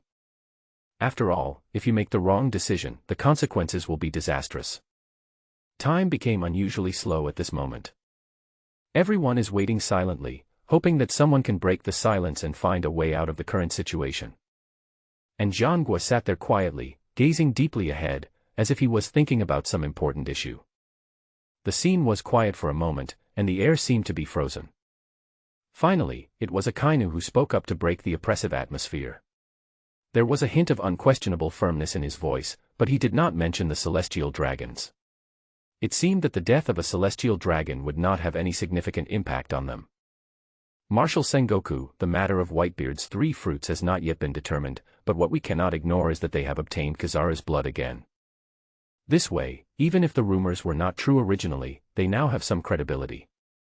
After saying this, Akainu took a deep breath, with a hint of contempt in his eyes. True strength is not measured by how many abilities one possesses, he continued. Take Whitebeard for example. Although he was once one of the strongest men on the sea, he is now old and his physical strength and energy are not as good as before. As long as he dares to challenge our naval headquarters, Marineford, this place will become his grave. Hearing this, Kizaru couldn't help but shook his head. If this had been said before departure, perhaps he would have agreed a little. But after this experience, he actually had no idea what the outcome would be. On the other side, Qing Ji remained silent, with his hands crossed behind his head, leaning lazily on his seat. No one knew what was in his mind at this moment. The whole room fell into silence again, with only the occasional sound of waves coming from outside the window seeming to remind everyone of the upcoming battle. Okay, Sengoku, let's follow the previous plan. All the changes in Whitebeard were caused by the young man named Ron. Vice Admiral Tsuru spoke directly, breaking the silence in the conference room and ending everyone's wait. She slowly stood up, first glanced at Marshal Jean Gua, then turned to everyone present, and said in a firm tone, "We must capture Roan as soon as possible and uncover the secret of how Whitebeard and his gang became dual fruit users. Only in this way can the strength of the Navy be greatly improved, thus truly ending the so-called Great Pirate Era." Ha ha ha, that's right, Chief of Staff, he and I have exactly the same idea. Garp laughed and said, seeming to completely ignore Tsuru's face which had become somewhat gloomy due to displeasure. Jean Gua, I also strongly support this point of view. Vice Admiral Tsuru's words echoed in the conference room, causing a flurry of murmurs and discussions. Everyone realized the seriousness and urgency of the problem. Whitebeard's changes are not only an improvement in his personal strength, but also a challenge to the entire naval system. If no timely action is taken, the consequences will be disastrous. Marshal Jean Gua pondered for a moment and nodded in agreement. He knew that Vice Admiral Tsuru's suggestion made sense. Although capturing Roan and uncovering the secrets of Whitebeard and his gang is not an easy task, it is the only way to turn the situation around. He took a deep breath, stood up, and announced to everyone present. First, issue a demon-killing order. Destroy Gaia Island. At least let the higher-ups see our attitude. Second, from now on, we will do our utmost to hunt down Roan and investigate the truth behind Whitebeard and his gang. All departments must work closely together to ensure the successful completion of the mission. This is not only for the honor of the Navy, but also for the peace and stability of the entire world. Third, notify all naval branches that if they see Ron or have any news about him, they must report to the Navy headquarters immediately. Yes. Receive. After the meeting, Jean-Guy sat alone in his office, lost in deep thought. He knew that this incident would have a huge impact on the world government. Not only would it make the world government lose face in the public eye, it could also trigger a series of chain reactions. After some thought, he felt it necessary to report the situation directly to his superiors and seek further instructions. So he picked up the phone and dialed Satan Saint's special line. The call was quickly connected, but the voice on the other end was full of anger and dissatisfaction. Sengoku, do you know what the death of a celestial dragon means? This is a huge disgrace to us in front of the world. As the Admiral of the Navy, you should be held responsible for this. Although the other party tried to remain calm, one could still feel the anger burning in his heart. Faced with such severe accusations, Jean-Guy did not panic, but responded with a more calm attitude. Saint Satan, please allow me to explain. Regarding this incident, we have taken emergency measures, issued a demon-killing order against Ron and his accomplices, and dispatched the strongest combat force to carry out the mission. I believe that through our efforts, we will be able to recover some of the losses. Humph, a cold snort came from the other end of the phone. Do you think this will solve the problem? Don't forget the existence of the Whitebeard pirates. They are one of the 4 emperors. If they are not handled properly, the consequences will be disastrous. Besides, now is not the time to declare war, you know. It is indeed as you said, Jean-Guy admitted, so we are also actively looking for a balance, ensuring that justice is served while avoiding causing larger-scale conflicts. After all, maintaining peace on the sea is our top priority. However, these words did not seem to impress the other party. Think about it for nothing. Saint Satan suddenly burst out with a swear word, obviously not satisfied with Jean-Guy's answer. Later, he added, the others can be put aside for now, but we must go all out to capture Ron and unlock the secret of his multi-fruit abilities. In addition, we must collect blood samples from the Whitebeard pirates as soon as possible for Vegapunk to conduct research and analysis. Hearing this, Jean-Guy realized that the situation had become very serious and there was no room for bargaining. So he immediately stated, I understand, I will follow your instructions. Dressrosa. On this day, the peace on the island was broken. A sloppy, dark-skinned, cracked tramp appeared here. He looked as if he had been drifting on the sea for a long time. He was dressed in tattered clothes and had a haggard face. I'm looking for Doflamingo. I have something important to report, he shouted weakly, with a hint of despair in his voice. As soon as he finished speaking, he suddenly lost consciousness and fell to the ground with a bang, as if he didn't even have the strength to stand. When the homeless man woke up again, he found himself lying in a simple but clean house. It was quiet all around, with only the occasional chirping of birds outside the window. As he tried to sit up, a man in a white cloak and holding a golden scepter walked into the room. The man had a smile on his face, but his eyes revealed a hint of cunning and curiosity. I say, who are you? What do you want to see Dover for? Torpal asked in his unique nasal voice, his tone full of teasing.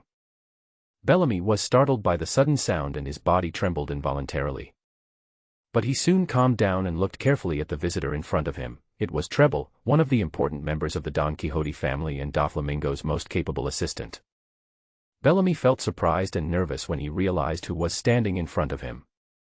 After all, for anyone who ventures into the sea, being able to meet such a high-level figure is a rare thing in itself. You are Torble. Bellamy's voice was trembling and he could hardly speak clearly. His heart beat faster, beads of sweat appeared on his forehead, and his eyes were filled with fear and disbelief. He, I said, do you know me? If I hadn't happened to come back, you might have been beaten to death by those toys, Torpal said half-jokingly, with a weird smile on his lips. His tone was relaxed, but there was a cold light flashing in his smiling eyes, a cold and ruthless light. For someone like Bellamy whose origins are unknown, Torble has already made up his mind, it's best to just kill him. After all, in this dangerous world, any potential threat cannot be easily let go. Bellamy winced, feeling a chill run down his spine. He could clearly feel the murderous intent emanating from Torble, and his heart skipped a beat, as if a huge rock was pressing on his chest. Why do these guys want to kill people at every turn? Can't we just communicate properly? He prayed silently in his heart, hoping that he could get through this safely. Wait. My name is Bellamy, and I escaped from Gaia Island. Bellamy quickly explained his origins, and when he saw that Treble's expression didn't change, he continued, I'm still a loyal fan of Doflamingo. I dream of joining the Don Quixote family and becoming a part of it. The more Bellamy spoke, the more enthusiastic his expression became, and his body even began to tremble with excitement. I know that there are 19 people in the Don Quixote family, including me. They are the elder Doflamingo, Utorbal, Sika, and Diamante. After talking about all the members in one breath, Bellamy paused and took a breath. Although he was exhausted physically and mentally after racing on the sea for 7 days and 7 nights, he became excited as if he had been injected with chicken blood when he talked about his idol. Stop, stop, stop. Torble finally reacted and asked with a surprised expression, You said you came from Gaia Island. Yes, what's wrong? Lord Torble, please continue to listen to me. I have been listening to Ming Ge's bravery since I was a child. Etc. Bellamy was interrupted, and saw Torble staring at him excitedly with a somewhat scary expression. After all, such a large piece of snot hanging there would make anyone a little worried. I say, then you must know about the Whitebeard pirates. I know a little bit. Bellamy shrank his neck, You want to know about Qingji? Qingji. Lord Torble doesn't know. Behehe, I'll take you to find Dover.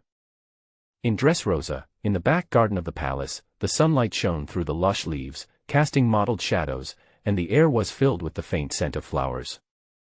Doflamingo sat on an exquisite rattan chair, looking at Bellamy standing in front of him with a playful expression.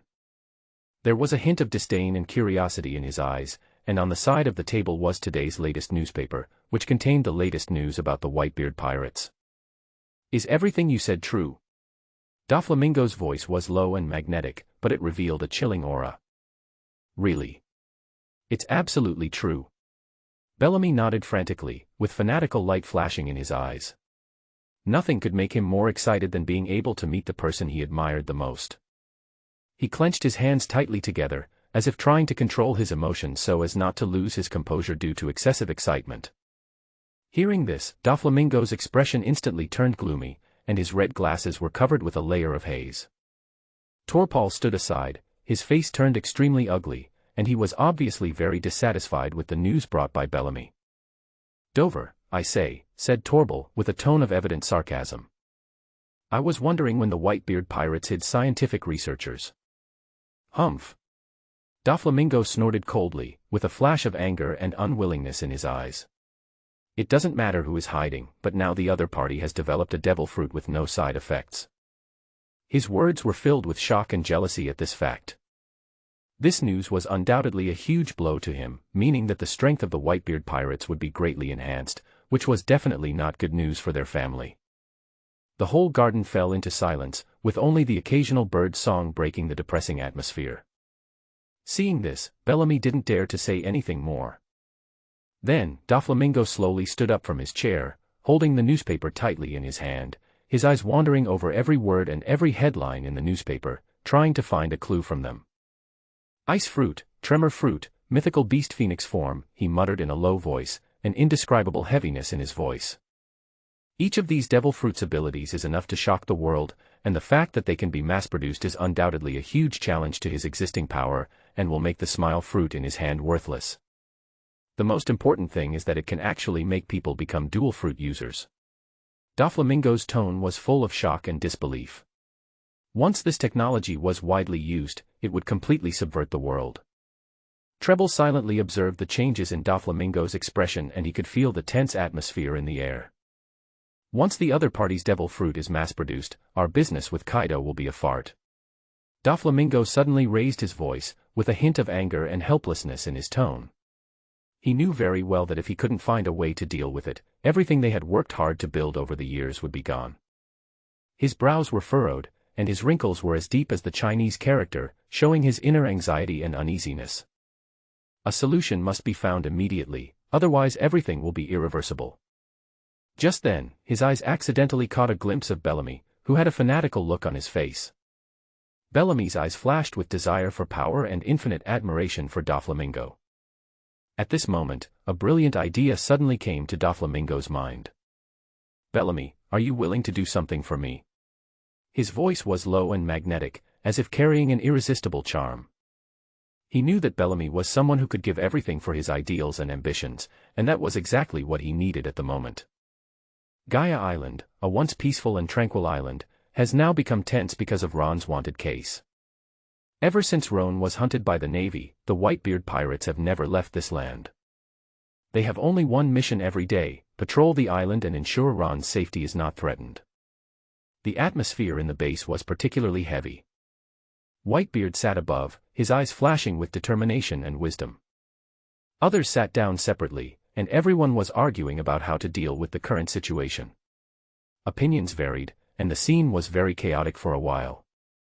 "Gulala, little devils." Whitebeard suddenly spoke, his voice resounding throughout the room like thunder. "Kizara's Pika Pika no Mi is really good, especially its speed, which is simply unparalleled. If you can use this to escape, I don't think anyone in this world can catch up with you." Having said that, Whitebeard paused, as if thinking about something important. Then he continued, "In fact, I have always had an idea. If I can enchant Kizara's ability to me, then combined with my Tremor Fruit attack, I can create a more powerful combination of power. Imagine what amazing effects would occur when light speed meets an earthquake-like impact. I'm afraid few people can withstand this kind of attack." Hearing this, everyone present fell silent. They were all shocked by Dad's idea. Although this idea sounds a bit crazy, considering that the father himself is one of the 4 emperors with powerful strength, and he has a unique understanding of combat, no one dares to easily reject this proposal. "Dad, Kizara's Pikachu fruit is really good, but it's only useful when escaping." Marco frowned and analyzed. His eyes revealed a trace of worry and dissatisfaction, and he obviously had reservations about the value of this ability. It would be a waste of money to use a fruit just to escape. Ace nodded in agreement, his tone firm and powerful. In Phoenix form, he is confident that his defenses are strong enough to withstand most attacks even from powerful enemies, so he is dismissive of the ability to escape simply by relying on speed. Whitebeard was silent for a while, with a complicated expression on his face. Nothing in this world is absolutely perfect. The Sparkle Spark fruit is indeed very tempting. Not only can it allow people to move to any place instantly, but it can also greatly increase the user's chance of survival.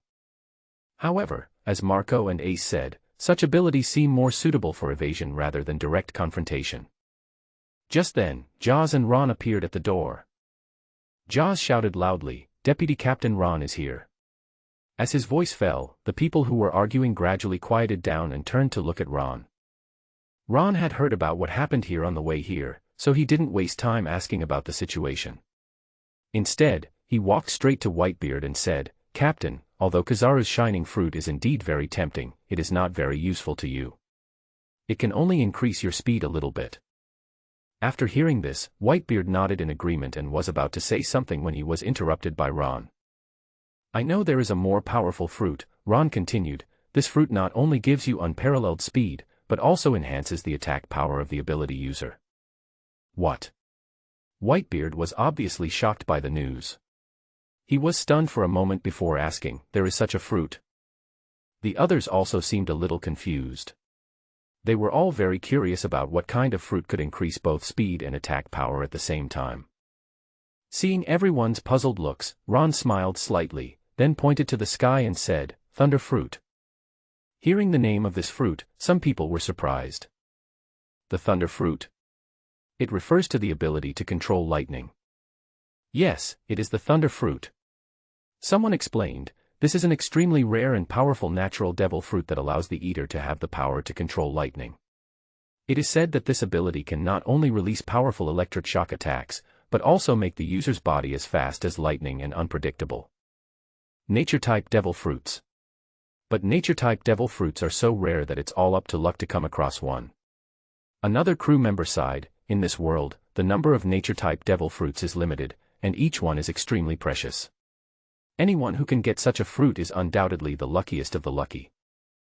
Fool, since Vice Captain Ron mentioned it, he must know where it is, said an experienced old sailor. Vice Captain Ron is the smartest person on our ship. He won't easily say something he is not sure about. If he mentioned the thunder fruit, then it is very likely that he has grasped some clues or information about it. Right. Oh, why didn't I think of that? Another crew member patted his head, looking a little annoyed. Yes, we should trust Vice Captain Ron's judgment. Since he named the thunder fruit, he must have his reasons. Maybe we are not far from finding this fruit. Everyone nodded in agreement, their hearts filled with anticipation and excitement. After all, a natural devil fruit like the thunder fruit is a treasure that any pirate dreams of. If they could obtain it, it would undoubtedly greatly enhance their strength and combat effectiveness. When Marco heard the words, thunder fruit, a gleam of light suddenly flashed in his eyes. If they could really find such a powerful fruit, it would undoubtedly be a huge help to their pirate group, especially for their father Whitebeard. This would definitely be the most ideal choice at the moment. Brother Ron, I knew you always found a way. Ace looked at Ron with admiration on his face. Since they met, as time went by, Ron's image in his mind became taller and taller, as if there was no problem he could not solve. At the same time, Whitebeard was also attracted by this topic. Although he was also very interested in the thunder fruit, he had never heard any news about it.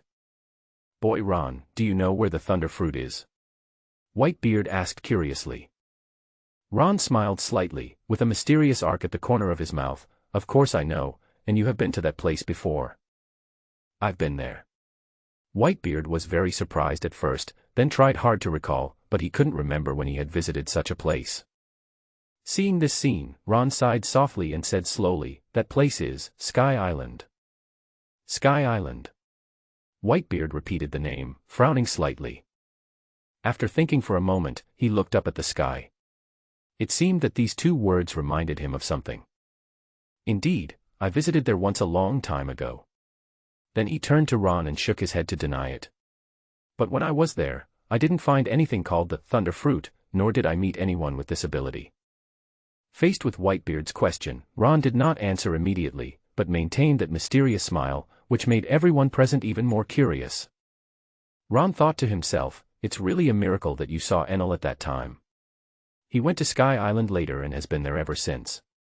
So it's impossible for you to have seen him. The user of the thunder fruit went to Sky Island later, so you naturally had no chance to meet him. Ron explained. Ron then began to tell the story about the long-standing city of gold on the island of Gaia. He said, the thing is, the user of the thunder fruit is called Enelu, who calls himself a god and now rules the entire Sky Island. Then, Ron mentioned the recent incident of snatching Tenjo gold and the consequences after the news of the dual fruit ability user was exposed. As the news spreads, we have become the target of public criticism. Although this is not a big deal for us, it would be very difficult for us if all the forces united against us. So Ron came up with a bold idea. I have a suggestion, we can move the entire base to Sky Island.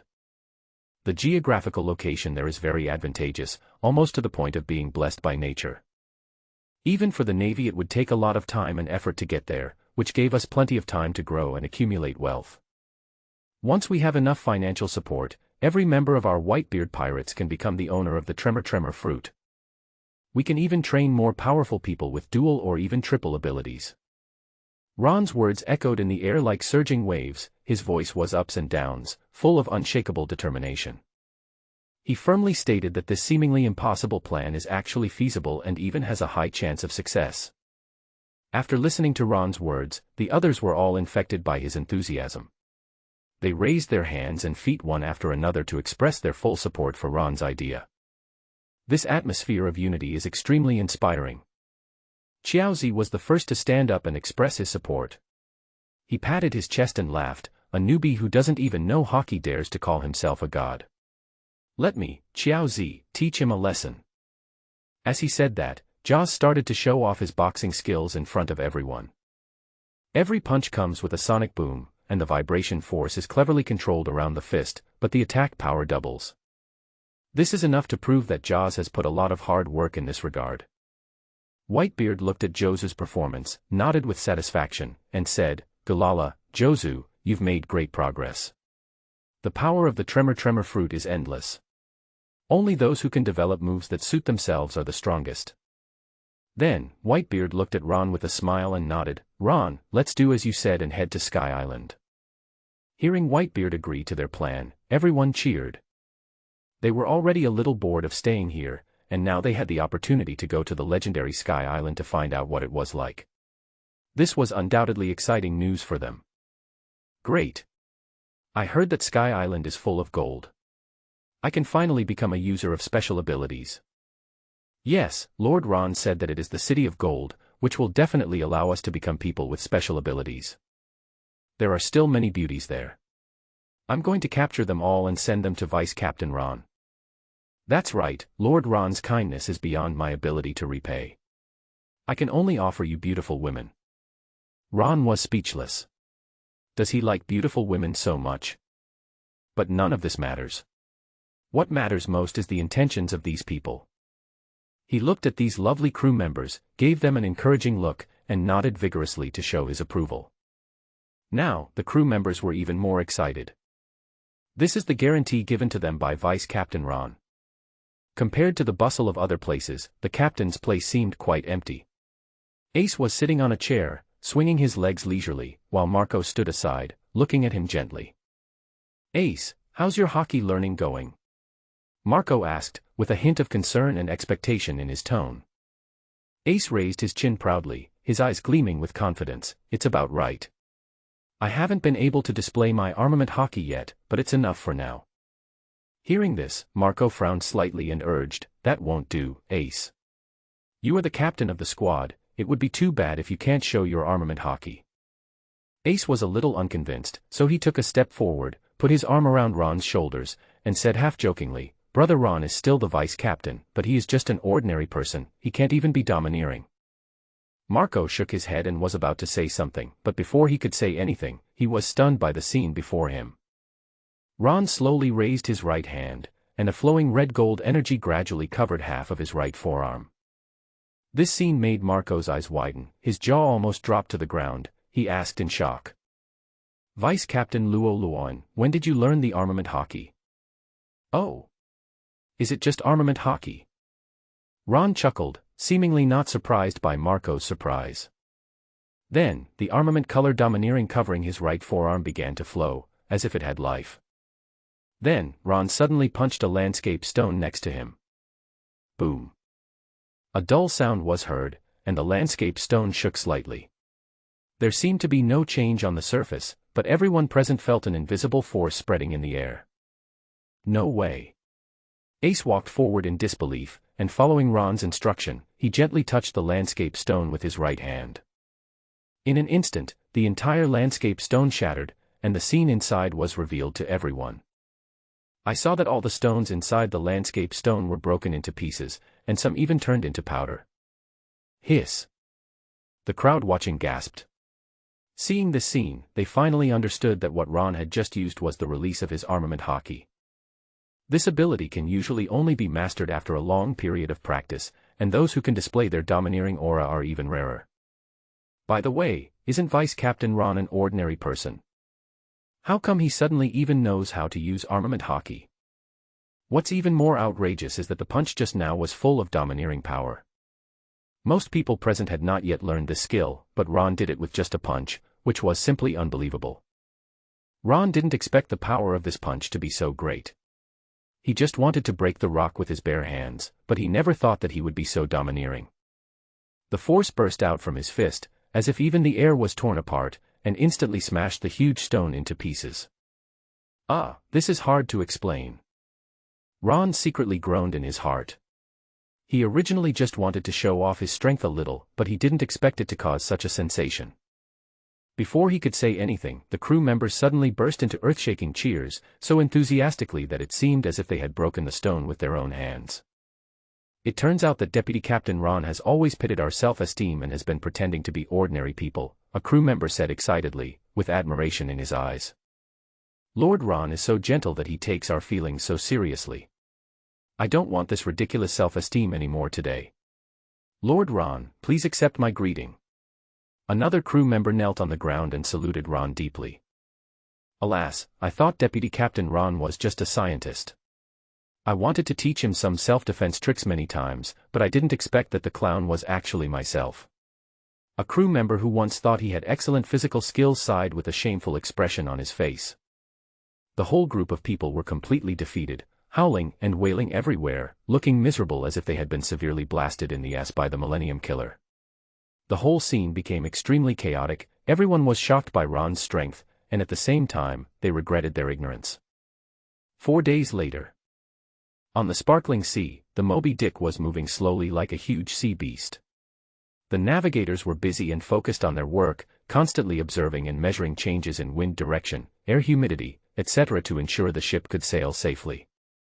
Whitebeard stood on the deck, his eyes crossing the endless ocean, looking at the slightly wrinkled sea surface in the distance, his brows furrowed. "Boy Ron, is there really a whirlpool here that can help us land on the Sky Island?" Whitebeard turned around with a sharp gaze. Ron also nodded with a firm expression on his face. "Don't worry, Captain, this is the right place." His understanding and confidence in this sea area made everyone present feel at ease. Ace said lightly, trying to ease the tense atmosphere, "Dad, don't worry, even if we can't catch up with the sky-high whirlpool, we can still go to the top of the west." He looked up at the sky, it was clear, with no sign of an island. But as long as Ron said it, he believed it unconditionally. Afterwards, Ace looked at Whitebeard again, his eyes gleaming with admiration. "Dad, when you successfully enchant the Thunder Fruit ability, you will become the first user of the 3 fruits ability in the ocean. Tremor Fruit plus Phoenix Form plus Thunder Fruit, the attack, recovery, and speed have all reached a terrifying level, and can definitely crush the other 4 emperors easily." Marco also said excitedly, "Yes, Dad, the 3 fruits are enough to crush the other 4 emperors, and Dad's domineering aura is not weak either, he is definitely a super strong man." As Whitebeard listened to his sons talking, a smile gradually spread across his face, and he felt as if he had found his youth again. Xiao Zi just giggled. Seeing his father become so strong, he seemed to see his future. His eyes were shining with excitement, as if he had seen the moment when he would become a strongman. "Brother Luo, compared to the Thunder Fruit, I still want to enchant Kizaru's Sparkle Fruit." Ja's voice was full of desire. Ron was slightly stunned, then looked at Jaws, only to hear him continue, "My true form is the Shining Fruit, which can turn into a diamond. Diamonds themselves have multiple mirror combinations. If I add the ability of the Shining Fruit, my strength will increase exponentially." Ron nodded, understanding Ja's idea.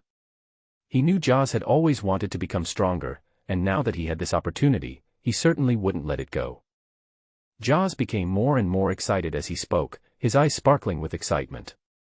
Ron was obviously affected by his words, and a thoughtful expression appeared on his face. "Brother Luo, think about it, when I attack, I can refract and reflect through my own diamond mirror, making the optical attack unpredictable." Jaws continued, his tone full of confidence. He paused, as if waiting for Ron's response. Sure enough, Ron nodded, indicating that he understood what he meant. "Moreover, I can also scatter, focus, diffuse the light, and so on, so that my attack power will be even stronger." Jaws added excitedly, as if he had already seen himself being invincible in battle. "It's so powerful. I feel like this shiny fruit is tailor-made for me." Jaws couldn't help but sigh, his desire for the shiny fruit was beyond words. However, he changed the subject and mentioned another possibility, but if it is replaced with the Thunder Fruit, it will not have such an effect. This is also the reason why I want to enchant the Sparkling Fruit. After listening to Ja's explanation, Ron was so shocked that he could hardly speak. His eyes roamed back and forth over Jaws, as if he was really getting to know the man for the first time. The people around were also deeply shocked by this scene, their eyes were filled with disbelief and awe. The refraction and reflection of light, Ron muttered to himself, if we add the principles of convex and concave lenses, the final result is definitely not as simple as 1 + 1 = 2. Although his voice was not loud, it was clearly heard by everyone. Ko-Jaws or Physic Joe. This perverted idea is so perverted. Ron couldn't help but praise him. What is even more shocking is that the ability of the Shining Fruit that Jaws possesses is like a natural magnifying glass, which can instantly transform ordinary attacks into powerful moves. That's not all. By skillfully using this ability, Jaws can even focus the originally scattered attack energy on one point, thereby increasing its destructive power exponentially. Imagine that when countless tiny but dense beams of energy are superimposed into one beam. How terrifying is that power? If a few more light beams were added, their power would be comparable to that of the ancient weapon, the Heavenly King. Brother Qiao, your idea is completely feasible and has a lot of room for creativity. Ron said affirmatively, his tone full of appreciation and support for Brother Qiao's proposal. He turned his gaze to the Whitebeard beside him and continued, Captain, let's reserve a spot for Brother Qiao out of the 5 billion funds. After hearing this, Whitebeard laughed heartily and said, Gulala, Ron, Jaws, just make your own decisions. His eyes showed his trust and expectation for Ron, as if to say, you are the deputy captain now, you must take on your responsibilities, and don't trouble an old man like me for everything. Ron was slightly stunned when he heard Whitebeard's words, but then nodded, indicating that he understood and accepted the responsibility. Well, Captain, I'll do my best, he responded. At this time, Brother Qiao also stood up excitedly and expressed his gratitude to Ron and Whitebeard. Ha ha ha, thank you, Dad, thank you, Brother Luo. I will definitely cherish this opportunity and live up to everyone's expectations. Qiaozi looked excited, and the others were very jealous. Marco, Ace, and other captains congratulated warmly. Compared to the Pika Pika Nomi, he prefers Akainu's magma fruit, which is very strong in both destructive power and burst. Just as a few people were chatting and laughing, the originally calm sea surface in front of them suddenly changed. A huge vortex appeared silently, and its powerful attraction instantly changed the course of the huge ship Moby Dick. This sudden change shocked everyone. The vortex is not only huge in scale, but also incredibly powerful. Its diameter is several nautical miles wide, as if a giant beast in the sea has opened its bloody mouth, ready to swallow anything that approaches it.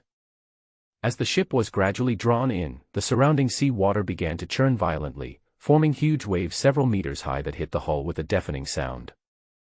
Faced with such a spectacular yet dangerous scene, everyone on the boat stared with bated breath, their hearts filled with awe and uneasiness.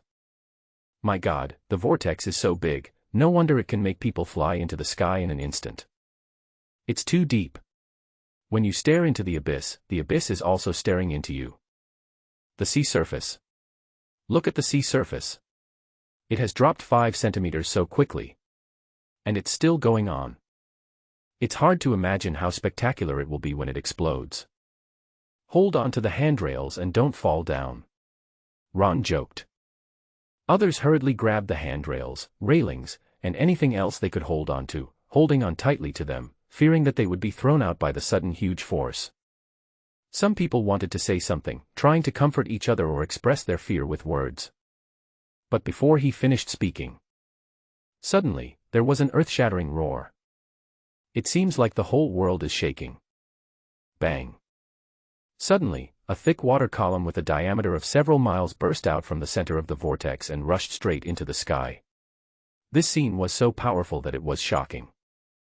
Those sharks that did not have time to escape, as well as the huge sea kings, were all sucked into this huge whirlpool, and soared into the sky along with the water column, as if a natural disaster movie was being staged. Many fish were thrown out of the whirlpool due to the strong centrifugal force, and fell heavily to the sea surface from mid-air, where they were instantly torn into pieces and died on the spot. The hull shook violently under this force, as if it would capsize at any time. The people on the boat were terrified. Some of the timid ones even fainted. Fortunately, their companions rescued them in time, otherwise they would have likely fallen into the surging sea and faced an uncertain fate. Soon, under the careful control of experienced navigators, the Moby Dick was completely stabilized. They directed their crew members to control the course in an orderly manner, and every action seemed so professional and precise. As the ship's speed gradually increased to its limit, coupled with the additional thrust brought by the towering water column, the speed of the entire ship became countless times faster. At this moment, the surrounding waves were stirred up into high waves, which were like an extremely sharp sword, piercing straight into the vast sky at an astonishing speed, showing an unprecedented spectacular scene. Woohoo! Ace waved his arms against the fierce gale, his face filled with irrepressible joy. Brother Ron, we succeeded.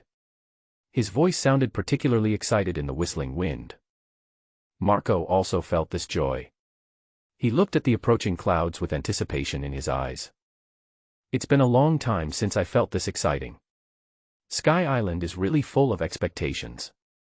He murmured to himself, as if he had already seen the legendary mysterious land. Ron stood quietly on the deck, looking deeply at the increasingly smaller Gaia Island. From now on, Sky Island will be my base. I will turn Sky Island into my ideal country. It's rare to see clouds this big. Idiot, this is the White Sea that the deputy captain mentioned yesterday. I can see he wasn't listening carefully. The White Sea is 7,000 meters above the ground. And Sky Island is located in the White Sea, 10,000 meters above the White Sea. A group of people were discussing excitedly.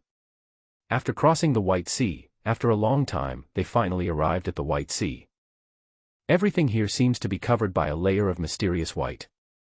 Looking around, there is pure and dazzling white all around. The sunlight shines on this white ocean, reflecting a dazzling light that makes it almost impossible to open your eyes. There was a fresh and slightly cool scent in the air, as if even breathing became particularly comfortable. The Moby Dick sailed slowly in the white ocean, its hull rising and falling gently with the waves. The crew stood on the deck, looking around excitedly, trying to capture every new sight. Someone pointed to the distance and said, "Look over there. There seems to be something different." Everyone looked in the direction of the finger and found the outline of an island in front of them. It was a small island suspended in the air, like a miracle that fell from the sky, floating quietly above this white world. The island is lush and green, with trees and trees all around it, which forms a sharp contrast with the pure white surroundings, making it appear even more vibrant and mysterious. Seeing this scene, everyone was very excited. Sky Island. Look, we've finally reached Sky Island. Thunder Fruit, here I come. Newcomer Enilu, come out and bleed. First put in a 10 to 8 caddies 1, then keep it in a pen and release it whenever you need it. Ha ha ha, you're such a bad boy. As they chatted and laughed, the Moby Dick gradually approached the shore, and a group of people began to land on the island. Gaia Island. Teach was roaring madly, looking at the Moby Dick flying into the sky with a confused look on his face, but he was more angry. Those damn guys took away his tremor fruit. Damn it, I'm one step too slow again. Teach angrily punched the rock on the shore. With a loud bang, the reef instantly broke into pieces and debris flew everywhere. His eyes were filled with endless anger and unwillingness. Sky Island, humph. Tiki said through gritted teeth, with a hint of coldness and murderous intent in his voice. Even if you run to the ends of the earth, I, Teach, will catch you. His gaze was firm and sharp, as if it could penetrate all obstacles and reach those who had taken away his precious fruits. The ability of the tremor fruit is not only a symbol of power for him, but also an important tool for him to realize his ambitions. Losing it would mean a serious blow to his plans. After uttering 2 more harsh words, Teach turned and disappeared into the jungle, his figure quickly blending into the dense trees. He wanted to go to the base left by the Whitebeard pirates to take a look, maybe he could find some clues. He knew that time was running out and every minute and every second was crucial. After Teach left, Bellamy carefully crawled out of the crevice in the stone. His heart was still beating violently, as if he had just experienced a life-and-death battle. He looked in the direction where Teach disappeared, his heart filled with horror and relief. He patted his chest gently, trying to calm his inner fear, then took a deep breath and exhaled slowly, as if to expel all the tension from his body. That was a close call. That guy's name is Teach. Why have I never heard of this name? Bellamy frowned and said to himself. He recalled Tiki's evil eyes and cruel smile, and felt a chill run down his spine. But he does look quite evil, not like a good person. Bellamy narrowed his eyes, lost in thought. He began to recall what had just happened, trying to find some clues.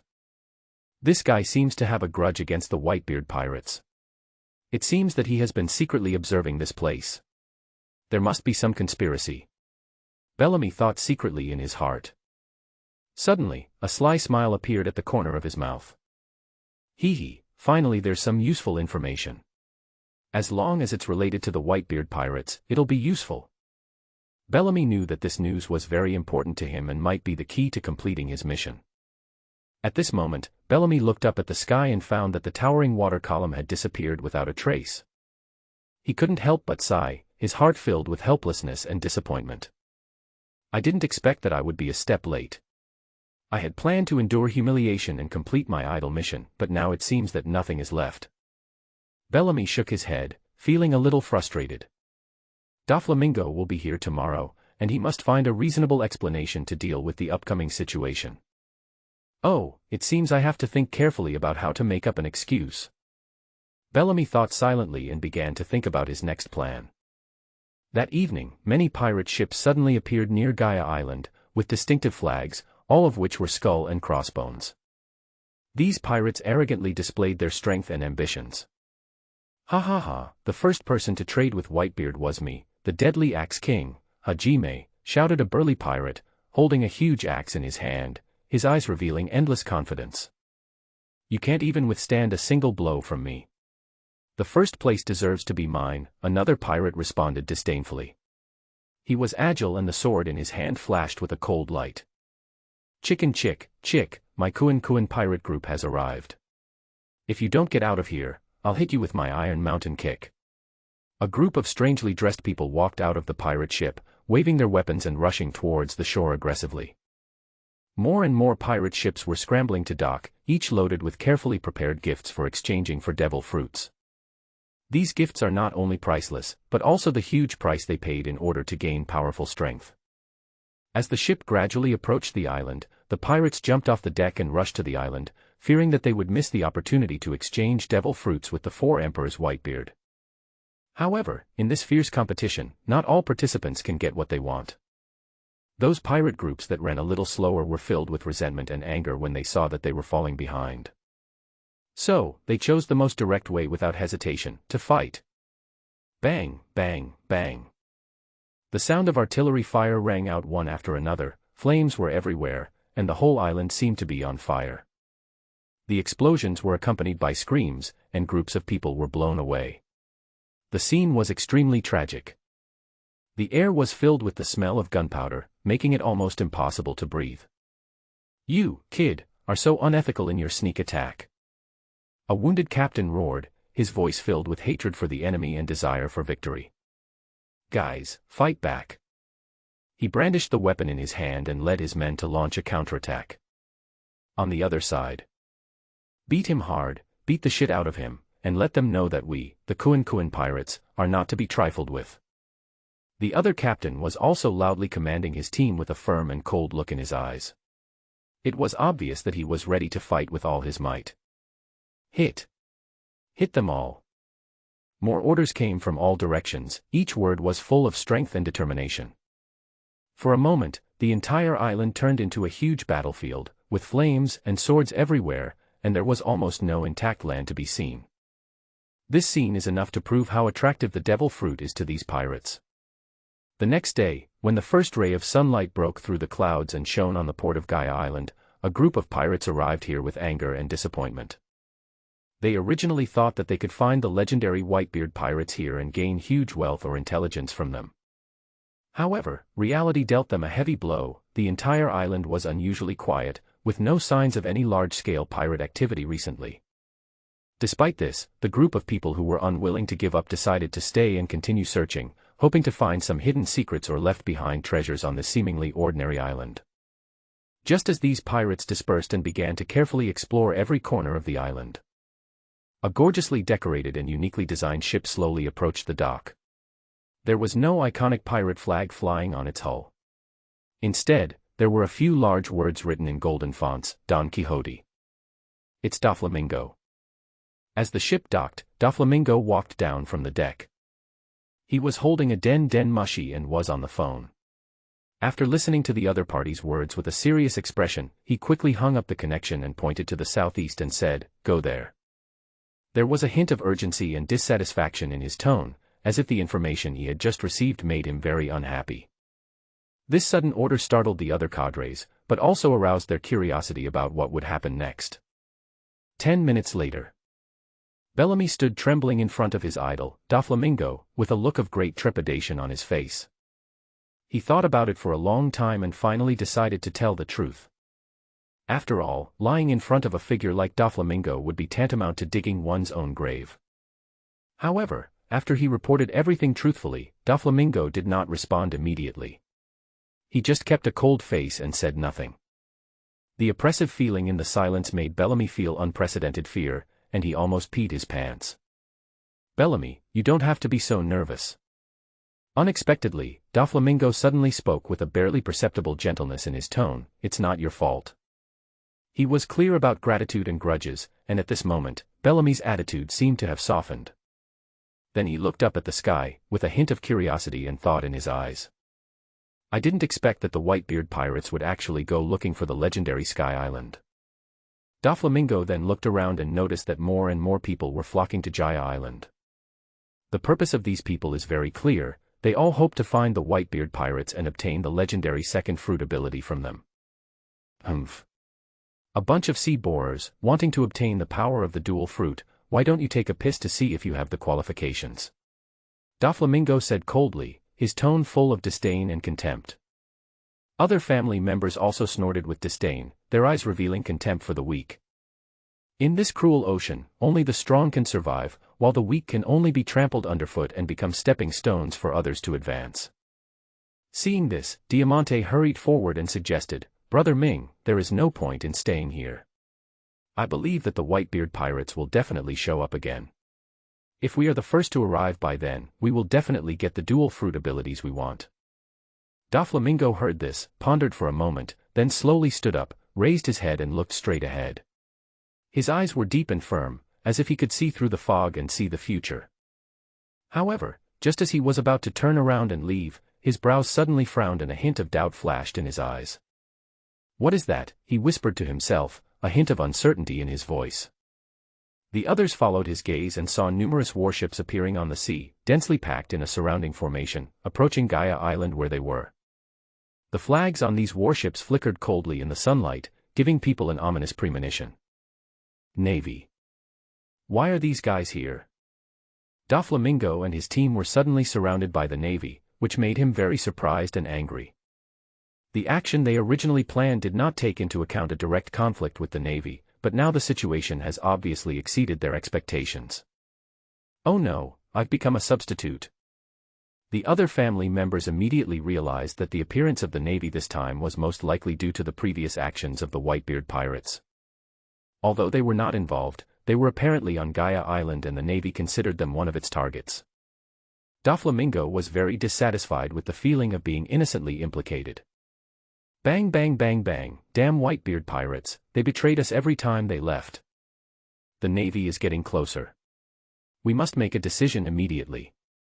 We don't have time. Brother Ming, let's go quickly. It's not a wise choice to confront the Navy at this time." Doflamingo was silent for a while, his face grim. He knew that this time when he encountered the Navy, he was inexplicably caught in the crossfire for Whitebeard.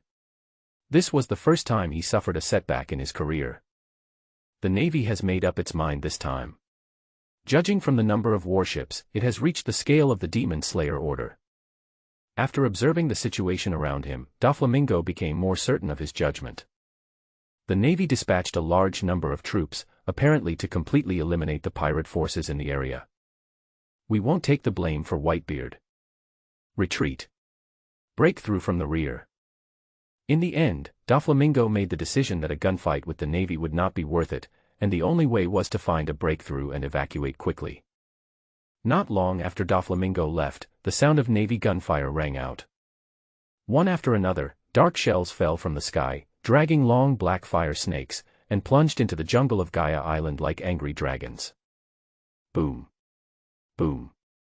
Boom. Deafening explosions echoed throughout the island, breaking the originally quiet and peaceful atmosphere.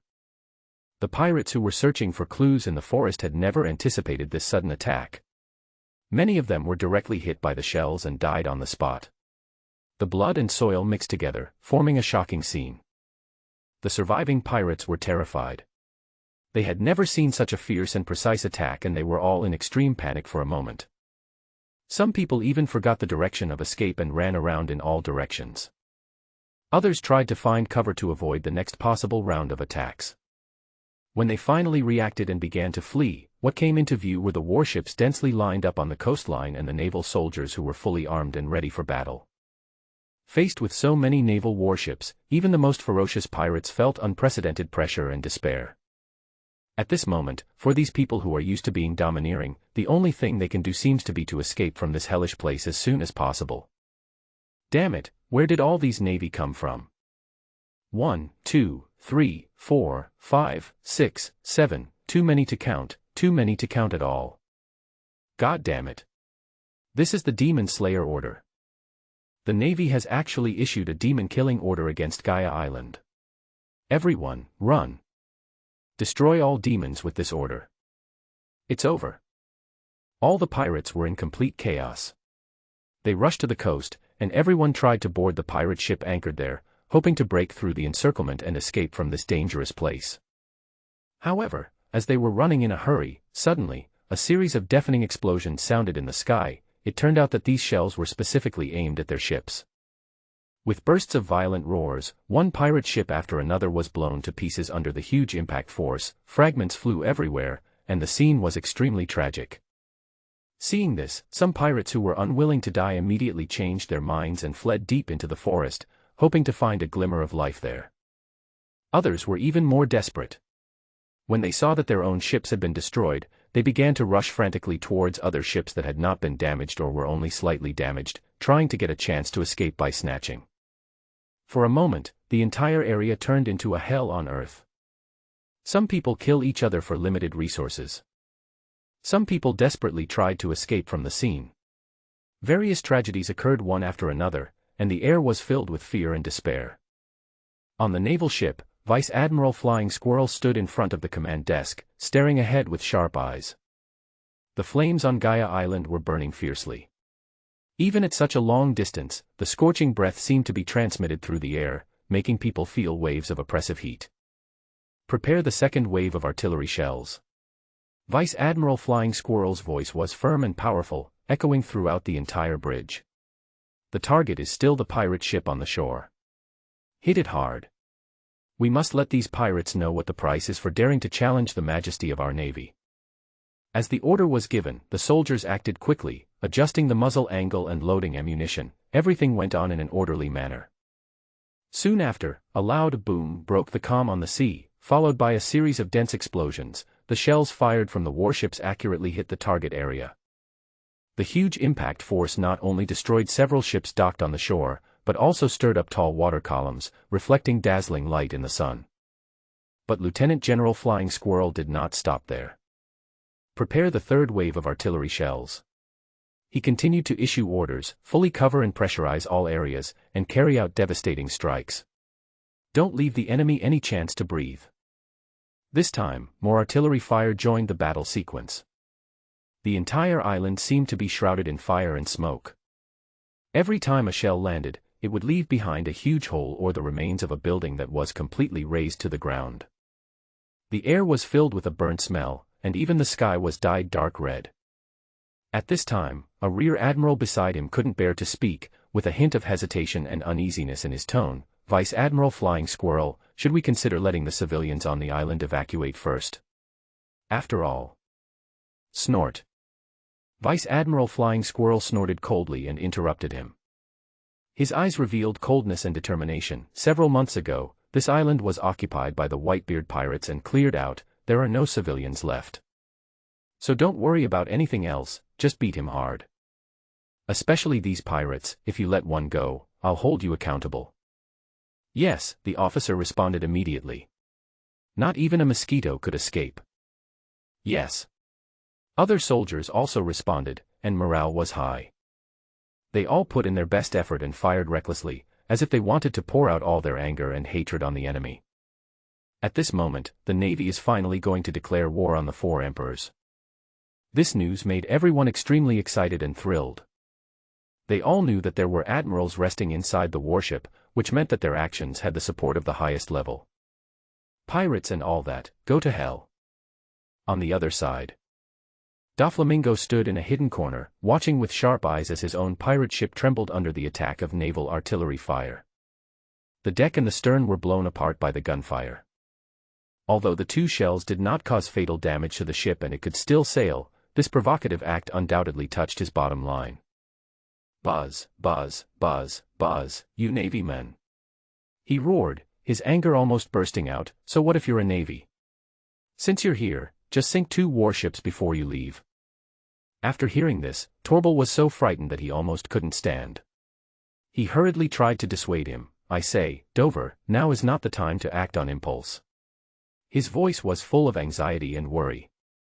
Diamante also frowned, trying to convince Doflamingo with more rational words. The Navy actually issued a demon-killing order, and they knew that the possibility of the Whitebeard pirates being here is very small. This means that there is definitely a general in charge of a vice admiral level warship. Once we come into direct conflict with the enemy, it will be very difficult to evacuate safely. Faced with the persuasion of the two cadres, Doflamingo took a deep breath and forced himself to suppress the anger in his heart. He knew that staying calm was the most important thing at this moment. Finally, after a moment of silence, he gritted his teeth and uttered one word, go. As the order was given, everyone quickly ran towards the pirate ship. Bellamy followed closely behind, not saying a word the entire time. He knew very well that silence was the best option in this situation. Otherwise, if you accidentally annoy anyone, the consequences will be disastrous. The air was filled with a tense and oppressive atmosphere, and everyone moved cautiously for fear of causing unnecessary trouble. Deep in the original station, Teach stood alone in the empty laboratory. There was total silence all around, with only the occasional sound of gunfire breaking the stillness. He looked around and saw only scattered waste papers all over the floor. Apart from that, there was nothing valuable left. The battle outside was getting more intense, and the sound of gunfire was getting louder and louder. It was obvious that the Navy was about to sink Gaia Island. After hearing the news, Teach felt even more depressed. Especially when he heard that the Navy had issued an order to exterminate demons on the entire island, the anger in his heart was instantly ignited. Damn Whitebeard. And those damn Navy, he said, gritting his teeth, his eyes full of hatred and unwillingness. The anger erupted like a volcano, making his breathing rapid and his face flushed with excitement. Finally, he could not bear the strong emotional impact, and a mouthful of blood spurted out from the corner of his mouth, dripping onto the cold ground. As long as I, Teach, am alive, I will never let you have an easy life, he shouted, with endless determination and anger in his voice. Faced with the impending danger, he knew that staying here would only make him a target for the enemy. So, at the last moment, he also chose to escape from this place full of memories. After all, in such a situation, there is no choice but to stay and surrender. You bastards, you're leaving and still want to trick me. Before leaving, he roared at the empty room and quickly disappeared into the darkness. On the shore, most of the pirates had completely given up. They found in despair that no matter where they fled, they would be ruthlessly attacked. These cannons seemed to have eyes, chasing and bombing them accurately. At this moment, their ships had been badly damaged and the entire island was covered by full firepower, leaving them with no way to escape. Fight with these Navy, roared a pirate, his eyes full of unwillingness and anger. No one can judge me, I am the Pirate King. A bunch of trash shouting for justice, a bunch of shit supporting the celestial dragons, open your eyes and see who are the termites of the ocean. The Kuin pirates also joined in the cursing, their words were sharp and pointed, pointing directly at the corruption and hypocrisy behind the Navy. However, despite the pirates' high morale, their resistance seemed futile in the face of the Navy's crushing firepower. Artillery fire fell like raindrops, and the pirates' figures were gradually engulfed in smoke and flames. At the same time, Gaia Island was completely wiped out in this fierce battle and disappeared from the map without a trace. The once prosperous island is now reduced to ruins and debris, a victim of the war. On the outskirts of Sky Island, Angel Island. The sun was shining, the sea breeze was blowing gently, and a large group of people appeared on the beach by the shore, heading towards the island. There are so many of them that it is almost impossible not to attract attention. Apparently, they were completely unaware of the fierce battle going on below the island. Ace, in particular, was immersed in a new toy he had discovered, a picked-up impact shell. "Brother Ron, look at this shell, it's amazing." Ace shouted excitedly, holding the small shell that looked ordinary but contained incredible power. It can actually absorb my attacks and bounce them back. As he spoke, he pressed the impact shell against his chest, ready to try its effect again. However, at this moment, something unexpected happened. With a loud bang, Ace's chest was suddenly hit by a powerful force, and his body was directly pierced. But surprisingly, no blood flowed out of the wound. Instead, a ball of bright flame as bright as blood ignited. This is one of the unique iconic abilities of the Phoenix. As the flames burned slowly, Ace's body began to recover rapidly, and his originally serious injuries were greatly alleviated or even completely healed in a short period of time. Haha, this is awesome. Ace was extremely happy, as if he had found some treasure, and he carefully put the magical impact shell into his arms. Ace was very satisfied and excited about this unexpected gain, and then looked at Ron. Brother Ron, where is the repulsion shell that you mentioned that is 10 times more powerful than the impact shell? I've been searching for it for a long time and can't find it. Ace asked anxiously, his eyes full of anticipation and a hint of anxiety. Ron looked up and smiled. The outline of Angel Island gradually appeared in front of him. The sea breeze brushed his cheeks, bringing a hint of coolness. He looked at Ace. These special shells are not so easy to find, Ron said slowly, with a hint of amusement in his voice. Those functional shellfish have long been plundered by the indigenous people here. We are lucky to find a ramming shell. Those functional shellfish have long been plundered by the indigenous people here. We are lucky to find a ramming shell. Ace heard this and a look of disappointment appeared on his face. He originally thought that he would be able to find the Pygibii this time, but he did not expect to encounter such difficulties. Ron pointed ahead and said to Ace, Angel Island is just ahead. Just go buy whatever you want. It's definitely easier than looking for it. Ace looked in the direction of Ron's finger, and saw Angel Island in the distance looking particularly beautiful under the sunlight. The buildings on the island are arranged in an orderly manner, and the streets are bustling with people coming and going. We're here so soon. Ace also looked forward, and the road to Angel Island appeared before everyone.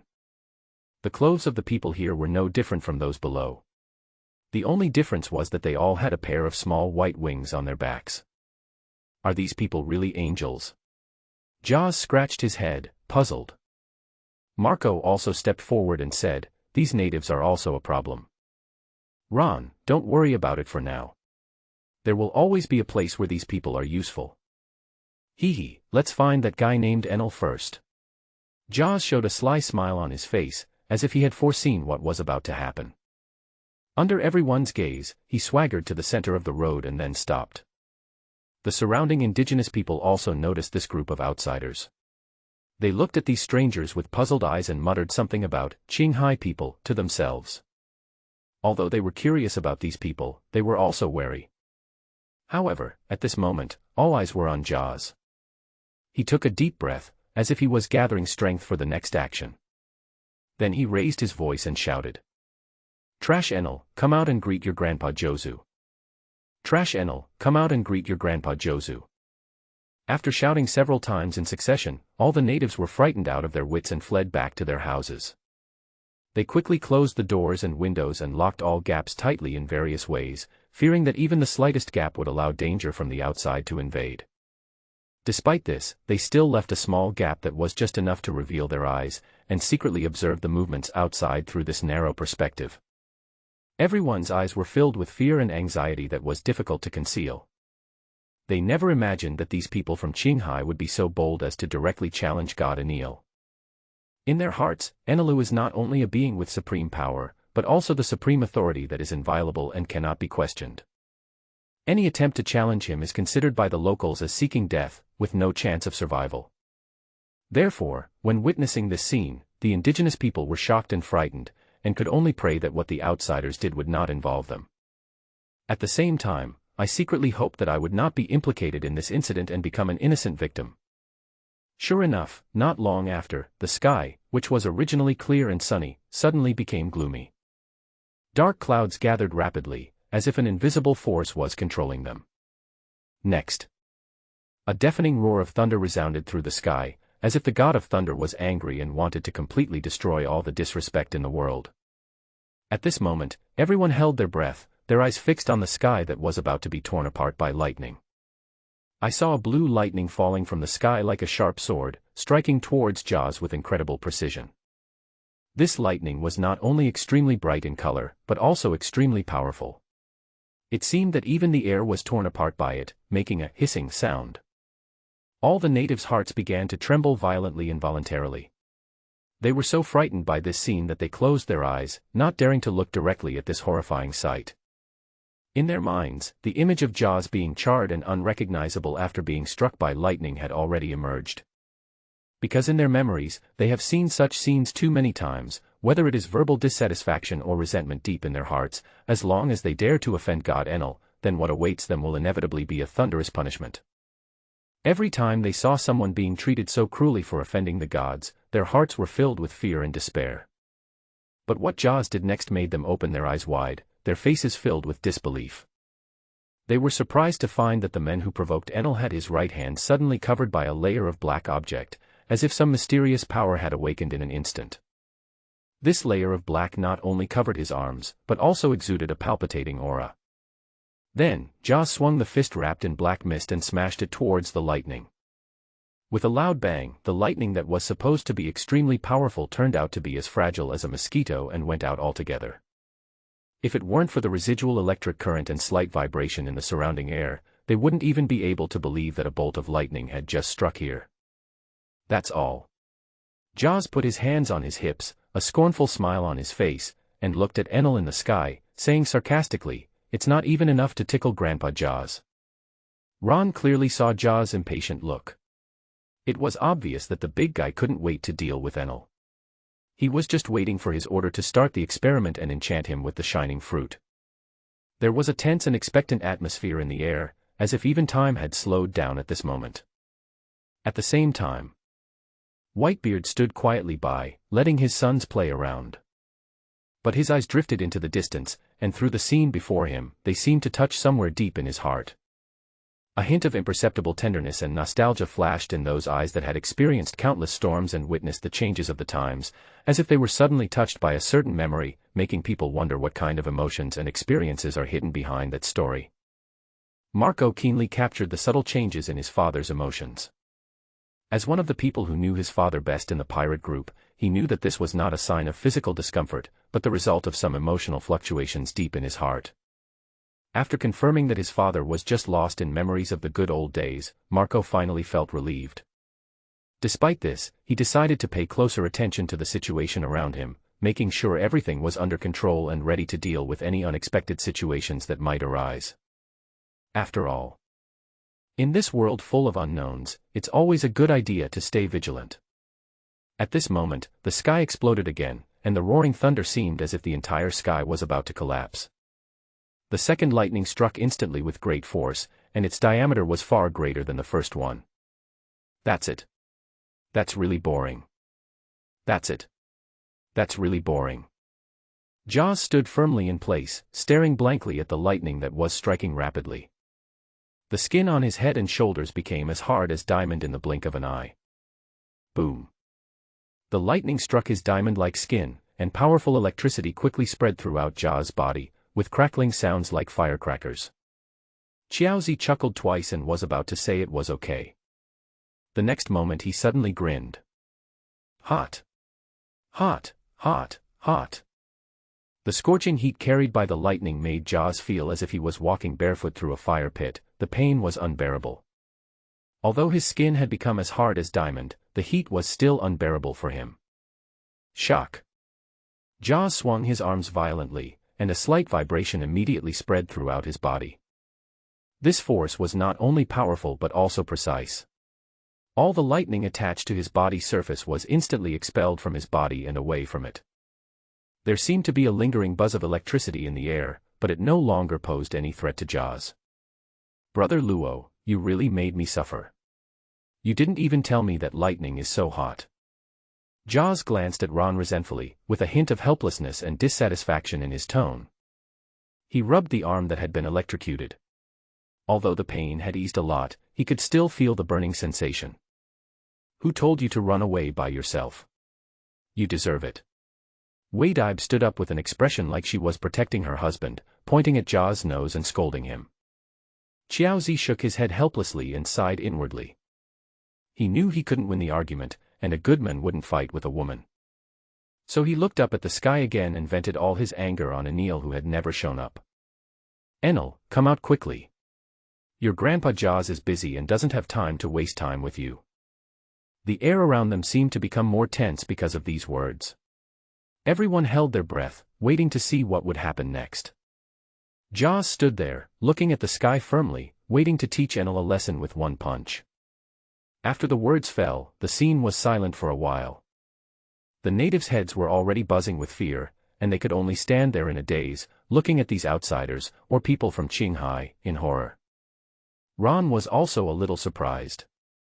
According to Enel's character, it should have come out by now. Why hasn't it come out yet? At the moment when everyone was waiting with great anticipation. Suddenly, a series of deafening bangs rang out in the sky, as if they were mysterious drumbeats coming from the sky, breaking the original tranquility. Immediately afterwards, 4 agile figures came into view like divine soldiers descending from the sky. They were agile and had extraordinary momentum. Following closely behind them were hundreds of Sky Island guards. The lineup was huge and spectacular. Outsiders. Stop right here and leave immediately, or God will punish you for your rudeness. These Sky Island guards were riding on a peculiar means of transportation, an aircraft powered by a shell-like power device unique to the Sky Island. These devices are not ordinary objects, but are carefully made of various shells with magical powers. Each shell contains the mystery and power of nature, allowing these vehicles to fly freely in the vast sky. Ace's attention was immediately attracted by this strange sight, with curiosity and excitement flashing in his eyes, as if he had discovered a whole new world. Brother Ron, look. Is the thing they are standing on the cloud shell, wind shell, and the kind of aerial transportation made of shells that can create impact that you mentioned to me before? Ace asked impatiently. Ron was slightly stunned when he heard this, as if he was surprised by Ace's sudden curiosity and keen observation. Then he nodded and thought to himself, why didn't I realize that Ace had such a strong interest in these things before? So cool.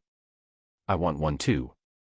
Ace shouted excitedly, with a determined light in his eyes. Then Ace looked at Ron and asked, Brother Ron, who are these people?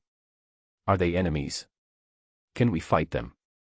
Yes, they are the 4 great priests under Enelu, and those behind them are the priest subordinates who are responsible for the daily governance here. Before Ron could finish his words, a flash of fire appeared nearby. Ace has taken action. As long as I can fight. Blood-red wings ignited behind Ace, and his right fist was covered in burning flames. The scorching heat instantly spread to the surroundings. Fire fist.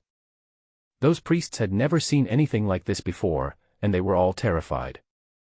They discovered that these people actually had abilities similar to those of God Enel.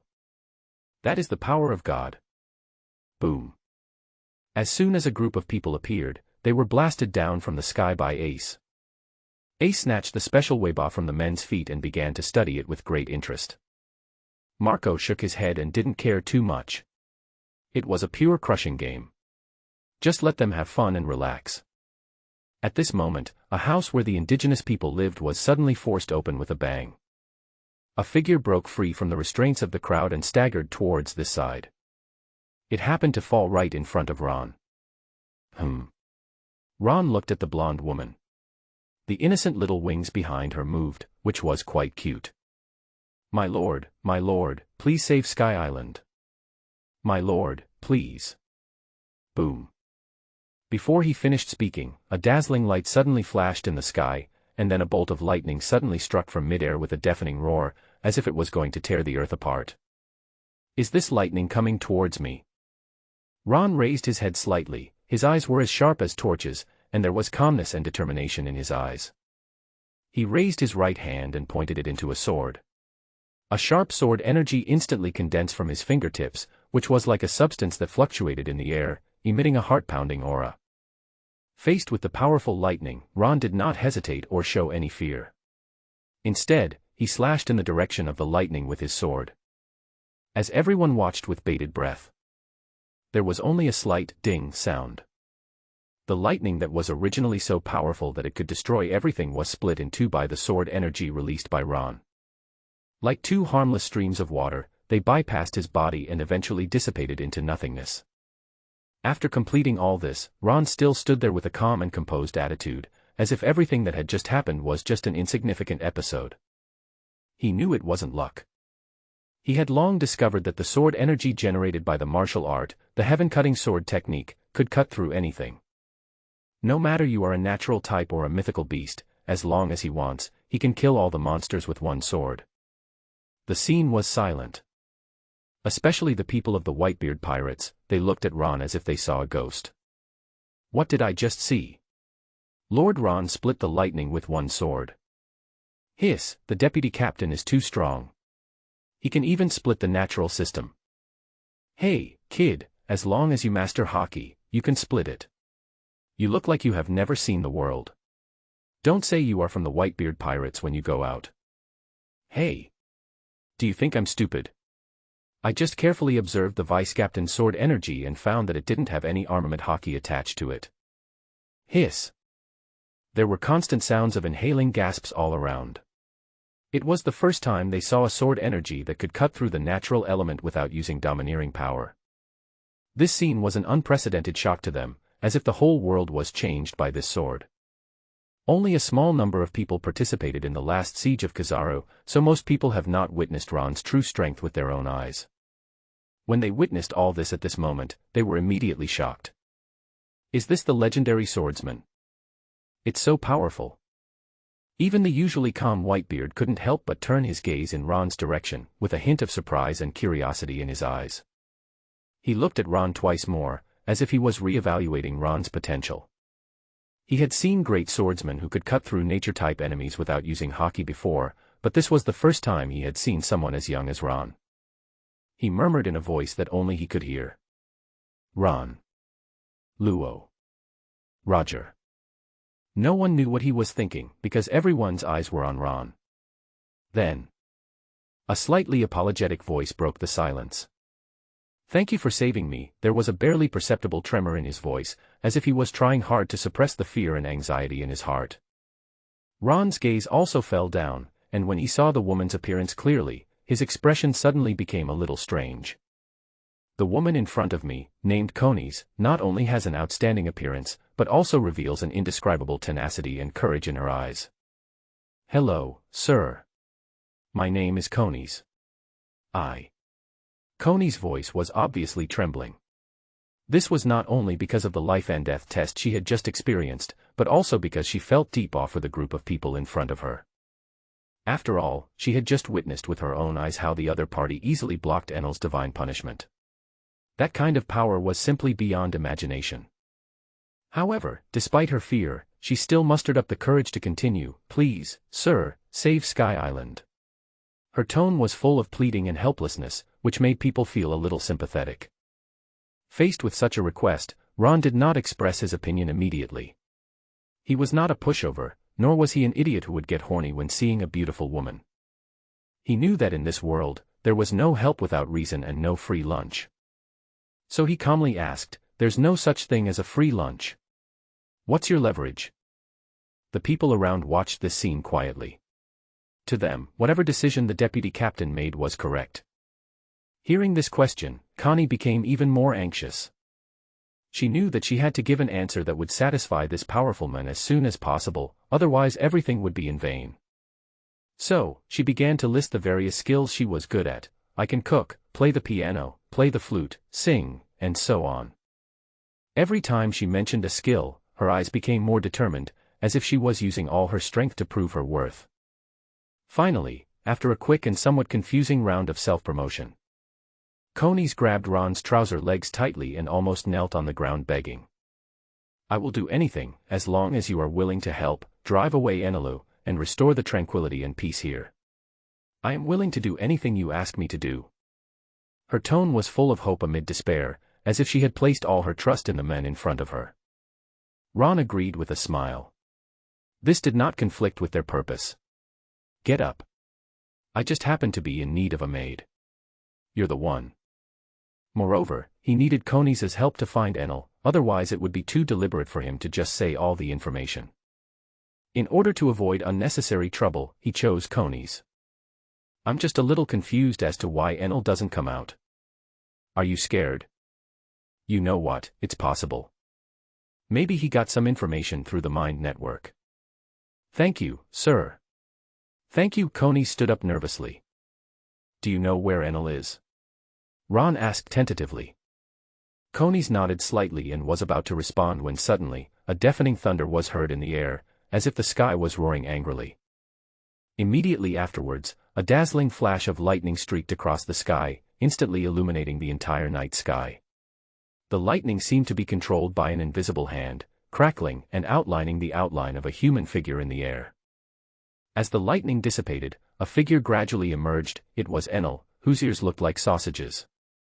However, Enelu at this moment is very different from usual.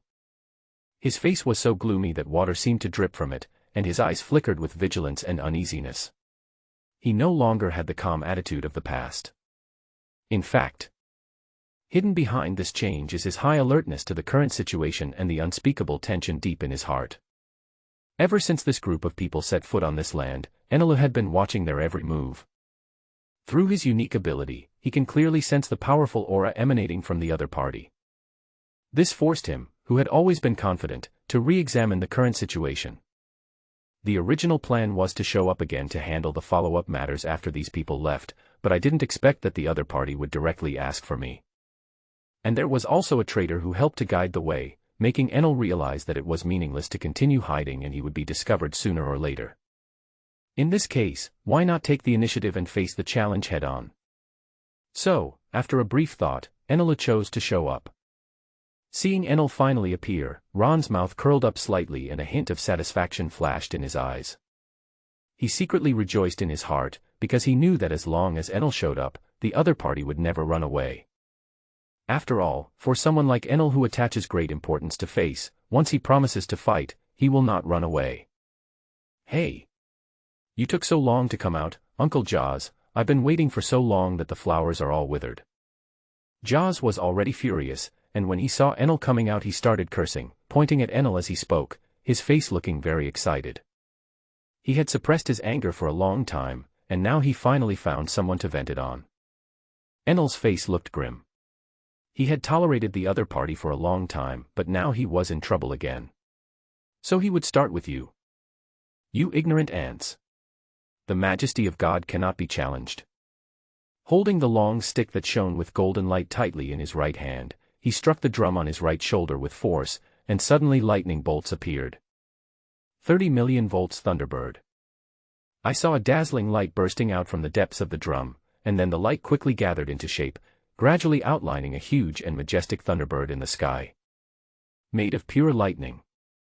This Thunderbird has a sharp cry and colorful feathers. When its wings are spread, it is 7 people tall. Without any hesitation, the Thunderbird carefully created by Enel rushed towards Jaws at an astonishing speed. Its goal is clear and unmistakable, which is to completely destroy all obstacles in its way. Interesting.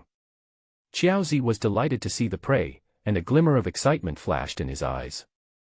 He quickly mobilized the armament domineering in his body, and in the blink of an eye, this powerful energy covered his right fist, making it look as if it was wrapped in an invisible layer of armor.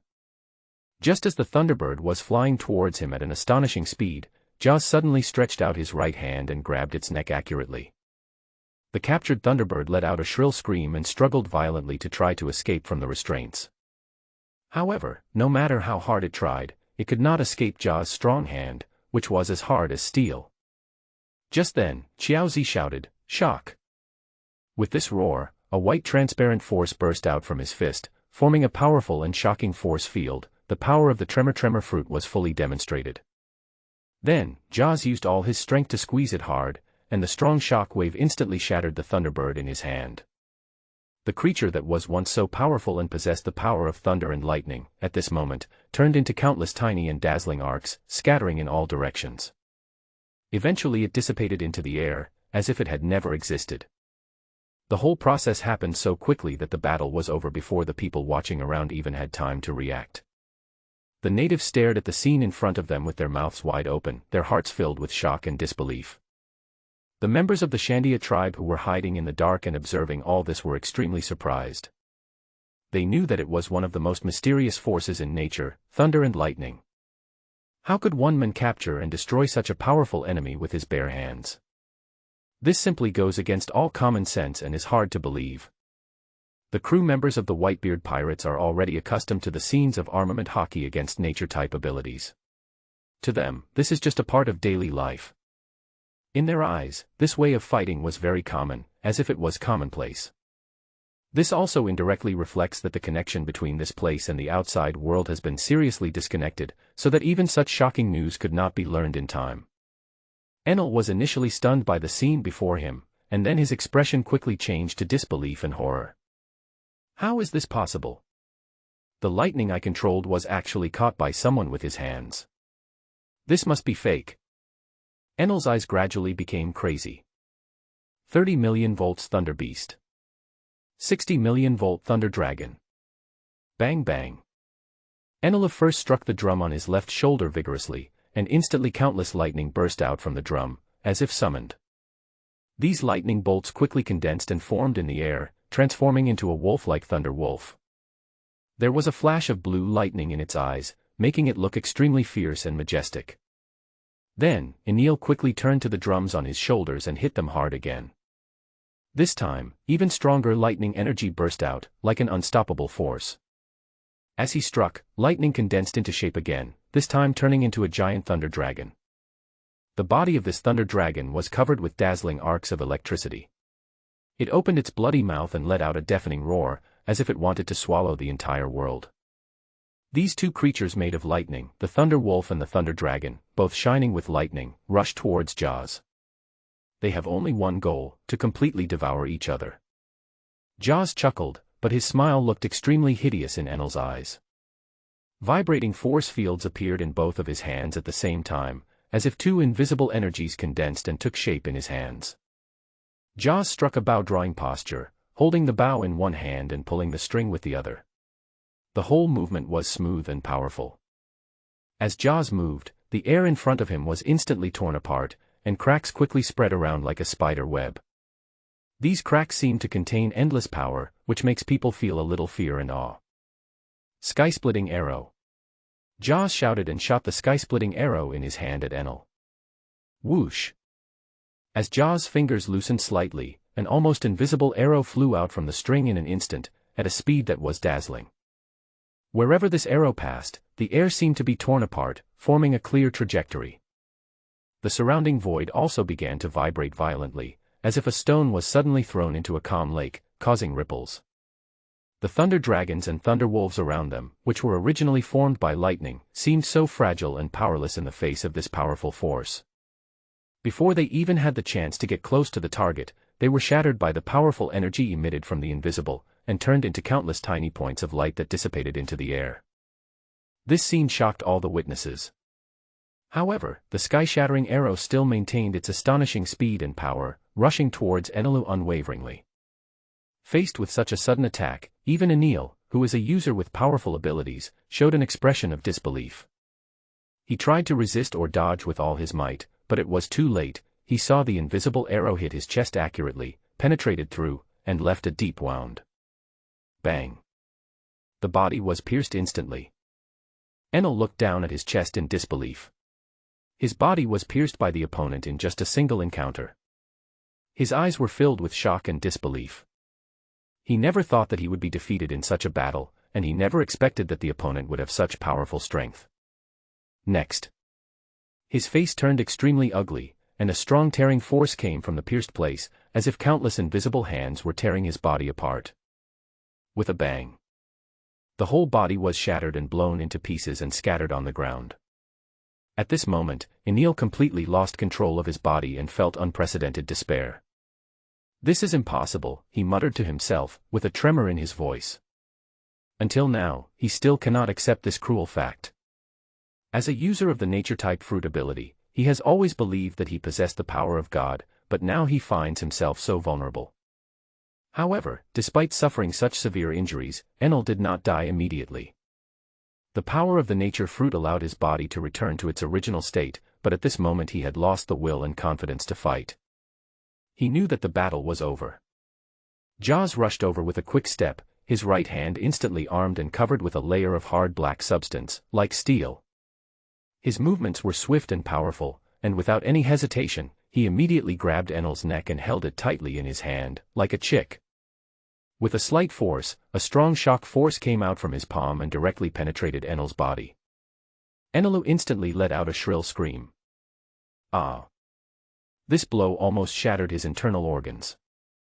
But even so, he still coughed up a large mouthful of blood, which splattered on the ground, looking particularly glaring. "Hey, kid, you were so arrogant just now. You were even playing tricks on me, but now just stay still." Xiaozi sneered and let go of his hand, his eyes full of disdain and ridicule. Then, a group of younger brothers came forward and put sea-stone handcuffs on Enelu. This special pair of handcuffs can greatly restrict the ability of the ability user, making it impossible for Enel to resist. However, what confused Enelu was that these people actually collected every drop of his spitted blood. What exactly are they going to do? His heart was filled with doubts and fears. "Who are you?" Enel asked with difficulty, with a hint of trembling in his voice. Xiaozi smiled slightly and looked at him coldly. "Don't worry, you will know soon." He then came to Ron and said with a smile, "Brother Luo, I'm glad you have fulfilled your mission. Little Enel, take it." Enelu, at this moment, he wanted to die. "Jaws, what's the name of that move just now? It's pretty powerful." Marco's eyes lit up. He now desperately wanted new moves, especially the cool ones. Hee hee, of course it's a new development of mine, but it's just with some tips from Luoge. Xiaozi boasted calmly. Ron ignored the others' boasting and walked straight towards the limp Enelu. Enelu's eyelids drooped, his head still buzzing. He didn't understand how he was caught in such a confused manner. It was true that when you sit in heaven, disaster will come from the ground. And how come these outsiders are so strong? He was defeated in just one encounter. The most outrageous thing is that the other party can easily control the lightning that he is so proud of and hold it in his hand like a toy.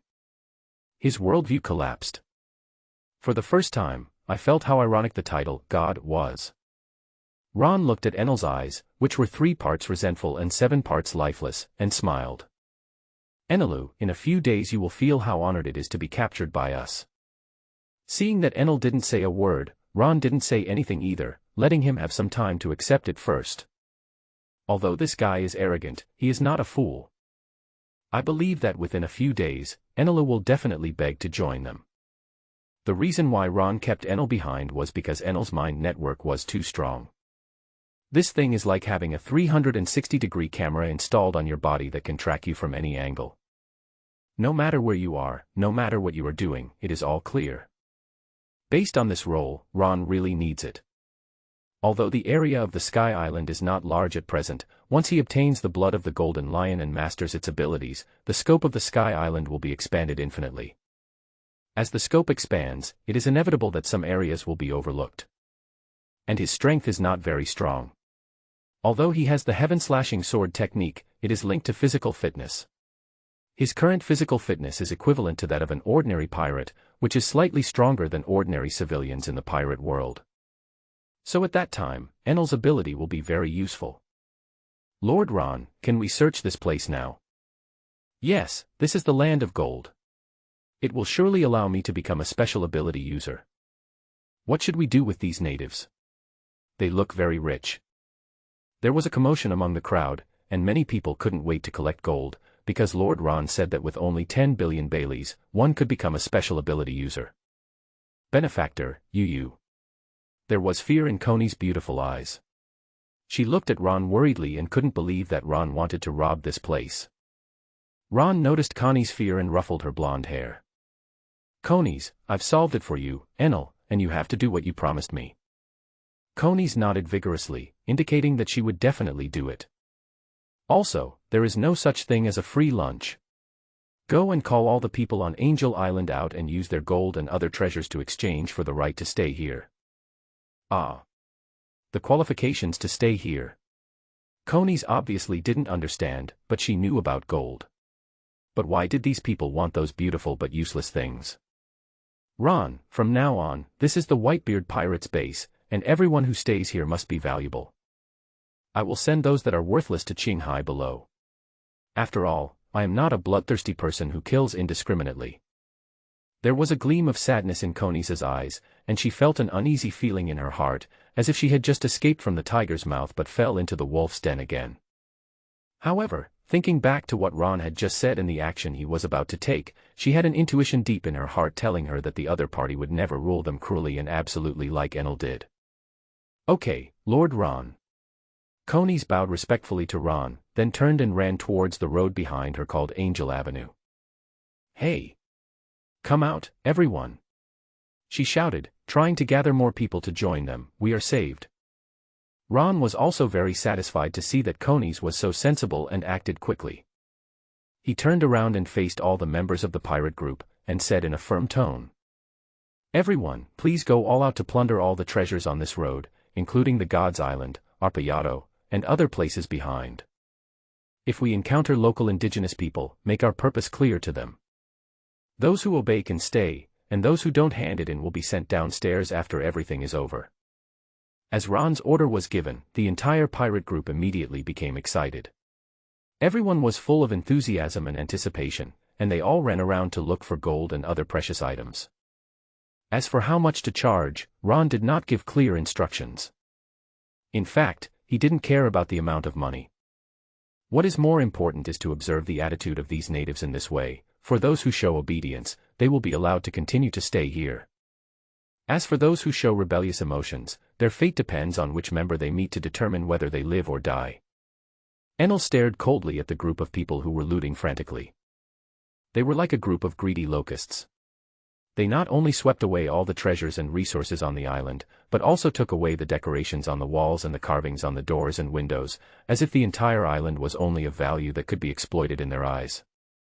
Seeing this scene, Enel felt extremely sad. It was not just because he lost his precious wealth. More importantly, he saw the ugliest side of human nature, endless desire and selfishness. How can these people be called strong? Enel secretly mocked in his heart. A truly strong person should have firm beliefs and noble qualities, instead of losing himself for a little bit of profit like he is now. As this thought grew stronger, his contempt for this group of people reached its peak. In his opinion, no matter how powerful one is, if one's heart is full of greed and meanness, then such a person will never become a truly strong person. No one cares about Enel's little thoughts, as long as he is alive and can bleed. The tasks in the next few days became relatively simple. Everyone in the pirate group performed their duties, some searched for plunder, some collected money. Ace and Marco followed Ron to set up the experimental base. This experimental base was set up in Enel's hiding place, the island of God, Arpayato. This is actually a part of Gaia Island. It was pushed to its current location by the strong ocean current and became the legendary Golden Land. Speaking of Gaia Island, Ron couldn't help but sigh with emotion. We have been away from there for almost half a month, and I don't know what the situation is like on Gaia Island now. Hearing this, Ace, who was cleaning with a broom, stopped what he was doing, looked up and asked, "Brother Ron, when are we going back to take a look?" Obviously, he was still very concerned about that place. "Yeah, it's really boring staying here." Marco also echoed. In recent days, he has learned a lot from communicating with Jaws and is looking for an opportunity to put it into practice. Facing the questions from his two companions, Ron smiled slightly, secretly calculating the list of possible challengers in the future: Golden Lion, Barrett, Tesoro, Kaido, Big Mom. These people are all well-known names on the sea, and each one should not be underestimated. Don't worry, there are plenty of opportunities for you to fight. Soon, the layout of the experimental base was completed smoothly. Ron didn't say any more nonsense and turned around to plunge into the intense and orderly experiment. His eyes were full of concentration and determination, as if the whole world had nothing to do with him. Jaws was in charge of guarding and protecting Ron's safety. Although Ron once persuaded him not to protect him so much, Jaws stubbornly insisted on his duty. Unable to overcome Jaws' stubbornness, Ron could only let him go, secretly grateful to this loyal friend. Meanwhile, Konis was taken away by Whitey Bay. Whitey Bee said she would teach her how to serve Ron, and that someone was needed to clean up Ron's residence and so on. Although Konis was somewhat reluctant, she understood that this was for Ron's own good, so she followed Whitey Bay away. On the other side, Whitebeard was walking around casually accompanied by Marco. Their figures soon disappeared into the dense jungle, leaving behind only silence and mystery.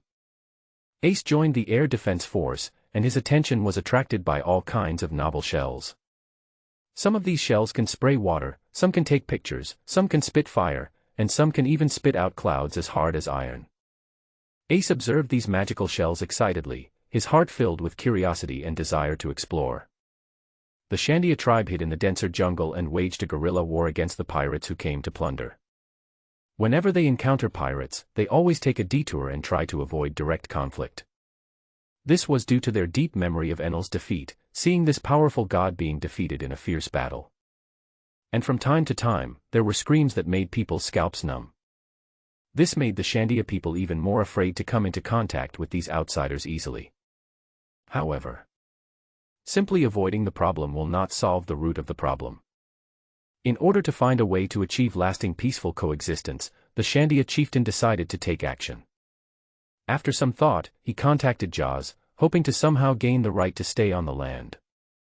Eventually, the two sides reached an agreement. The Shandia would pay a certain amount of gold in exchange for the opportunity to continue living here.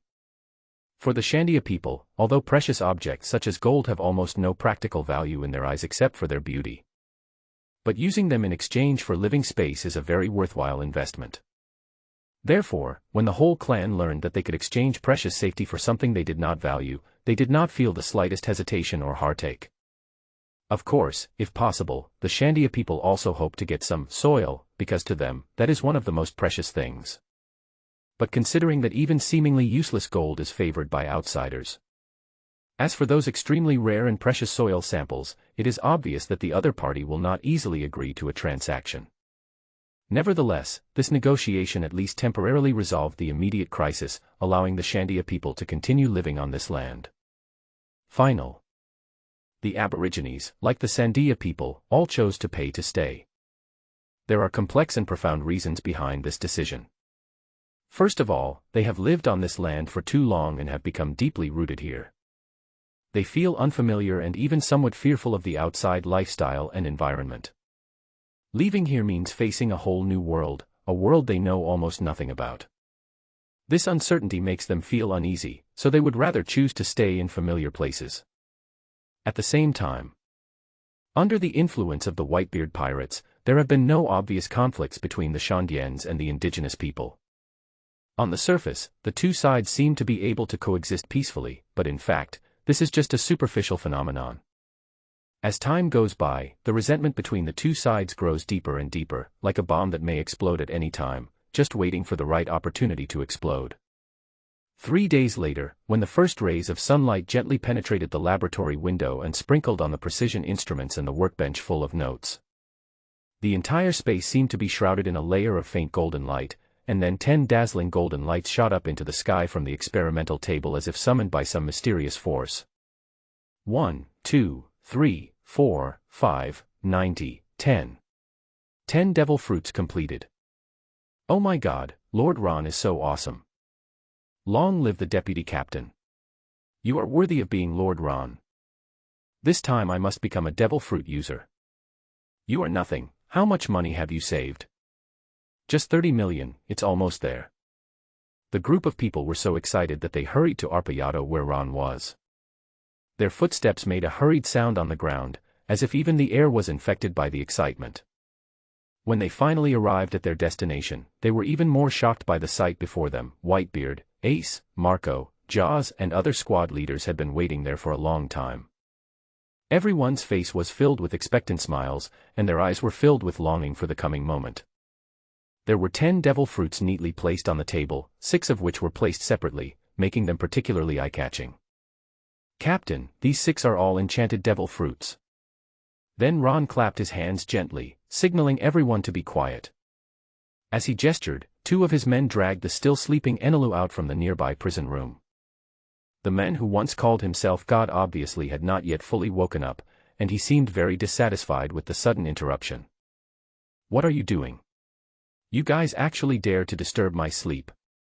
He struggled to resist, but when he saw the people standing around him, he immediately became a different person, like a mouse seeing a cat.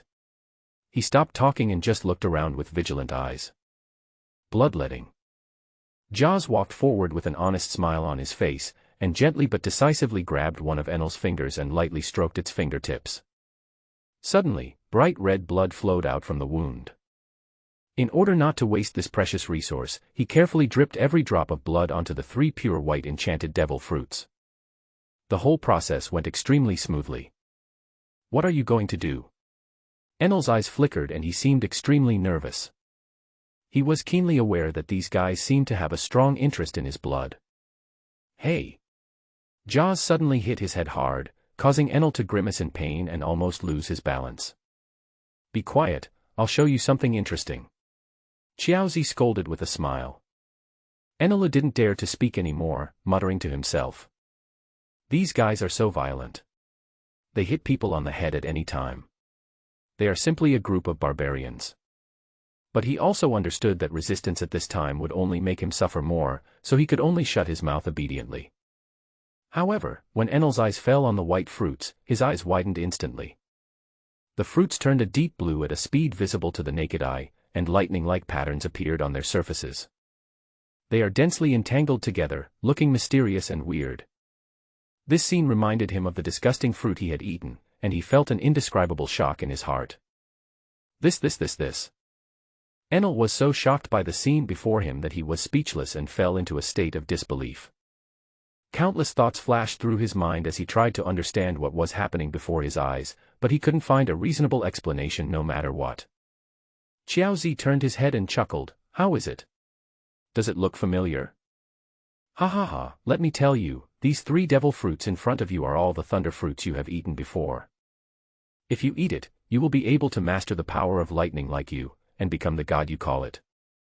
Jaws patted his shoulder and looked at him with pity. "What? Do you still feel so awesome now?" Enelu. At this moment, his heart was hit hard by 10,000 points. He didn't believe what Jaws said, but the 3 devil fruits in front of him were alive and well, forcing him to believe it. How come? No one paid any attention to Enel's disappointment. They had expected this scene. "Gulala, Ron, our Whitebeard pirates are so lucky to have you here." Whitebeard sighed from the bottom of his heart. At the same time, he stepped forward and picked up a thunder fruit. "Captain, there's no need to express my gratitude. It's also my luck to meet the Whitebeard pirates," Ron said. Whitebeard smiled and put the enchanted devil fruit in his hand directly into his mouth and swallowed it. He closed his eyes and quietly felt the changes in his body. However, after a while, no abnormalities or changes occurred in his body. This made everyone present hold their breath and stare nervously at this legendary strongman. A moment later, Whitebeard picked up another thunder fruit and ate it without hesitation. This time, everyone's hearts were in their throats, and they were concentrating on waiting for a miracle to happen. However, as time passed, no changes occurred. There was an indescribable feeling of oppression in the air, as if even the air had solidified. "Don't worry, Dad. The 3rd enchanted devil fruit will definitely succeed." Ace tried to break the silence with comforting words, with a hint of determination and hope in his voice. Yes. 3 times the limit. This is what Luo taught me." Xiaozi also followed up to comfort, trying to make the atmosphere a little more relaxed. Whitebeard smiled slightly and shook his head. "Okay, you guys, I'm not that fragile." After saying that, he swallowed the 3rd thunder fruit without hesitation in full view of everyone. Everyone's eyes were fixed on him, hoping that this time would be different. However, the wait seemed exceptionally long. When the last moment came, still nothing happened. Whitebeard frowned and slowly opened his eyes full of confusion and puzzlement. He looked at Ron beside him, with a confused tone in his voice. "Ron boy, what's going on?" All 3 enchanted devil fruits failed. The people around looked at each other, and no one could give an answer for a moment. The entire room fell into silence, with only Whitebeard's slightly heavy voice echoing in the air. Ron didn't understand either. The situation was a bit unexpected. Could it be that the success rate will decrease as the number of enchantment successes increases? He hurriedly realized the communication system. "Brother Tongzi, why can't the 3 enchanted devil fruits succeed?" The probability of enchanting successfully for the same person decreases with the number of successes. Really? Just as he guessed. Now he was in trouble. He only prepared 6 enchanted devil fruits. 3 white beards. 3 Josies. The other 4 were all made into replica devil fruits. I didn't expect such a situation to happen. It was a bit unexpected. Then he looked at Whitebeard, then looked at everyone and explained why he failed. Everyone was silent for a moment, then expressed their understanding. After all, being able to give a person an extra ability is already incredible, and it is normal to have such a probability. Gulala, I see, Ron boy, I thought the old man, had developed antibodies to the devil fruit. Whitebeard made a rare joke. Xiaozi also said hurriedly, what are you waiting for, Dad, try these 3 pills quickly. Don't be too late or they will lose their effect. Jaws grabbed Enel's wrist without hesitation. The wound, which had already begun to scab, broke again under his strong pressure, and blood gushed out instantly. Ah! It hurt so much. Enel let out a heart-wrenching scream, but no one looked at him at this moment. Everyone's eyes were focused on Whitebeard, expecting him to successfully swallow the 3 white devil fruits and transform them into the enchanted thunder fruit. The air was filled with a tense yet hopeful atmosphere, as if time had slowed down unusually at this moment. Boys, your dad, will definitely succeed this time. Whitebeard said firmly, and then picked up one of the devil fruits and put it in his mouth. Although the taste of this fruit is unbearable, at this moment, no one cares about these details anymore. Everyone's minds are focused on whether Whitebeard can successfully absorb this power. When the first devil fruit was swallowed, nothing changed. Then the second one came, and still no response. When it came to the last one, the atmosphere in the room became more solemn. If this attempt still ends in failure, the price paid to obtain the 3rd special ability will be too heavy. At this moment, it was so quiet that you could hear a pin drop. Everyone held their breath and watched Whitebeard's movements intently, fearing that their every move would affect his condition. The air was filled with a sense of oppression, and everyone was silently praying for a miracle to happen. Whitebeard didn't hesitate, he raised his hand and put the last devil fruit into his mouth. The disgusting smell had already numbed him. If it were someone else, he would have vomited and become weak and powerless. However, just as he swallowed the fruit, he suddenly felt electric currents surging throughout his body. I feel it. Whitebeard shouted excitedly. Gulala, it's a success, this is the power of thunder and lightning. His voice was full of excitement and joy. Boys, Dad, I did it. As he spoke, thick blue lightning emerged from Whitebeard's body one after another. The crackling sound made everyone step back, fearing that they would be struck by this powerful lightning. They looked at the scene before them with shock and awe. This is speed! Whitebeard exclaimed. Before he finished speaking, his body disappeared from the spot in an instant. Almost at the same time. 100 meters away, countless tiny arcs of electricity appeared out of thin air and soon formed the outline of a human figure. As these arcs condensed, Whitebeard's figure appeared.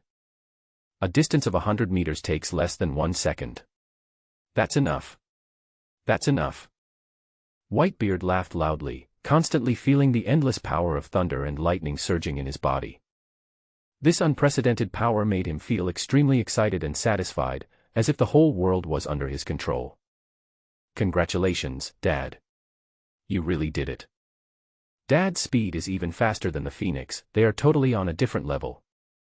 Now Dad is the only user of the 3 fruits ability in the ocean. The Tremor Fruit plus Phoenix form plus Thunder Fruit. Combining attack, recovery, and speed in one. I really can't imagine how powerful Dad is now. Marco's face was filled with shock, and even his voice was trembling. His eyes were wide open, as if he couldn't believe what he saw. The other squad captains all widened their eyes and looked at their father Whitebeard in surprise and joy. The excitement in my heart cannot be described in words. They have waited too long for this day. Ever since they joined the Whitebeard pirates, they have been looking forward to witnessing their father reach such a peak state. However, as time went on, they gradually realized that this might be an unattainable dream. After all, Dad is old and his health is deteriorating. They had originally planned to spend the last few years of their father's life on the ship with him, allowing him to enjoy his old age in peace and not be troubled by disputes at sea. However, fate is always full of variables. Just when they thought everything was going to calm down, Ron showed up. He even became their vice captain. Not only does it have powerful technology, it also brings many unexpected changes. With Ron's help, Dad began to gradually regain his former glory and even became stronger. Having watched their father step by step to where he is today, they felt extremely complicated. No one can understand their feelings at this moment. Thousands of words are summed up into one sentence. Thanks, Ron. Thanks, Vice Captain. It is because of Ron's help and support that Dad was able to regain his vitality and become the invincible person he is today. For them, being able to witness all this happening is undoubtedly a great honor and happiness. Ron was also very relieved. Fortunately, the last devil fruit was successful, otherwise the probability of failure would be too high. 6 enchanted devil fruits, 1 successful. That means 6 billion Baileys are needed to master the third ability. It's such a waste of money. The cheers of the crowd rose and fell, surging like a tide, filling the entire space with a warm and exciting atmosphere. However, in this hustle and bustle, there was one person who stood out. Enela stood there with empty eyes and a dull expression, as if the whole world had stopped at this moment. He originally thought that he had seen through everything and that the people before him were just struggling in vain, trying to break through the seemingly indestructible barrier. But when Whitebeard successfully displayed the familiar and shocking blue lightning, all his confidence and pride collapsed in an instant, replaced by unprecedented confusion and shock. How is this possible? Enel secretly exclaimed in his heart, what on earth happened in this world? Why does such a powerful force exist? Could it be that all previous perceptions were wrong? He constantly questioned his own judgment and even began to doubt whether the beliefs he had always held were correct. This sudden change made him feel extremely uneasy, as if he had suddenly lost his sense of direction and didn't know where to go. Everything around me seemed to no longer be real, and only the unspeakable fear and confusion deep in my heart became stronger and stronger. The concept of God is falling apart. After cheering, everyone turned their attention to the remaining 4 devil fruits. These fruits exude a mysterious and alluring luster, as if telling of the power and secrets hidden behind them. Brother Ron, how do we distribute these 4 replica devil fruits? Ace looked at Ron excitedly, with anticipation gleaming in his eyes. The others also turned their eyes to Ron, waiting for his decision. Their eyes were also full of trust and expectation, as if they had already regarded Ron as the soul of the team. Even Whitebeard was no exception. His eyes were fixed on Ron. The trust in his eyes needed no words to express. 4 replica devil fruits. As the captain said before, they will be given priority to the captain. The abilities can be selected from the existing blood. Ron's eyes slowly swept over every member present, his voice low and powerful, as if every word carried an irresistible magic. Everyone, he began, his tone revealing a hint of mystery and temptation. In addition to our beloved captain, there are also those loyal captains of the vassal pirate groups who fight alongside us. As long as your hearts still belong to the Whitebeard pirates, you will have the opportunity to obtain the power of the devil fruit. As soon as these words came out, there was a whisper among the crowd, and everyone's eyes were shining with excitement and anticipation. Seeing this, Ron smiled slightly and carefully took out a delicate little bottle from his arms. The bottle was made of transparent crystal and was filled with bright red liquid. That was the blood of Admiral Kizaru. Look, Ron held up the vial in his hand so that everyone could clearly see the contents inside. This is the precious blood of Admiral Kizaru. For those friends who long for lightning speed and reaction ability, this is undoubtedly a once-in-a-lifetime opportunity. As he spoke, he cast his gaze to the front of the crowd. Captains who wish to replicate Kizaru's abilities, please take a step forward. As the words fell, several figures who were obviously eager to try but slightly hesitant slowly took a small step forward. Then he pointed at Enelu, who was waiting to be bled. Of course, Ron continued, in addition to Kizaru's ability, there is also the thunder fruit and the ice fruit. However, please note that the number of frozen fruits is very limited and is on a first-come, first-served basis. At last, Ron emphasized, another very important point, the devil fruit ability obtained in this way can perfectly replicate all the skills of the original ability user. This means that no matter which fruit you choose, you will have a powerful power that matches it perfectly. Everyone was instantly extremely excited. What did this mean? It was like a dreamlike miracle that happened before them. As long as they ate this replica devil fruit, they would be able to master all of Kizaru's skills. There are also natural fruits such as frozen fruits and thunder fruits that you can choose from. Oh my god, is this true? It's so outrageous that it's hard to believe. The news was like a bolt of lightning that broke through the calm sky, leaving everyone shocked and unbelievable. Lord Ron, I still can't believe it. Can you really become another Kizaru by eating the replica devil fruit? Someone couldn't help but ask. Yes and no. Ron thought for a moment, looked at everyone and patiently explained, you have to understand that although the devil fruit can give people powerful abilities, it is not omnipotent.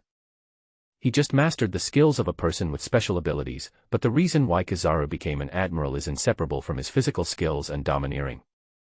Of course, there are also innate factors such as physical fitness and reaction ability. Don't be so arrogant as to think that you can become another Kizaru by eating a fruit. He continued, Kizaru's strength lies not only in his ability of the flash fruit, but also in his ultimate use of this ability combined with his own strength. The training of physical skills and domineering requires a long period of accumulation and practice, and cannot be completed overnight. Moreover, everyone's physique, talents, and experiences are different, which will directly affect the final performance. So even if you get similar abilities, it will take a lot of effort to adapt and improve.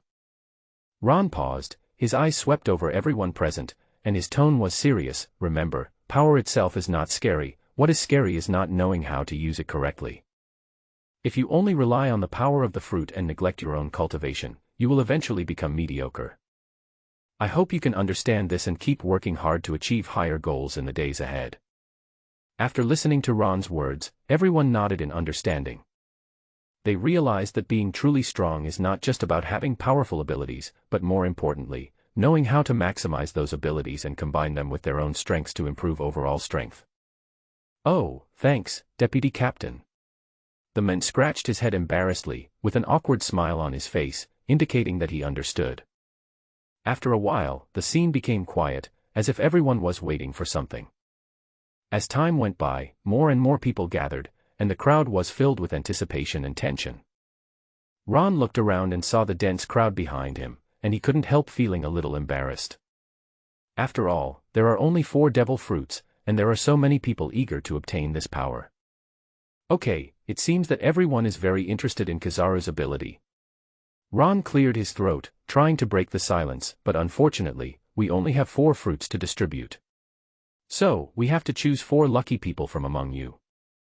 As soon as the words fell, there was an uproar in the crowd, and everyone hoped that they would be chosen. Ron carefully observed the crowd around him and finally made a decision. Delexi, he shouted. The first person whose name was called almost jumped up with excitement and walked forward with a look of joy on his face. Then came the second, the third, until the last name, Izo, was called out, and the whole venue was boiling again. The 4 chosen people seemed extremely excited because they knew that obtaining abilities by replicating the devil fruit was almost 100% successful and there was no possibility of failure. For them, this is a rare opportunity and a key step to changing their destiny. None of you have any devil fruit abilities. Have you never encountered a devil fruit? Ron was a little curious and wanted to hear their answers. No, devil fruits are too rare. One of them shook his head, with a hint of regret in his tone. In this world full of unknowns and dangers, possessing a powerful devil fruit is undoubtedly the dream of many people, but the opportunity to actually obtain such a thing is very rare. I have it, another person suddenly said, with a hint of pride in his voice, but the ability of the animal type, Lima, is worse than nothing. He touched his head with a wry smile, obviously not satisfied with his abilities. While being able to transform into a strong and fast horse sounds great, this ability is often not very practical in combat, especially when facing off against stronger opponents or those with special abilities. Yeah, I'm also an animal type, so I'm useless. The third person also echoed, it's not as powerful as the Pippy fruit. When he mentioned the Spark fruit, a gleam of envy flashed in his eyes. As a kind of natural fruit, the Pika Nomi can turn the user's body into light, making it almost immune to all physical attacks and able to move freely, making it simply invincible on the battlefield. I choose the Thunder Fruit. Izang thought about it and finally made a decision. The Thunder Fruit not only gives the holder the power to control lightning, but more importantly, it belongs to the nature system. After awakening, it is so powerful that it can change the climate of an area. This means that it has huge potential and broad room for development. For those who crave power, are eager to become stronger, and want to find a place in this chaotic world, this is undoubtedly one of the best choices. Ron nodded slowly. Most people chose the natural system.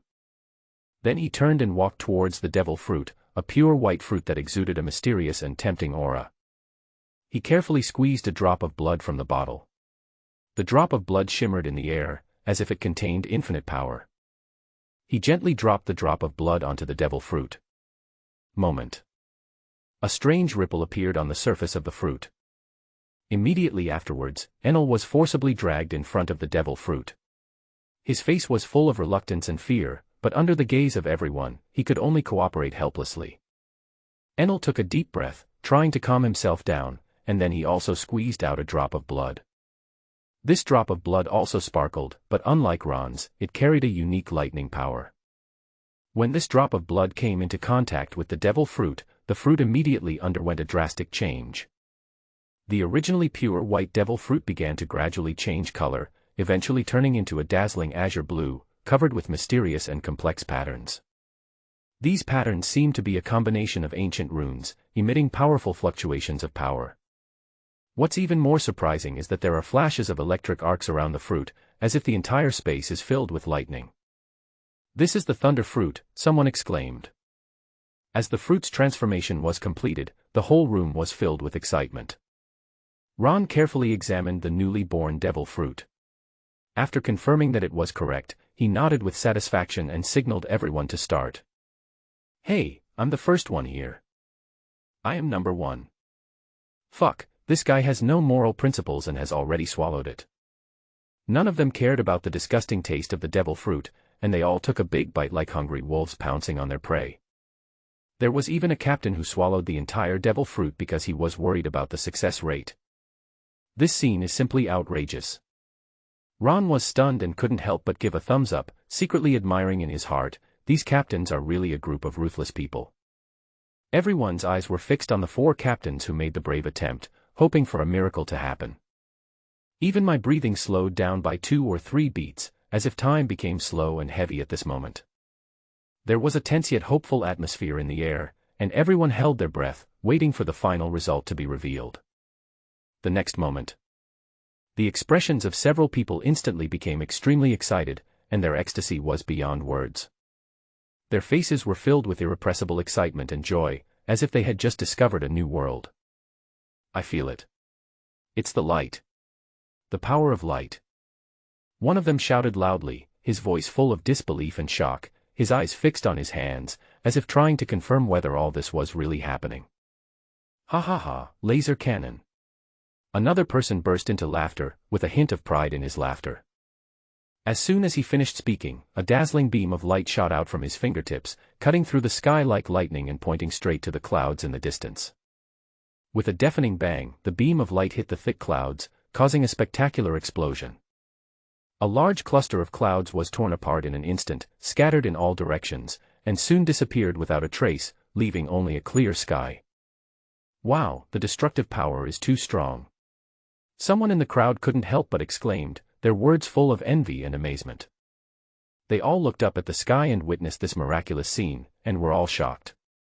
They have all become capable people. "Ha ha ha, look at my Thunder Fruit."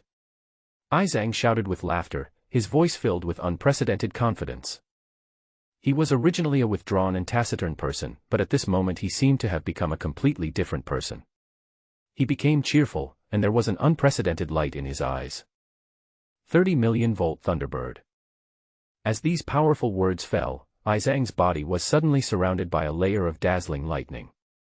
The lightning jumped like living things, making crackling sounds. Then, under everyone's surprised gaze, he slowly stretched out an arm. It was an arm as smooth as jade, with flowing and powerful lines, and on the upper arm there was a lifelike Thunderbird pattern tattooed. When the ability was activated, countless tiny but extremely strong electric currents gathered from all directions and instantly penetrated into the Thunderbird tattoo. Almost at the same time, the entire tattoo seemed to be given life and began to emit a dazzling light. And accompanied by a clear and pleasant cry, a huge virtual Thunderbird jumped out of the tattoo. Spread your wings and fly high into the sky. But this is not the end. Just as everyone was still recovering from the shock, Izo revealed his other arm again, equally flawless white, with clear muscle lines, which was amazing.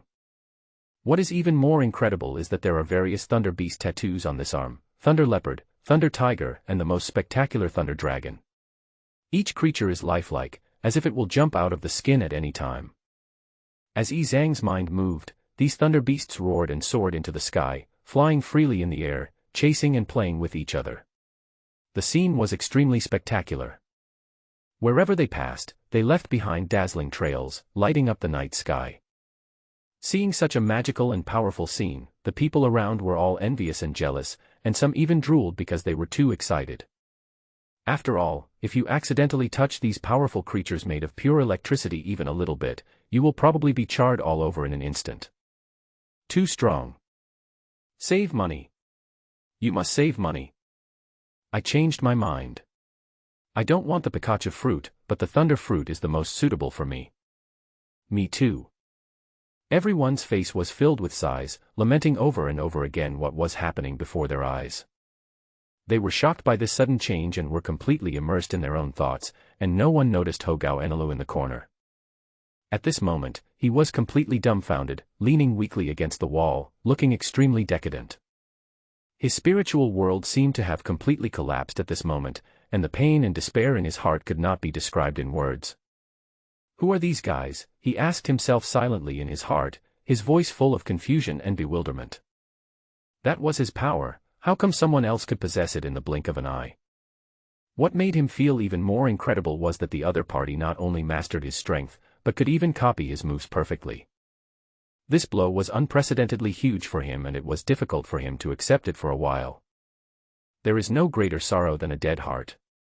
This sentence is most appropriate to describe the state of Enelu in the later stage. He was once full of confidence, but now he has become so fragile, as if he has lost all hope and motivation. Everything around him seemed to have nothing to do with him, leaving only endless confusion and self-doubt. Gradually collapse. No one cares about him, and his only role now is to bleed. Gulala, little devils, who wants to fight with Daddy? Whitebeard laughed. Seeing these little devils becoming stronger and stronger, his hands were itching. I'll do it. Marco was the first to stand up with a determined look in his eyes. He couldn't wait to show his strength. I'm coming too, Dad, you better be careful. Ace also stood up and smiled confidently. He had mastered the ability of the flame fruit to perfection and was looking forward to this match. Add me one. And me, I've already mastered the essence of the ice fruit. Whitebee grinned, with a cold light flashing in his eyes, as if he was imagining the scene of himself freezing his father in ice. How can I do without my shining fruit? Even though I just got the ability not long ago, I should be able to escape from my father. A captain said this in a relaxed tone, but his eyes revealed a hint of seriousness, and it was obvious that he also wanted to take this opportunity to exercise his newfound strength. It's a blessing to have Dad's guidance. Izo thought about it and nodded, his tone full of humility and respect. He knew that it was a rare opportunity to learn from such a strong man, and he could learn a lot even from a simple fight. Everyone's eyes were filled with fighting spirit and their gazes were burning, so much so that they didn't even need to warm up. They smiled at each other, then looked at Whitebeard in unison, waiting for the legendary figure to give the next instruction. There was a tense and exciting atmosphere in the air, and everyone was ready to meet the upcoming challenges. Ron was also very happy to watch these people fight. On the one hand, he could verify the results of the Devil Fruit experiment. You can also learn some of these people's moves and gain some experience in adapting to special situations. My lord, have a glass of juice. This is the latest invention of Connie's using Sky Island's specialties. Connie smiled sweetly, with a gleam of anticipation in her eyes. It tastes great. You will definitely like it. Ron took the juice, found a comfortable place to sit down, and looked at the battlefield happily.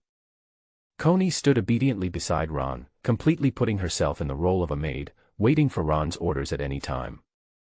Her eyes were filled with awe and gratitude, and her heart was filled with infinite respect for this powerful deputy captain. In addition, she also found that these people were pretty nice. Apart from asking for some gold, which they all disdained, there was nothing else. They did not rule them cruelly or interfere in their lives. This tolerance and understanding made Conies feel extremely warm and at ease. It's really great. Connie thanked Ron and everyone from the bottom of her heart. She knew that it was because of their protection and support that she could live such a stable life. Therefore, she also tried her best to serve Ron wholeheartedly, hoping to bring him more happiness and comfort. Previously, her world was full of war and chaos, but now Connie felt a rare peace and happiness. Therefore, she will cherish this hard-earned peace and repay Ron's kindness with her own actions. Here we go, little devils. Whitebeard laughed, his loud voice echoing in the air. Suddenly, his body seemed to turn into a dazzling arc of electricity and disappeared from the spot in an instant. The next moment, Whitebeard's figure suddenly appeared in front of Marco, and the sokomochi in his hand had been swung round by him, chopping down with an unstoppable force. The knife showed no mercy, and its speed and power caught Marco off guard. He hurriedly raised his hand to block, trying to use his arm to block the fatal blow. However, Whitebeard's voice sounded coldly, too slow. I saw that the extremely sharp kusanokiri had appeared at Marco's waist without him noticing. A flash of cold light passed by, accompanied by a crisp click sound. Marco's body was cut in half. Marco sighed, his heart filled with helplessness and shock. He didn't expect that he would be defeated in just one encounter. Fortunately, he met his father and did not use his domineering power, otherwise this knife would have been enough to kill him. After obtaining the power of the dual fruits, he was complacent, thinking that his strength had doubled, and he could even say that he was invincible. But now it seems that, in front of his dad, he will always be that little kid who never grows up. But Marco was not discouraged or frustrated. Instead, when his body recovered, he smiled and stepped aside to watch the fight. He knew that although this experience was short, it made him deeply aware of his own shortcomings. Only by continuous learning and improvement can you truly become strong. With Marco's previous experience as a lesson, the others naturally raised their vigilance to the highest level, with their hair standing on end and looking around. The air was filled with tension and anxiety, and even breathing seemed to become heavy. Raikiri. A loud shout broke the moment of silence. Songyinchia, with the power of thunder and lightning, was many times faster, like a flash of lightning cutting through the sky, rushing straight towards the target. At this moment, Whitebeard suddenly appeared in front of Ace. His huge body seemed like an insurmountable mountain, and the sword in his hand seemed to be able to split Mount Huashan. To put it simply, he swung it directly towards Ace's head. This attack was not only incredibly powerful, but also filled with overwhelming momentum, making it almost impossible to look directly at its edge. Faced with such a powerful attack, Ace showed no intention of retreating. "Dad, I've been on guard against you." He smiled confidently, and his right fist suddenly burst into flames. The phoenix form was also activated at this moment, attached to his right fist. The fiery red flames instantly turned into a dark, netherworld color, as if the flames came from the depths of hell, which was terrifying. As the color of the flame changed, the temperature also soared suddenly. The scorching breath even caused the surrounding air to distort, creating a strange and spectacular scene. Immortal Phoenix Flame. Ace shouted loudly, then threw a punch to meet Whitebeard's slashing sword. Two completely different forces collided at this moment, producing a huge shock wave. With a loud bang, the entire battlefield seemed to be shaking.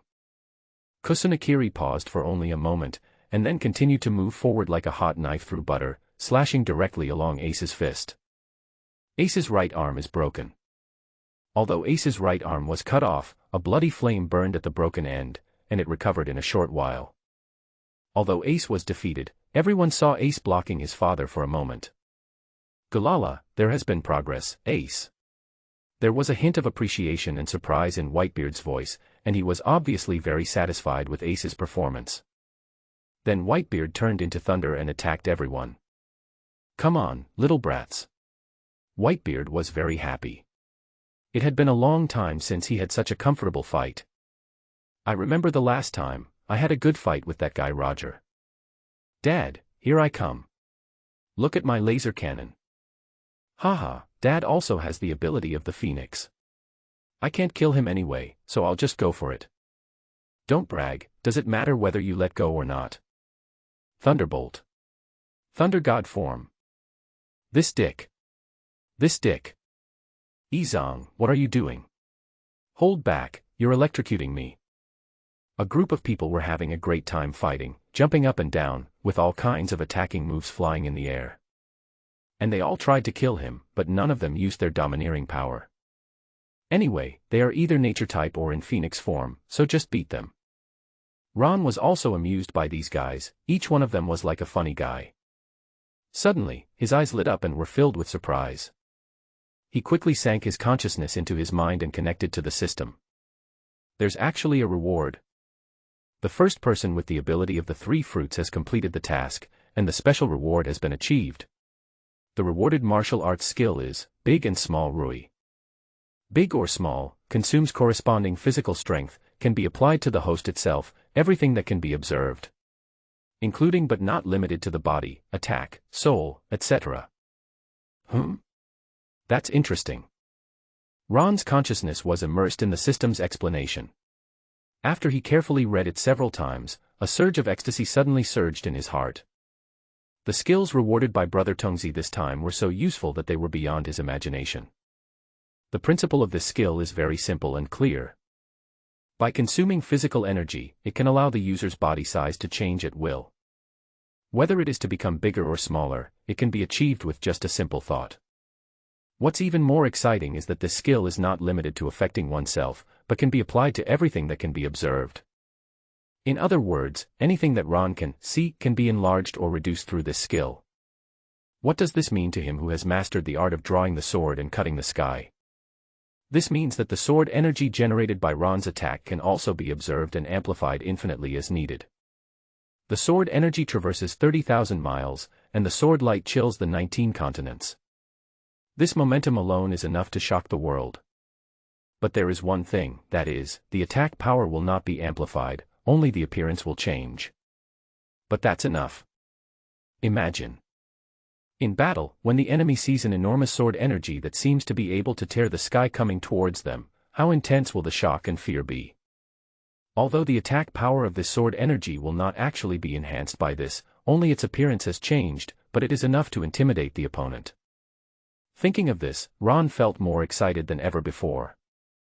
He knew how cool it would be to use the skill to attack the enemy by surprise at a critical moment in the future.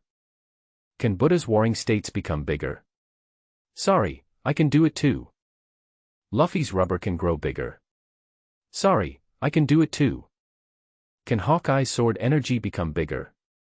Sorry, I can do it too. I can do what you can do, and I can also do what you can't do. Ron's excitement was beyond words. It could be said that this time the harvest was greater than ever before. A group of people were having a lot of fun fighting and the scene was very lively. Some people had broken arms, some had their heads removed, and some ran around holding each other's heads, preventing them from recovering. The style of this competition is changing in an irreversible direction. They found that they could not beat their father at all, so they simply gave up and instead attacked their teammates. A serious competition turned into a fight between the captains. Whitebeard had withdrawn from the battlefield at some point and was watching his sons doing funny things with a smile, as if time had slowed down. Just as Ron came to his senses, Jaws sighed and came to Ron's side. Alas, I didn't expect that enchanting the third ability would be so difficult. Brother Luo, do you think I still have a chance? The sudden words brought Ron back to his senses quickly. When he saw Jaws' miserable expression, as if his asshole had been shot, he felt that this scene was familiar. Mom and Dad, do you think I still have a chance? Ron knew that Jaws had been thinking about the enchanted shining fruit. Before he could say a few words of comfort, Jaws continued. Brother Luo, is there any way to make money quickly? I feel like the Sparkle Spark fruit is calling me. He was really obsessed, and was always thinking about the moves he would use after obtaining the power of the Pika Pika no Mi. For example, what? Zoc plus shock equals light shock. Shimmer plus shine equals glitter egg. There are other moves, such as concentrated beam, compression, focus, and so on. The thought made him feel itchy in his heart and uncomfortable all over. This desire almost took over his entire mind, making it impossible for him to focus on anything else.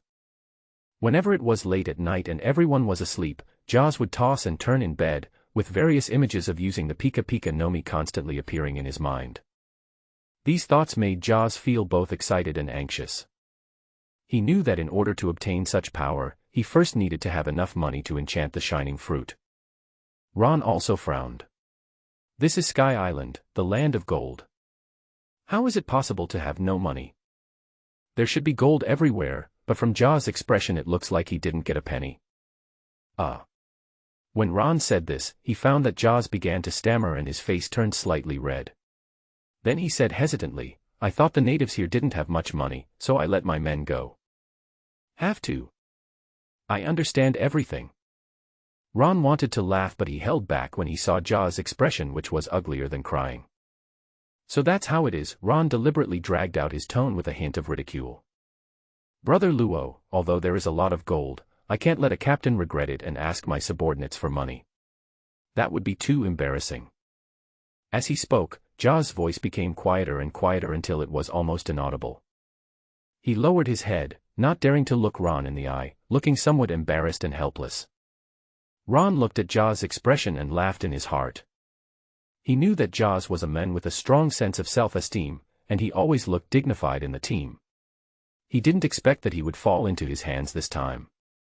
However, he could also understand Jaws' feelings. After all, in this place full of gold, who wouldn't want to get more benefits? Okay, there are many ways to make money. Ron said lightly, as if he was talking about something very ordinary. Real. Jaws' eyes instantly turned into two sparkling diamonds, staring straight at Ron, wishing he could embed him in his own eyes. His face was full of disbelief and excitement, as if he had just heard the most incredible news in the world. Really, when have I ever lied to you? Ron gently pushed the enthusiastic Jaws and took 2 steps back, trying to create some distance. The guy almost shoved his face into his, which made him feel a little uncomfortable. Let me think about it. Jaws waited quietly, his heart full of anticipation. As expected, Brother Luo has the best solution. He thought silently in his heart, full of admiration for Ron. After thinking for a moment, Ron said, there are indeed many places to make money, such as the glacier treasure of the 8 treasures navy, the pure gold in the belly of a big fish, the entertainment city of the Golden Emperor Tesoro, and the gold in the sky. He listed several places in one breath, each of which was full of temptation. Hearing Ron casually mention so many treasures, Jaws' eyes widened even wider, almost popping out. What is Big Brother? This is called Big Brother. He secretly admired in his heart, and his admiration for Ron was engraved into his bones. Brother. You are my brother, let's go get the money. Without saying anything, Jaws excitedly shook Ron's hand, looking very pious, like the most sincere believer. His voice was full of urgency and desire, as if he could already see the glittering gold coins flying before his eyes. Don't be impatient. I haven't finished speaking yet. Ron smiled and shook his head. He knew Jaws was impatient, but sometimes he needed to calm down and listen to the full plan. After all, wealth is good, but safety is more important. Ron slapped Jaws' restless hand away, then frowned slightly and said, there are places to make money, but it's not easy to find them. Compared to the pure gold in the belly of the big fish or the glacial treasure of the Babao Navy. In this sea, the Golden Emperor's entertainment city is easier to find. Not easy to find. Qiao Zi's eyes flashed with disappointment, but he didn't say anything. He knew that once Luo Gu opened his mouth, he would definitely find a way. But there's another faster way to make money, Ron said mysteriously to Jaws. Qiao Zi looked at him puzzledly. What method? Ron smiled and said confidently, wait for the money to come to your door. Sent to my door automatically. Jaws was stunned. His simple-minded mind couldn't figure it out for a while. He looked at Ron in confusion. Could it be that Bailey also ate the devil fruit and was able to find Sky Island by himself? Ron looked at Jaws speechlessly. Physics Joe was usually quite smart, but sometimes he could be really stupid. He sighed and explained patiently, "That's not what I meant. I mean we can find an easier way to make money instead of working so hard like we are now." Jaws still looked confused, obviously not fully understanding what Ron meant. Ron patted his shoulder and comforted him, "Don't worry, I will find a way to solve the money problem." Hearing Ron say this, Jaws' doubts were slightly alleviated. He knew that Brother Luo's words were his bond. Since he said there was a way, then there must be a way. So he nodded and decided to put his worries aside for the time being. Thinking of this, Ron lowered his eyes slightly, his gaze seemed to penetrate the endless sea of clouds. Bellamy's secret line should have succeeded. If nothing unexpected happens, Doflamingo should be begging to see him. Seeing Ron confident of victory and in control of the overall situation, Jaws' restless heart calmed down. No one noticed. Enelu, sitting in the corner, has been looking stupid for an hour. It seemed as if a fierce battle between heaven and men was going on in his mind. If someone with his strength can be called a god, then what should these people who are fighting fiercely in front of him be called? He was completely convinced. There is always someone better than you, and this world is much bigger than he imagined. A strong desire arose in his heart, he wanted to see this vast world and experience more unknown things. But the problem is, it would be too embarrassing to just beg for mercy like this. After all, he was once the god of Sky Island, and he had to find a way to step down. At this moment, Enel's eyes inadvertently swept across the battlefield and saw Whitebeard, who was immersed in joy. An idea suddenly appeared in my mind. Got it. Whitebeard. He suddenly stood up, like a beast that had been trapped for a long time and finally found an outlet to vent, and roared angrily. What's going on? Why is the dog barking when there's blood in it? No wonder, he suddenly went crazy. Bang. Jaws walked forward angrily, raised his hand and smashed the man's head with such force that a dull echo seemed to be heard in the air. His eyes widened with anger, and he shouted, "What are you barking at? You scared me." Enel was dizzy from the sudden attack, but he did not retreat. He glanced at Jaws fiercely, his eyes full of disdain and anger. However, he ignored Jaws' provocation and turned his gaze directly to Whitebeard, who was slowly walking towards him in the distance. Whitebeard. Enel's voice echoed in the empty field, with an unquestionable determination, "I challenge you." When Whitebeard heard this, he was stunned for a moment, as if he did not expect that the young man would challenge him so directly. Then he laughed loudly, and his laughter echoed throughout the space like thunder. "Gulala, little devil, you can't even beat my son, and you still want to challenge me." Enel was so angry at this that his face turned pale and blue. He knew that what Whitebeard said was true.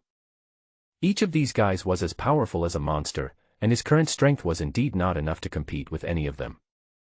However, his heart was filled with unwillingness and stubbornness, and he was unwilling to give up so easily. "Whitebeard, do you dare to accept my challenge?" Enel gritted his teeth and said word by word, "Whoever loses will be your son." Huh. Ron was stunned when he heard this.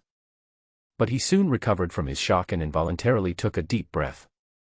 Is this voice and this attitude still the Enel he knows? Wow, this abacus is really loud. It can be heard even across the Red Earth continent. At the same time, Jaws also seemed extremely anxious. Seeing that Bloodbag dared to yell at his father, he immediately became furious. He rushed forward and grabbed the other person's ear, and asked harshly, "How can you talk to your father like that? Do you know who you are talking to?" Although it hurt, Enel resisted the urge to cry out, but his eyes were firm and calm, as if he had already prepared himself. Whitebeard stood quietly by the side, staring at Enel's eyes with sharp eyes. After looking at him carefully for a while, he suddenly reached out and picked up the sokimakiri next to him. There was a loud bang, and the sharp blade was stood upright on the ground, making a heart-pounding sound. "Okay." Whitebeard said in a deep voice, "I accept your challenge." These words hit everyone's heart like a heavy hammer, and the air was filled with a tense and exciting atmosphere. "Dad," Jaws wanted to say something, but was interrupted by Marco. "Jaws, listen to Dad." Then Jaws reluctantly opened the sea-stone handcuffs for Enel. The moment the handcuffs were opened, Enel felt the power returning to his body. The powerful force made him feel extremely fulfilled, and even his confidence swelled. But thinking of these monstrous existences, he quickly calmed down. Whitebeard, don't underestimate the former god of Sky Island. These words seemed to come out slowly from Ainula's mouth with a hint of provocation and unwillingness. As he spoke, dazzling lightning began to emanate from his entire body. The light flashed and crackled as densely as lightning, and the entire space seemed to be shaken by this power. Thor form. Enel's voice was full of confidence, but before he could finish the words, Thunder God form. Suddenly, his eyes blurred, as if the whole world became blurry in an instant. Then, a strong feeling of oppression came over him, making it almost impossible for him to breathe. He saw a pair of huge and powerful hands tightly clamped around his neck. The strong feeling of suffocation made Enel feel unprecedented fear. He looked up and saw the familiar and awe-inspiring face right in front of him, Whitebeard. Those deep eyes were staring at him coldly, as if they could see through all the secrets. Stop hesitating. Remember, call me Daddy from now on. Whitebeard's deep and powerful voice sounded, leaving no room for negotiation in his tone. As the words fell, there was a loud bang, and Enel was thrown heavily to the ground. Although Whitebeard finally showed mercy, the impact was still strong enough to cause severe pain to Enel's internal organs. Cough, cough, cough. Violent coughing sounds echoed in the air, and every breath was as difficult as if all the strength in the body was exhausted. At this moment, Enel deeply realized the unfathomable strength of Whitebeard and how insignificant he was compared to him. Thinking of this, he finally lowered his proud head and said with difficulty, I surrender to my old father. Jaws. Is that the end? It's too hasty. Dad, this guy obviously wants to join our pirate group. His intention is too obvious. Is there something fishy going on? Jaws reminded. Although Whitebeard knew that there must be someone behind Enel's sudden joining, it didn't matter. All conspiracies and tricks are nothing in the face of absolute strength. Seeing that Enelu insisted on joining, Marco also stepped forward and frowned, saying, Enelu, no matter what your reasons for joining, if you dare to do anything against the pirate group, I will kill you with my own hands. Ace thought of Thatch, his face turned cold, and his tone became very unfriendly. Enel, I hope you won't regret your decision today. Seeing everyone so emotional, Ron thought for a moment and stood up. After scanning the surroundings, his eyes finally fell on Enelu. He took a deep breath and slowly said, Enelu, you can join the Whitebeard pirates, but you must know that so many captains have opinions about you. Enel was also puzzled. This group of people came up and beat him up and made him bleed. He has the mentality of joining if he can't beat them, but that's not okay. His heart was full of doubts and confusion. Ron's voice continued, since the captain agrees that you can join the pirate group, after comprehensive consideration, you will first be a trainee in the pirate group, and then become a full-time employee after 2.5 years. 2.5 years. Become a regular employee. Enelu was secretly calculating in his mind. Although he was somewhat dissatisfied with the arrangement, he knew that now was not the time to be picky, as long as he could join this powerful team. Okay, I agree. He agreed without even thinking about it. Whether you are a trainee or a regular crew member, as long as you join, everything will come slowly. He just wanted to follow these monsters to see the outside world. A week later, as the gold on the Sky Island was gradually harvested, more and more crew members found Ron, hoping to replicate or enchant his abilities. There are successful cases as well as failed attempts. Especially those who want to acquire a second ability, most of their attempts end in failure. During this period, the overall strength of the Whitebeard pirates is rapidly increasing. Most of the crew members were influenced by their father, Edward Newgate, and chose to replicate the ability of the Tremor Fruit. Although the success rate of replicating the Devil Fruit's ability is 100%. But the only regret is that Dad's fruit ability himself does not have any particularly specific skills that can be passed on to others.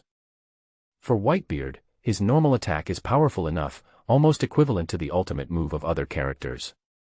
Normal attack is the ultimate move. Therefore he does not need additional special skills to enhance himself.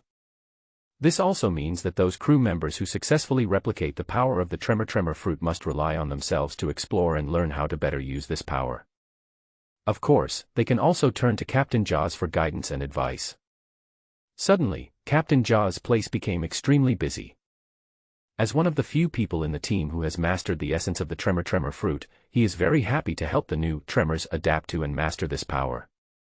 Every day from morning to night, you can always see groups of crew members who are eager to become stronger and closer to their father's level gathering around him, listening to their experience sharing on how to use the Tremor fruit more effectively.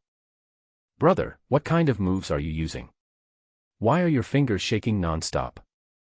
Hey, I call it the vibrating little devil.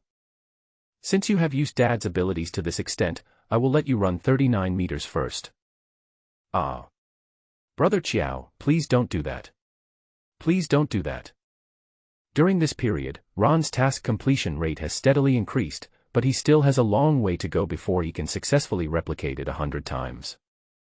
In the laboratory, Ron looked at the numbers on the system task panel, sighed and shook his head.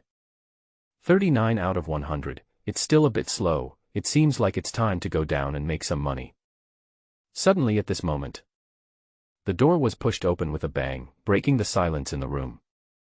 Conies ran in a panic, her face full of anxiety and fear, with a barely perceptible flash of panic in her eyes. Lord Ron, something bad has happened. Her voice was trembling, and she was obviously frightened. Ron stood up from his chair, frowning, looking at Connie sharply. Huh? Are there outsiders attacking us? Although his tone was calm, there was a hint of vigilance in his eyes. No, no. Conies hurriedly shook her head to deny it, her voice even more urgent. It's the Shandia tribe that's coming, and it seems like they're about to fight. The Shandia? Ron repeated the name and immediately understood the seriousness of the matter. He has always known that the conflict between the Sky Island natives and the Shandians is irreconcilable and will erupt sooner or later. I just didn't expect it to come so soon. It seems that the two sides have been secretly competing with each other these days, and today they finally couldn't hold back. Let's go out and take a look. Ron said decisively, and then walked out the door. As a senior insider, he had to deal with this sudden conflict personally. Conies followed Ron nervously, and they both walked out of the room and headed outside. Outside in the square, the Shandians gathered together, their clenched spears pointed directly at the natives of the Sky Island opposite. The two sides are on the verge of a war, and it is about to break out. The air was filled with tension and anxiety, as if just a spark would ignite the impending conflict. The reasons for this situation are actually very simple. During one of their explorations, the Shandia people were the first to discover a place where a large amount of gold was hidden. However, the good times did not last long. Just as they were preparing to dig further, the indigenous people of Sky Island who arrived later and forcibly took away these precious resources. It stands to reason that in the past, the Sandians, who have always been known for their peaceful coexistence, would not choose to solve problems through force on such a large scale even when faced with such unfair treatment. After all, in their eyes, those shiny but useless pieces of metal are not enough of a reason to start a dispute. But it's different now. They discovered that they could exchange gold for precious soil in the hands of those people. This discovery made the Sandians value gold even more than life. So based on this, the situation will develop more and more fiercely, until war will begin. Master Ron is here. Someone suddenly shouted, and the sound echoed in the air. This sentence seemed to be some kind of signal, and the crowd immediately became obviously commotion. The people on both sides seemed to be shocked by these words. They stepped back involuntarily, making way for a wide path. Ron remained calm, and walked steadily and firmly towards the open space between the two tribes. Behind Ron, Captain Whitebeard of the pirates followed him closely, his eyes full of vigilance and loyalty. They must ensure Ron's safety and never let him come to any harm. Any mistake may lead to unpredictable consequences. The chief of the Shandian people stood on one side, his eyes cold and sharp, staring closely at Gon Fowl, the leader of the Sky Island opposite. Gon Fowl was equally unwilling to be outdone. His gaze pierced the air like ice as he stared directly at the Shandian chieftain. There was a tense atmosphere between the two, as if a fierce conflict might break out at any time. The atmosphere was tense and everyone held their breath, waiting for what was about to happen. All right. Ron spoke with a cold face. He came here not to mediate, but to directly announce the results of the handling. This is the privilege of the strong. When facing the weak, you have the right to give orders directly. If you don't listen, you will die. Ron knew that this time the conflict between the two parties must be thoroughly resolved, otherwise conflicts would inevitably arise when hiring people in the future, causing unnecessary trouble. His eyes swept over everyone present, and that cold look seemed to penetrate their souls. Everyone felt a chill and lowered their heads involuntarily. The scene was silent, even the sound of breathing seemed to be suppressed. They all knew Ron's identity. Apart from the captain, he was the second in command of the entire pirate group. A man whose words are as important as gold. In this cruel world of pirates, his word is almost as good as law. No one dared to question his decision, and no one dared to challenge his authority. So they all stared at Ron, extremely nervous, hoping to hear something that would benefit their tribe. Ron glanced at everyone and spoke calmly, his tone showing no emotion. The conflict ends here. Both sides should make concessions. You can state the conditions for your concessions and I will make the decision. Remember, you only have one chance. I know that you two have a 400-year-old feud, and those in power bear the most direct responsibility. Ron paused here, and everyone was afraid to breathe, as if even breathing had become cautious, waiting for the final result to be announced. There was a tense and depressing atmosphere in the air, and everyone's heart was filled with anxiety and uneasiness. On the side of the Sky Island natives, a trace of loneliness flashed in Gon 4's eyes, which was a deep helplessness and sadness. He glanced melancholy at the residents of Sky Island behind him, his eyes filled with complex emotions. Then, he stood up step by step. Each step seemed so heavy, as if carrying the fate of the entire ethnic group. He bowed to Ron earnestly, with an indescribable heaviness in his tone. Respected Lord Ron, as the leader of the Sky Island residents, no one knows the conflict between us better than me. This is a grudge that has accumulated blood and hatred for countless years, and it cannot be resolved with just a few words. Then he slowly turned to the chief of the Shandia tribe and the Shandia people behind him. His eyes were full of determination and resolve. The hatred forged with blood needs to be resolved with blood. I voluntarily die to atone for my sins, and I hope that after my death, the two tribes will no longer hate each other and cherish this hard-earned peace. What? Chief Shandia was moved, his face full of shock and disbelief. Did this guy really intend to die as an apology? Such a decision frightened him. The residents of Sky Island also exclaimed. They looked at Gon Fowl with complicated expressions, their hearts full of contradictions and struggles. Is the conflict between the two sides really going to reach this point? Is there no other way to solve it? Ron looked at Gon Fowl in surprise, his brows slightly frowned, but he didn't say anything. Just as Gon Forge said, the conflict between the two sides is a blood feud, and it can only be resolved with blood. This is a cruel and helpless reality. Gon Forel, if you are really willing to die as an atonement, we, the Shandia people, swear hereby that we can coexist peacefully with the people of Sky Island from now on. Chief Shandia expressed his opinion in a deep voice, with an imperceptible tremor in his voice.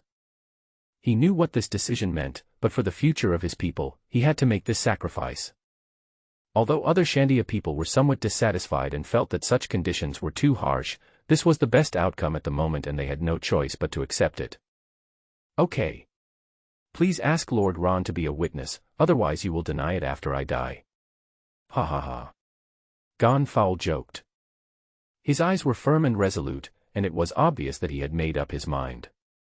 Then, he pressed one hand to his heart, and as the powerful force of the repelling shells burst out, a strong impact instantly shattered his heart. A blood flower exploded in the air, bright and sad, as if telling the final glory of a warrior. Gon Fowl's body fell weakly and hit the ground with a thud, but a happy smile hung on the corner of his mouth. For him, being able to exchange his life for peace between the two races is something to be proud of. Everyone has to die, and he died a worthy death. Okay. Ron waved his hand, indicating that the matter was over. Several people from the Sky Island natives immediately ran out and carefully took away Gon Fowl's body. Their movements were gentle and solemn, as if they were seeing off the brave leader. At this moment, both the Shandians and the Sky Islanders were moved by Gon Fowl's sacrifice and were filled with mixed emotions. Then Ron turned to the Shandia tribe, his eyes full of questions. The people from the Sky Island on the opposite side have already died to apologize. How do you plan to respond? Chief Shandia has lived for so many years, so he can naturally understand what Ron means. Without any hesitation, he quickly stepped forward, bowed deeply, and said, Lord Ron, the warriors of my Shandia tribe are all brave and fearless. They are willing to serve you. They will be your most loyal warriors. Hearing this, Ron's eyebrows slightly raised, obviously not expecting the other party to be so generous in offering the support of an entire race. Not everyone has this kind of determination and courage. Chief! How can this be possible? A Shandia warrior shouted excitedly, his voice full of disbelief and anger. Yes, Chief, I can die and atone for my sins. Wappa followed closely and came out, with a determined light flashing in his eyes. I am also willing to sacrifice for my tribe.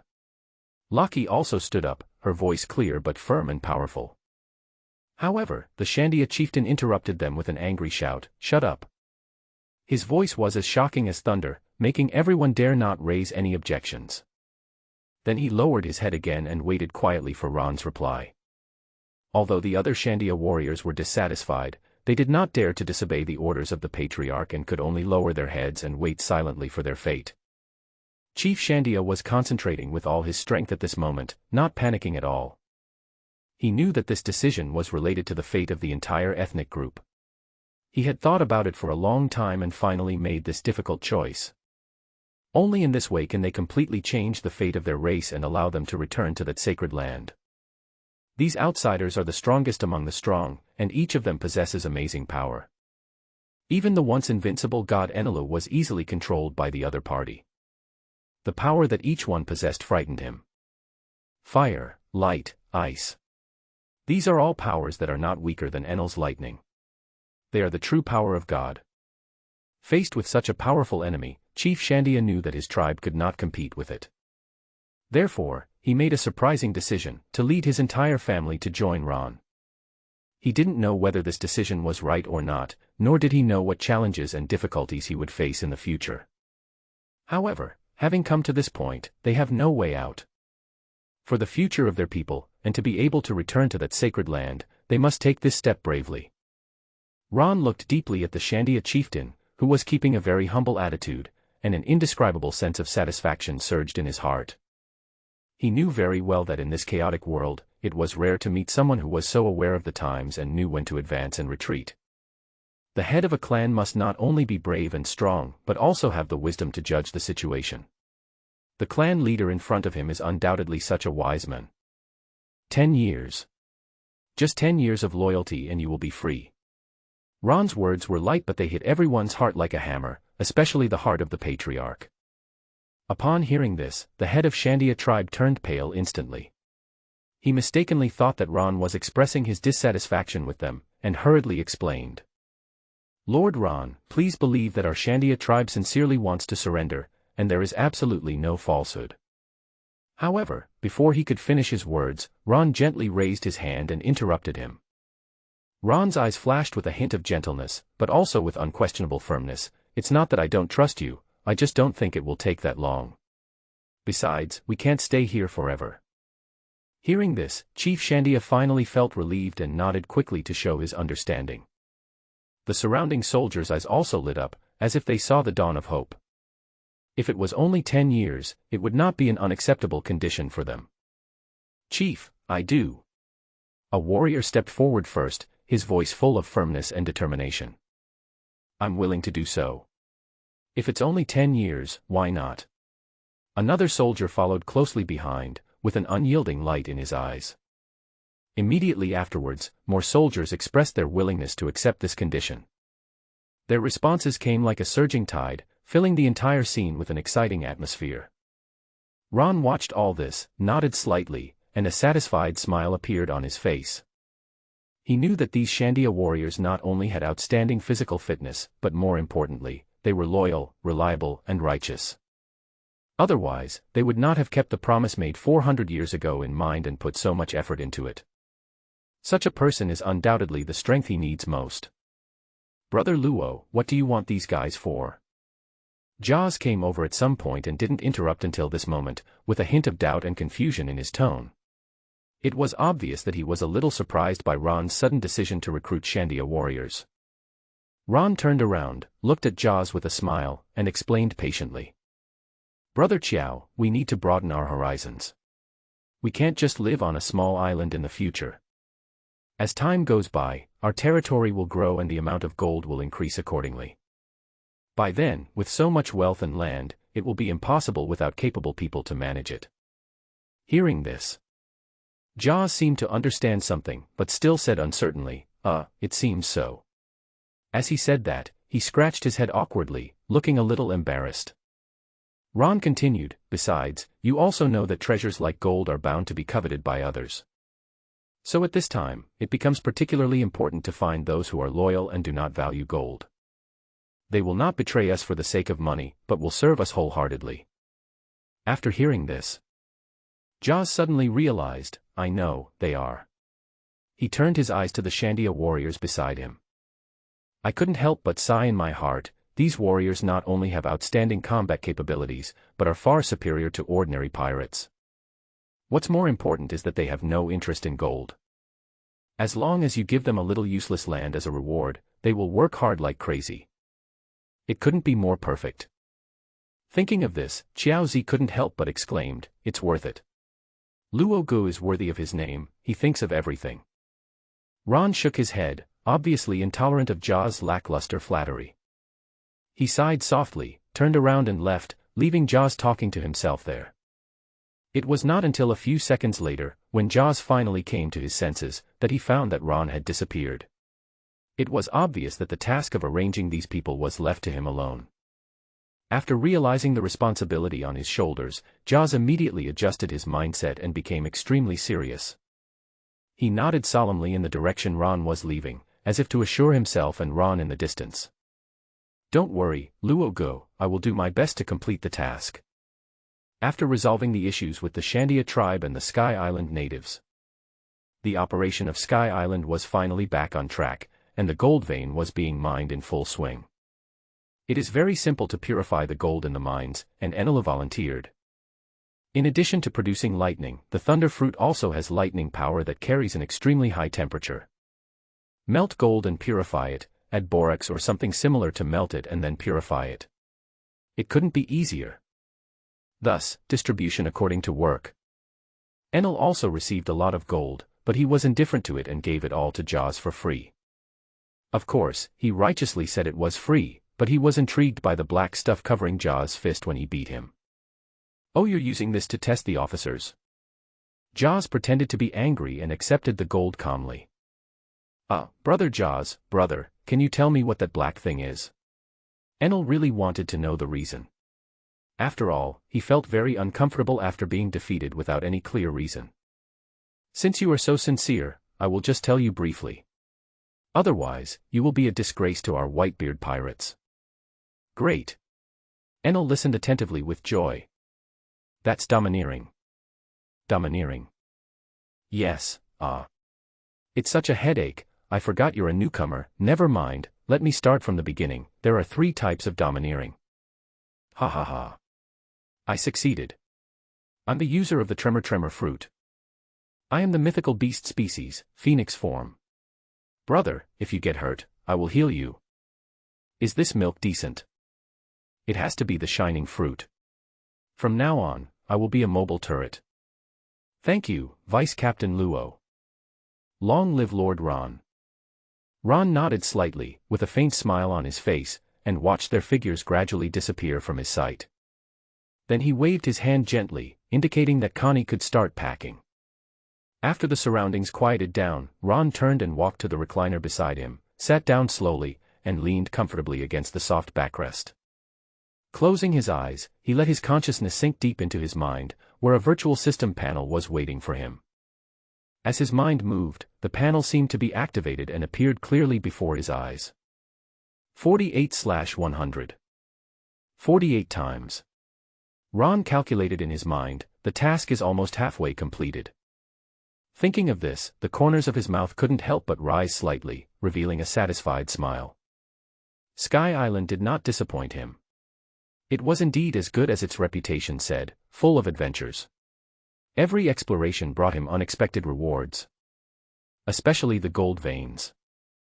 However, after this period of hard work, the resources on the Sky Island seem to have been almost fully developed, and continuing to stay here may not bring much gain. Therefore, Ron already has a preliminary idea for the next plan, to find a new target. Where to go next? Ron frowned slightly, looking out the window with deep eyes, thinking about his next plan of action. Just as he was lost in thought, a series of rapid and chaotic explosions suddenly sounded, breaking the silence around him. The sound sounded like some unexpected incident, which made Ron a little confused. "Master Ron, there's a tall Iron Man with wings outside." Coney's put down the den mushy, her pretty face full of anxiety, and turned to report the emergency to Ron. Hearing this news, Ron's brows furrowed even more. Wings. Iron Man. These two key words instantly reminded him of a possible person. It can't be him. Ron guessed secretly in his heart, and quickly made a decision. Let's go out and take a look. Yes. Coney's nodded firmly, then turned around and picked up two helmets, put one on herself and handed the other to Ron. Master Ron, this is Captain Ace's latest Super Viper, which is 10 times faster than a normal Viper, she explained with a hint of pride and anticipation in her tone. The two walked to the door. Ron then noticed that a brand new Vibram motorcycle had been parked at the door. Not only does this motorcycle look cooler, but its performance is also said to have been greatly improved. The design of this Vibe is truly amazing and completely different from the usual means of transportation we see. It is shuttle-shaped, 2 meters and 80 centimeters long and wide enough to accommodate a person. Its head is as sharp as an arrow and its tail is as streamlined as a rocket. The entire shape perfectly conforms to the principles of aerodynamics. This design is not only beautiful, but also greatly improves the flight speed and stability. When Ron saw this scene, he was filled with curiosity and surprise. He wondered where Ace had learned such advanced designs and technologies. Could it be that Sky Island is really related to the Moon people? What other drawings are hidden? Lord Ron, don't worry about safety. Coney's comforted him in a sweet voice. She mistakenly thought that Ron was worried about riding this new type of Vibram. Even if you encounter any unexpected situation, I can protect your safety in time. As she spoke, a confident smile appeared on her face. In fact, her family had a lot of gold reserves, and she had used them all to buy a mythical beast-type phoenix-shaped devil fruit from Ron 2 days ago. The animal-type mythical beast species not only makes her physical strength and recovery ability stronger, but also makes her daily work much easier. More importantly, she can stay with Ron at all times and provide him with meticulous care and attention. Connie was very satisfied with this. Ahem, let's go. Ron discovered that ever since Coney's became a person with special abilities, her recovery ability and endurance have skyrocketed. He's almost suffering from malnutrition lately. Soon, the square in front of them appeared in their field of vision. In Coney's description, the being she called Iron Man was in a tense standoff with the members of the Whitebeard pirates. There was a tense atmosphere in the air, and it seemed that a conflict might break out between the two sides at any time. The moment he saw the other person, Ron confirmed his identity. It's Jin. One of the 3 calamities of the Beast's pirates, the Fire Calamity, Jinx. Brother Ron. Brother Luo is here. The first captain is coming. Super Weiba dived at high speed, like a flash of lightning across the sky, instantly closing the distance to the ground. Just when everyone thought it was about to hit the ground, this cool racing car seemed to have life.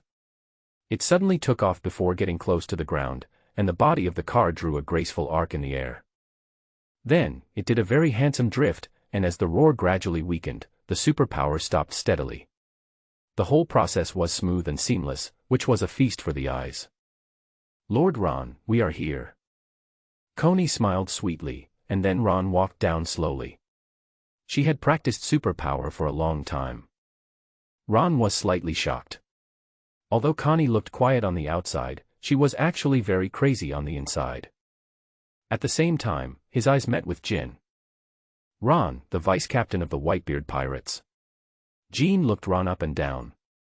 The real person looked even younger than he looked on the bounty poster. Ron's eyes were as sharp as a knife. He looked straight at Jin, as if he wanted to see through the other's heart. Jin seemed a little surprised, obviously not expecting to meet such a young deputy captain here. Beast pirates, a flame disaster. Jin, what are you doing here on my sky island?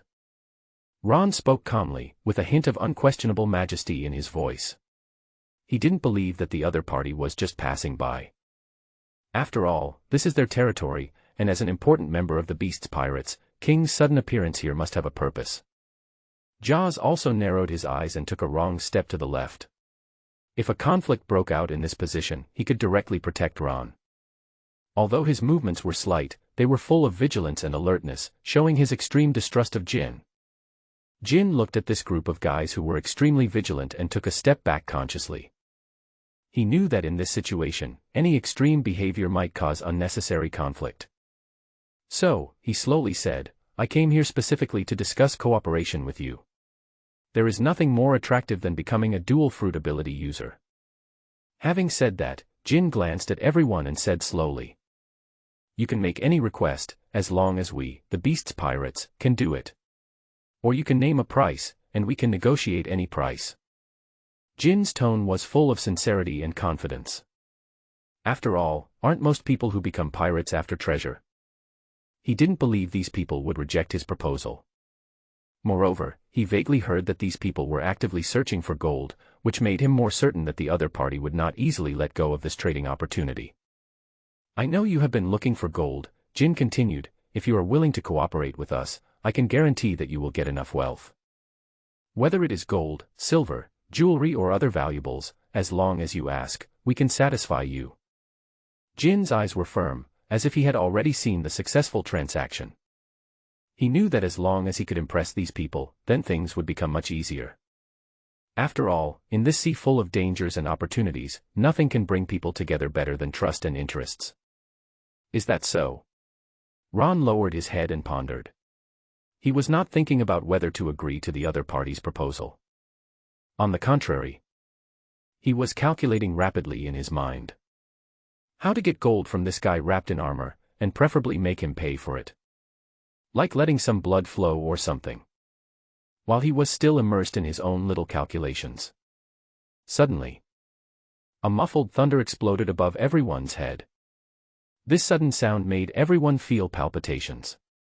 Immediately afterwards, countless thunder foxes gathered rapidly from all directions, and they quickly condensed into a human-shaped outline in the air. As Tsongyinchi fell from the sky and slammed heavily to the ground, a deafening noise was heard. The ground instantly broke into pieces, and a huge pit was formed. The dense cracks extended in all directions like a spider web. Then, a tall figure appeared in front of everyone, Whitebeard. The 6-meter tall body is wrapped with lightning-like thunder power, and the whole person exudes a majestic aura that is difficult to look directly at. At this moment, the air was filled with a tense and oppressive atmosphere, as if even time had frozen at this moment. Go back and tell Kaido that there will be a battle between me and him. Whitebeard's voice was as deafening as thunder, and he directly rejected Jin's proposal for cooperation. Jin's face turned extremely ugly in an instant. He originally thought that his strength was strong enough, but when facing Whitebeard at this moment, he felt unprecedented pressure. When he saw that Whitebeard could not only float in the air but also control the power of lightning, his pupils suddenly contracted and his heart was shocked like a raging storm. Whitebeard actually controlled lightning. Jin exclaimed in his heart, how is this possible? Is he really the user of the three fruits ability? Thinking of this, Jin couldn't help but take a breath. He knew that Whitebeard's Tremor fruit already had extremely strong attack power. Coupled with the powerful recovery ability brought by the mythical beast Phoenix form, he has almost no weaknesses in battle. And now, he has gained the power of natural lightning. Does such a person really exist? Jin secretly sighed in his heart, if he really combines these three powers perfectly, then how abnormal his true strength will be. At this moment, Jin was deeply aware that the gap between them and Whitebeard was far from as simple as he had imagined. Faced with such an almost invincible existence, he felt unprecedented powerlessness and fear. However, as one of Kaido's right-hand men, he also knows that he cannot back down easily. So, even though I was filled with anxiety inside, I tried to remain calm on the surface and prepare for whatever might happen next. Can I ask why you refuse to cooperate? We can provide a lot of gold and silver treasures. Wouldn't it be better for both parties to win? Whitebeard sneered and said with cold eyes, Kazuki Odin is my son, this reason is enough. Jean secretly said, oh no, he didn't expect it to be true. In this case, there is really no possibility of cooperation between the two parties. He knew that to Whitebeard, family was the most important thing and no wealth could replace it. Whitebeard continued, no matter how bad Odin is, he is still my family. I will teach my son, and it is not Kaido's turn to kill him. Whitebeard's words were as sharp as a blade, going straight to the heart of the matter. His attitude was firm and clear, leaving no room for negotiation. Get out of here before I change my mind. Whitebeard's voice became even colder, as if he had lost his patience. Jin's eyes were dim, and his heart was filled with helplessness and disappointment. The negotiations were a complete failure. The relationship between the two parties has reached a point where it cannot be salvaged and they can only choose to leave. Jin's eyes dimmed, knowing that the two sides had completely broken off, and staying here would only bring humiliation to himself, so he simply turned around and left. When Ron saw Jin leaving, he couldn't help but sigh inwardly. He was about to say something when he suddenly heard Xiaozi next to him beating his chest and stamping his feet and sighing, what a pity. If only Dad had come a little later. Ja's gaze followed the receding Jin closely, his eyes filled with reluctance and regret, as if he was watching a pile of glittering gold slip away from him. We're going to have to go to war with them sooner or later anyway, so we might as well cheat them out of a deposit first. Ja said unwillingly, with a hint of helplessness and unwillingness in his voice. Ron remained silent and did not respond to Ja's words. Marco immediately retorted, Jaws, don't forget that we are serious pirates, not those villains who make a living by deceiving others. Ace also added, even if it is money obtained through improper means, I will not accept it. After saying this, everyone dispersed to do their own things, leaving Jaws standing there alone, looking a little at a loss. But soon, Jaws seemed to have thought of something, and his eyes became firm again. Let's do our best to reach the goal of saving 6 billion Baileys.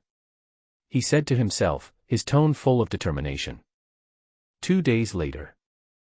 The Onigashima Island in Wano country has welcomed the return of an important figure, Jean.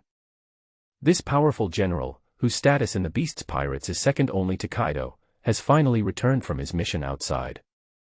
As soon as he stepped into the hall, he felt the tense atmosphere in the air. Inside the hall, the members of the Flying Six stood on both sides.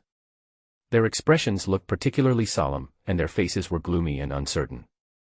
These people are the elites of the Beast's Pirates. They are usually very majestic, but at this moment they seem a little uneasy.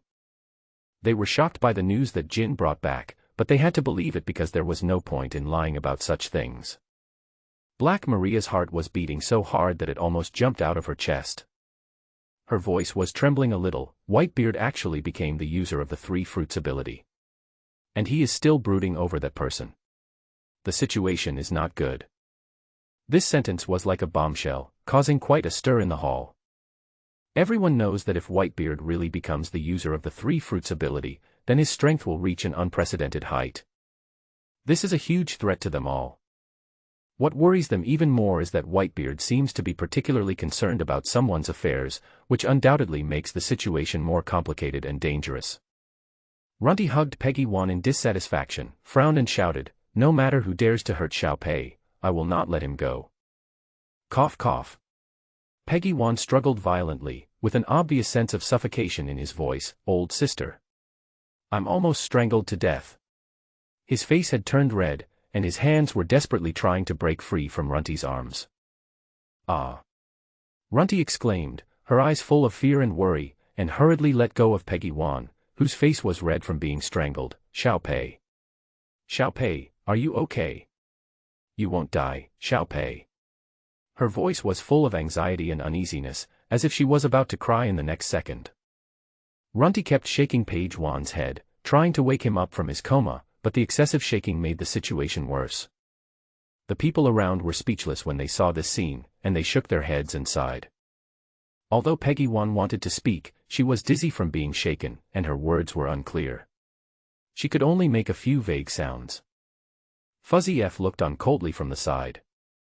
Seeing Runty's panic, he snorted with disdain, "Even if nothing happened, I would be shaken to death by you. Useless woman." "What?" Runty suddenly stopped, turned around and glared at Faz F, his eyes flashing with anger, as if he was going to attack if they disagreed. Her body was tense and her fists were clenched, as if she was ready to strike at any moment.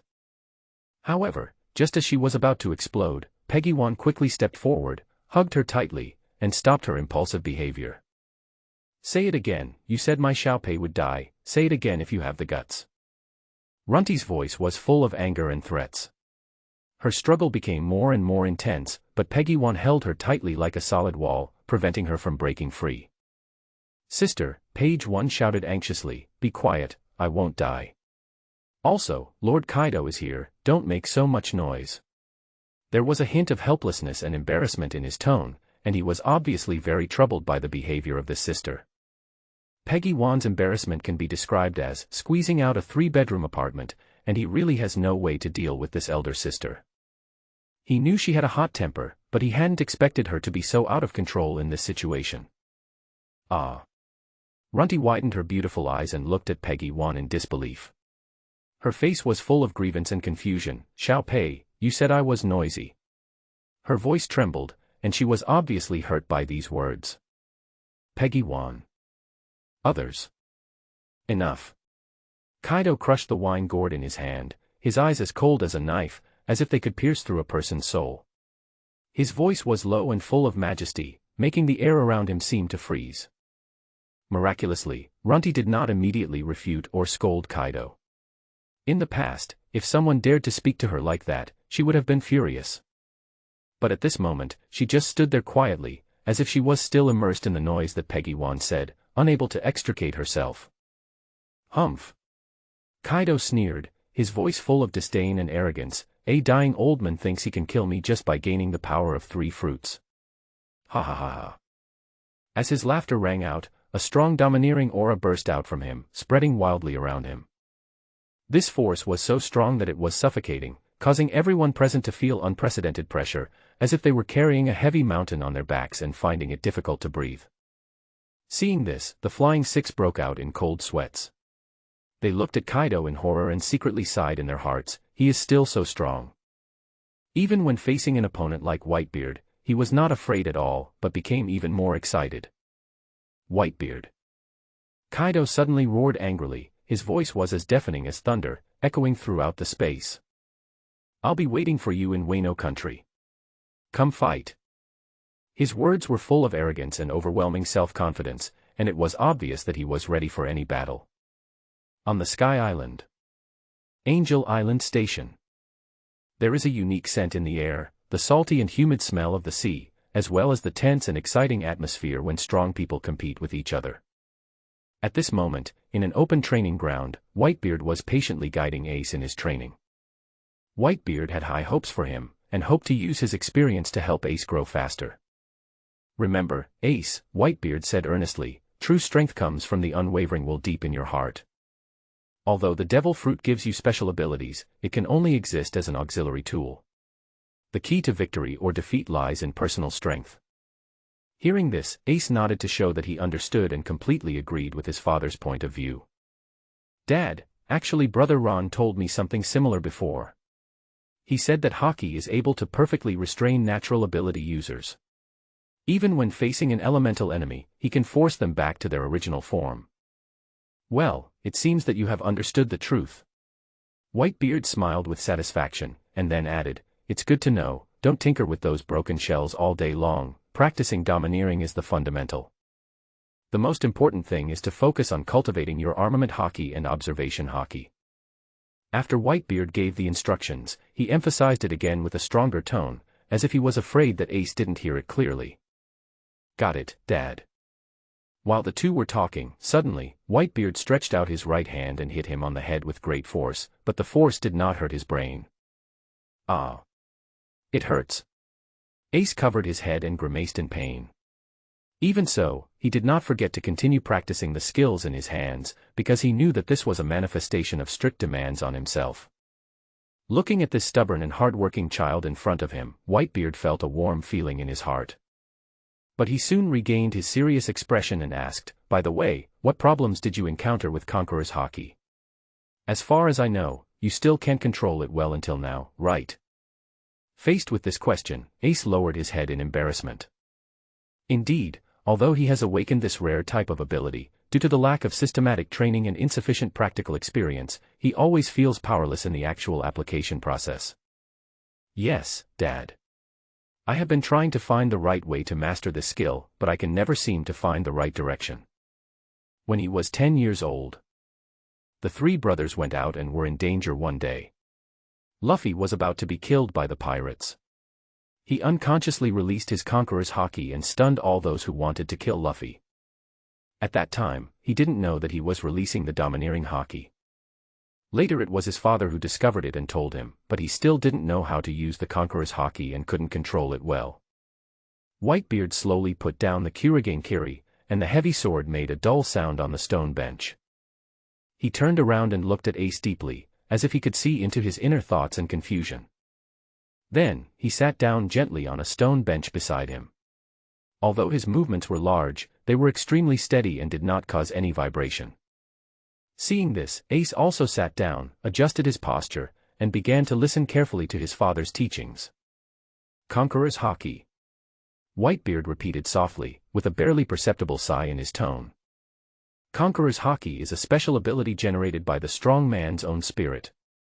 Its strength directly depends on the individual's spiritual strength and willpower. At this point, he paused, as if recalling his experience when he was young. This kind of power cannot be acquired through training, but it can be better controlled through continuous practice. Ace listened attentively, his eyes sparkling with a desire to learn.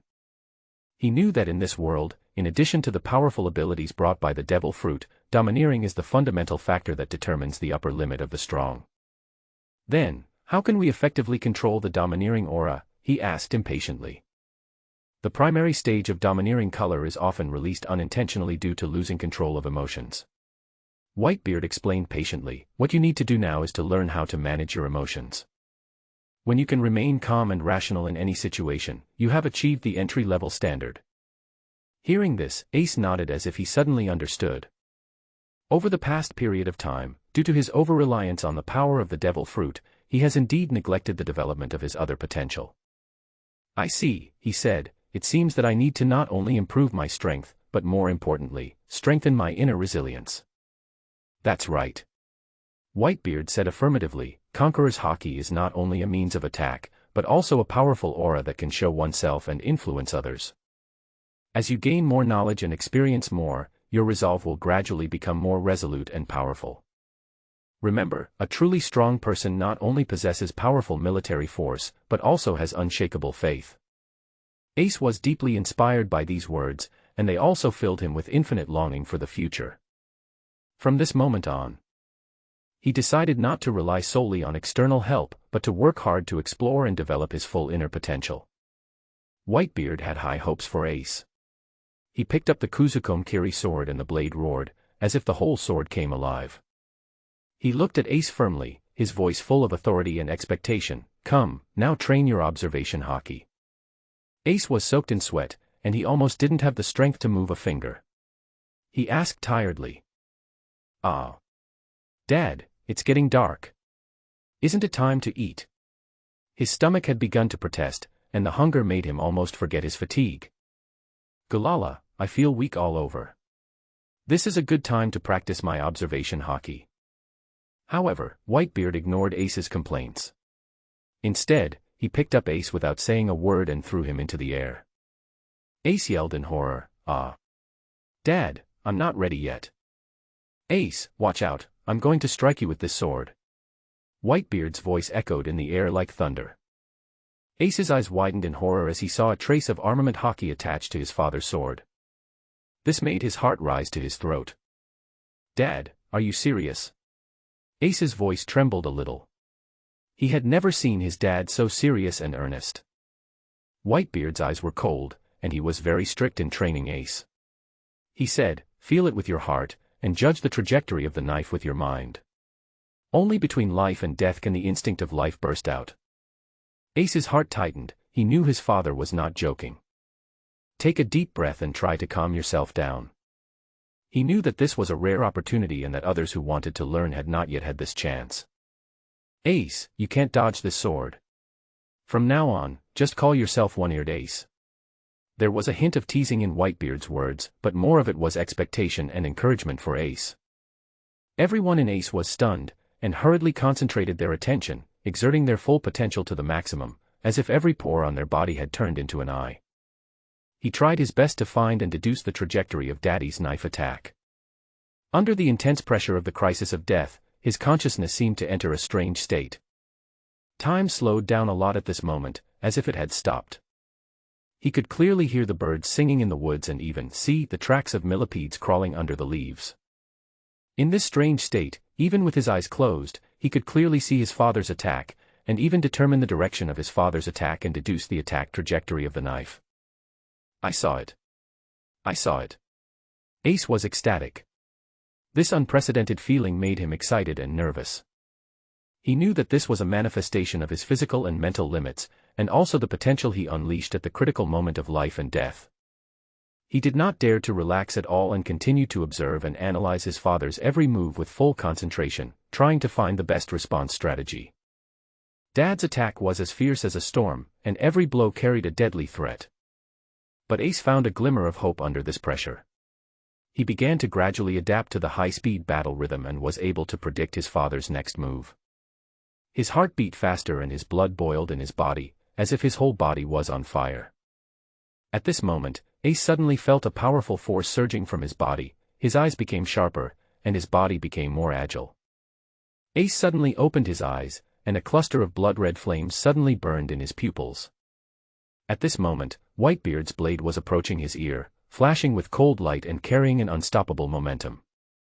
Just when the tip of the knife was about to cut off his ear, Ace's body moved slightly to the right, just 1 centimeter. This tiny movement caused huge changes like the flapping of a butterfly's wings. Whitebeard's knife was close to his side, and it chopped down suddenly.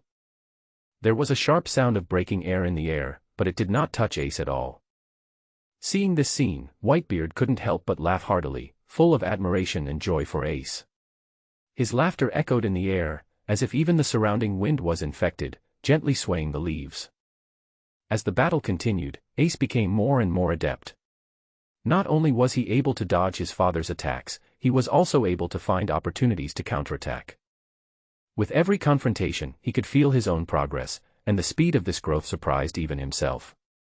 He knew that all this was because he had stimulated the potential deep in his heart when he was on the verge of life and death, and this power was helping him gradually turn the tide of the battle. Galala, today's training is over, tomorrow we'll start the armament hockey training. Although Ace wailed in pain, he was very grateful to his father in his heart. Because of Dad's health, I was unable to teach him personally before, so Dad always felt guilty. Now, Dad can finally make up for this regret and personally guide his training. All these changes are due to the arrival of brother Ron. Ace thanked Ron silently in his heart, and nodded heavily to his father's departing figure, as if to say, "Don't worry, Dad, I will never let you down." He knew that this was his father's expectation of him and also his promise to himself. He will train hard and constantly improve his strength until he becomes as strong as his father. The next day, when the first ray of sunlight penetrated the mist and gently sprinkled on every corner of the Sky Island, the whole island seemed to be given new life. The golden light and the blue sky and white clouds complement each other, creating a refreshing picture. The air is filled with a fresh scent, mixed with the fragrance of earth and flowers, making people involuntarily take a few deep breaths and feel this rare tranquility and beauty. The people of the Shandia tribe gathered early and prepared to start their work for the day, looking for gold veins. This mission is both a challenge and an opportunity for them, because once they find valuable resources, they can exchange them with the adults for supplies. Among them, there is even the power of God. This will not only greatly improve the living conditions of the tribe members, but also enhance the strength of the entire tribe. Therefore, everyone seemed particularly serious and excited, and set off with a vision of a bright future. At the same time, the natives of the Sky Island also began to get busy, but their main tasks were closer to daily life needs.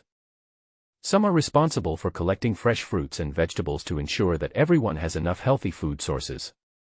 Some repair houses and clean streets to keep the living environment clean and beautiful. Some people also focus on making handicrafts or educating their children to learn knowledge and skills. Through their contributions in their respective areas of expertise, they jointly maintain and develop the culture and social structure of this land. Inside the Whitebeard pirates' base, the atmosphere was particularly serious. All the squad leaders were urgently summoned and they sat in turn in the spacious room, each of them revealing a hint of nervousness and anticipation on their face. In the center of the room, Whitebeard sat in the main seat, his eyes as calm as water, as if everything was under control. It was not until Ron walked in wearing a neat white coat that the white-bearded man raised his head slightly and looked at the young scientist with gentle eyes. "What happened? Why are you in such a hurry?" Ron walked quickly to the front and found a seat next to Whitebeard and sat down. At this time, several important captains such as Marco, Ace, and Jaws were also standing not far away. Ron, in particular, was confused about being called to such a meeting. After all, according to past experience, unless something particularly serious happens, an emergency meeting of all captains will not be easily held. "Ron, maybe this is a good thing." Seeing the young man's confused look, Whitebeard smiled slightly and said in his wise voice. Then he turned his attention to Marco standing beside him.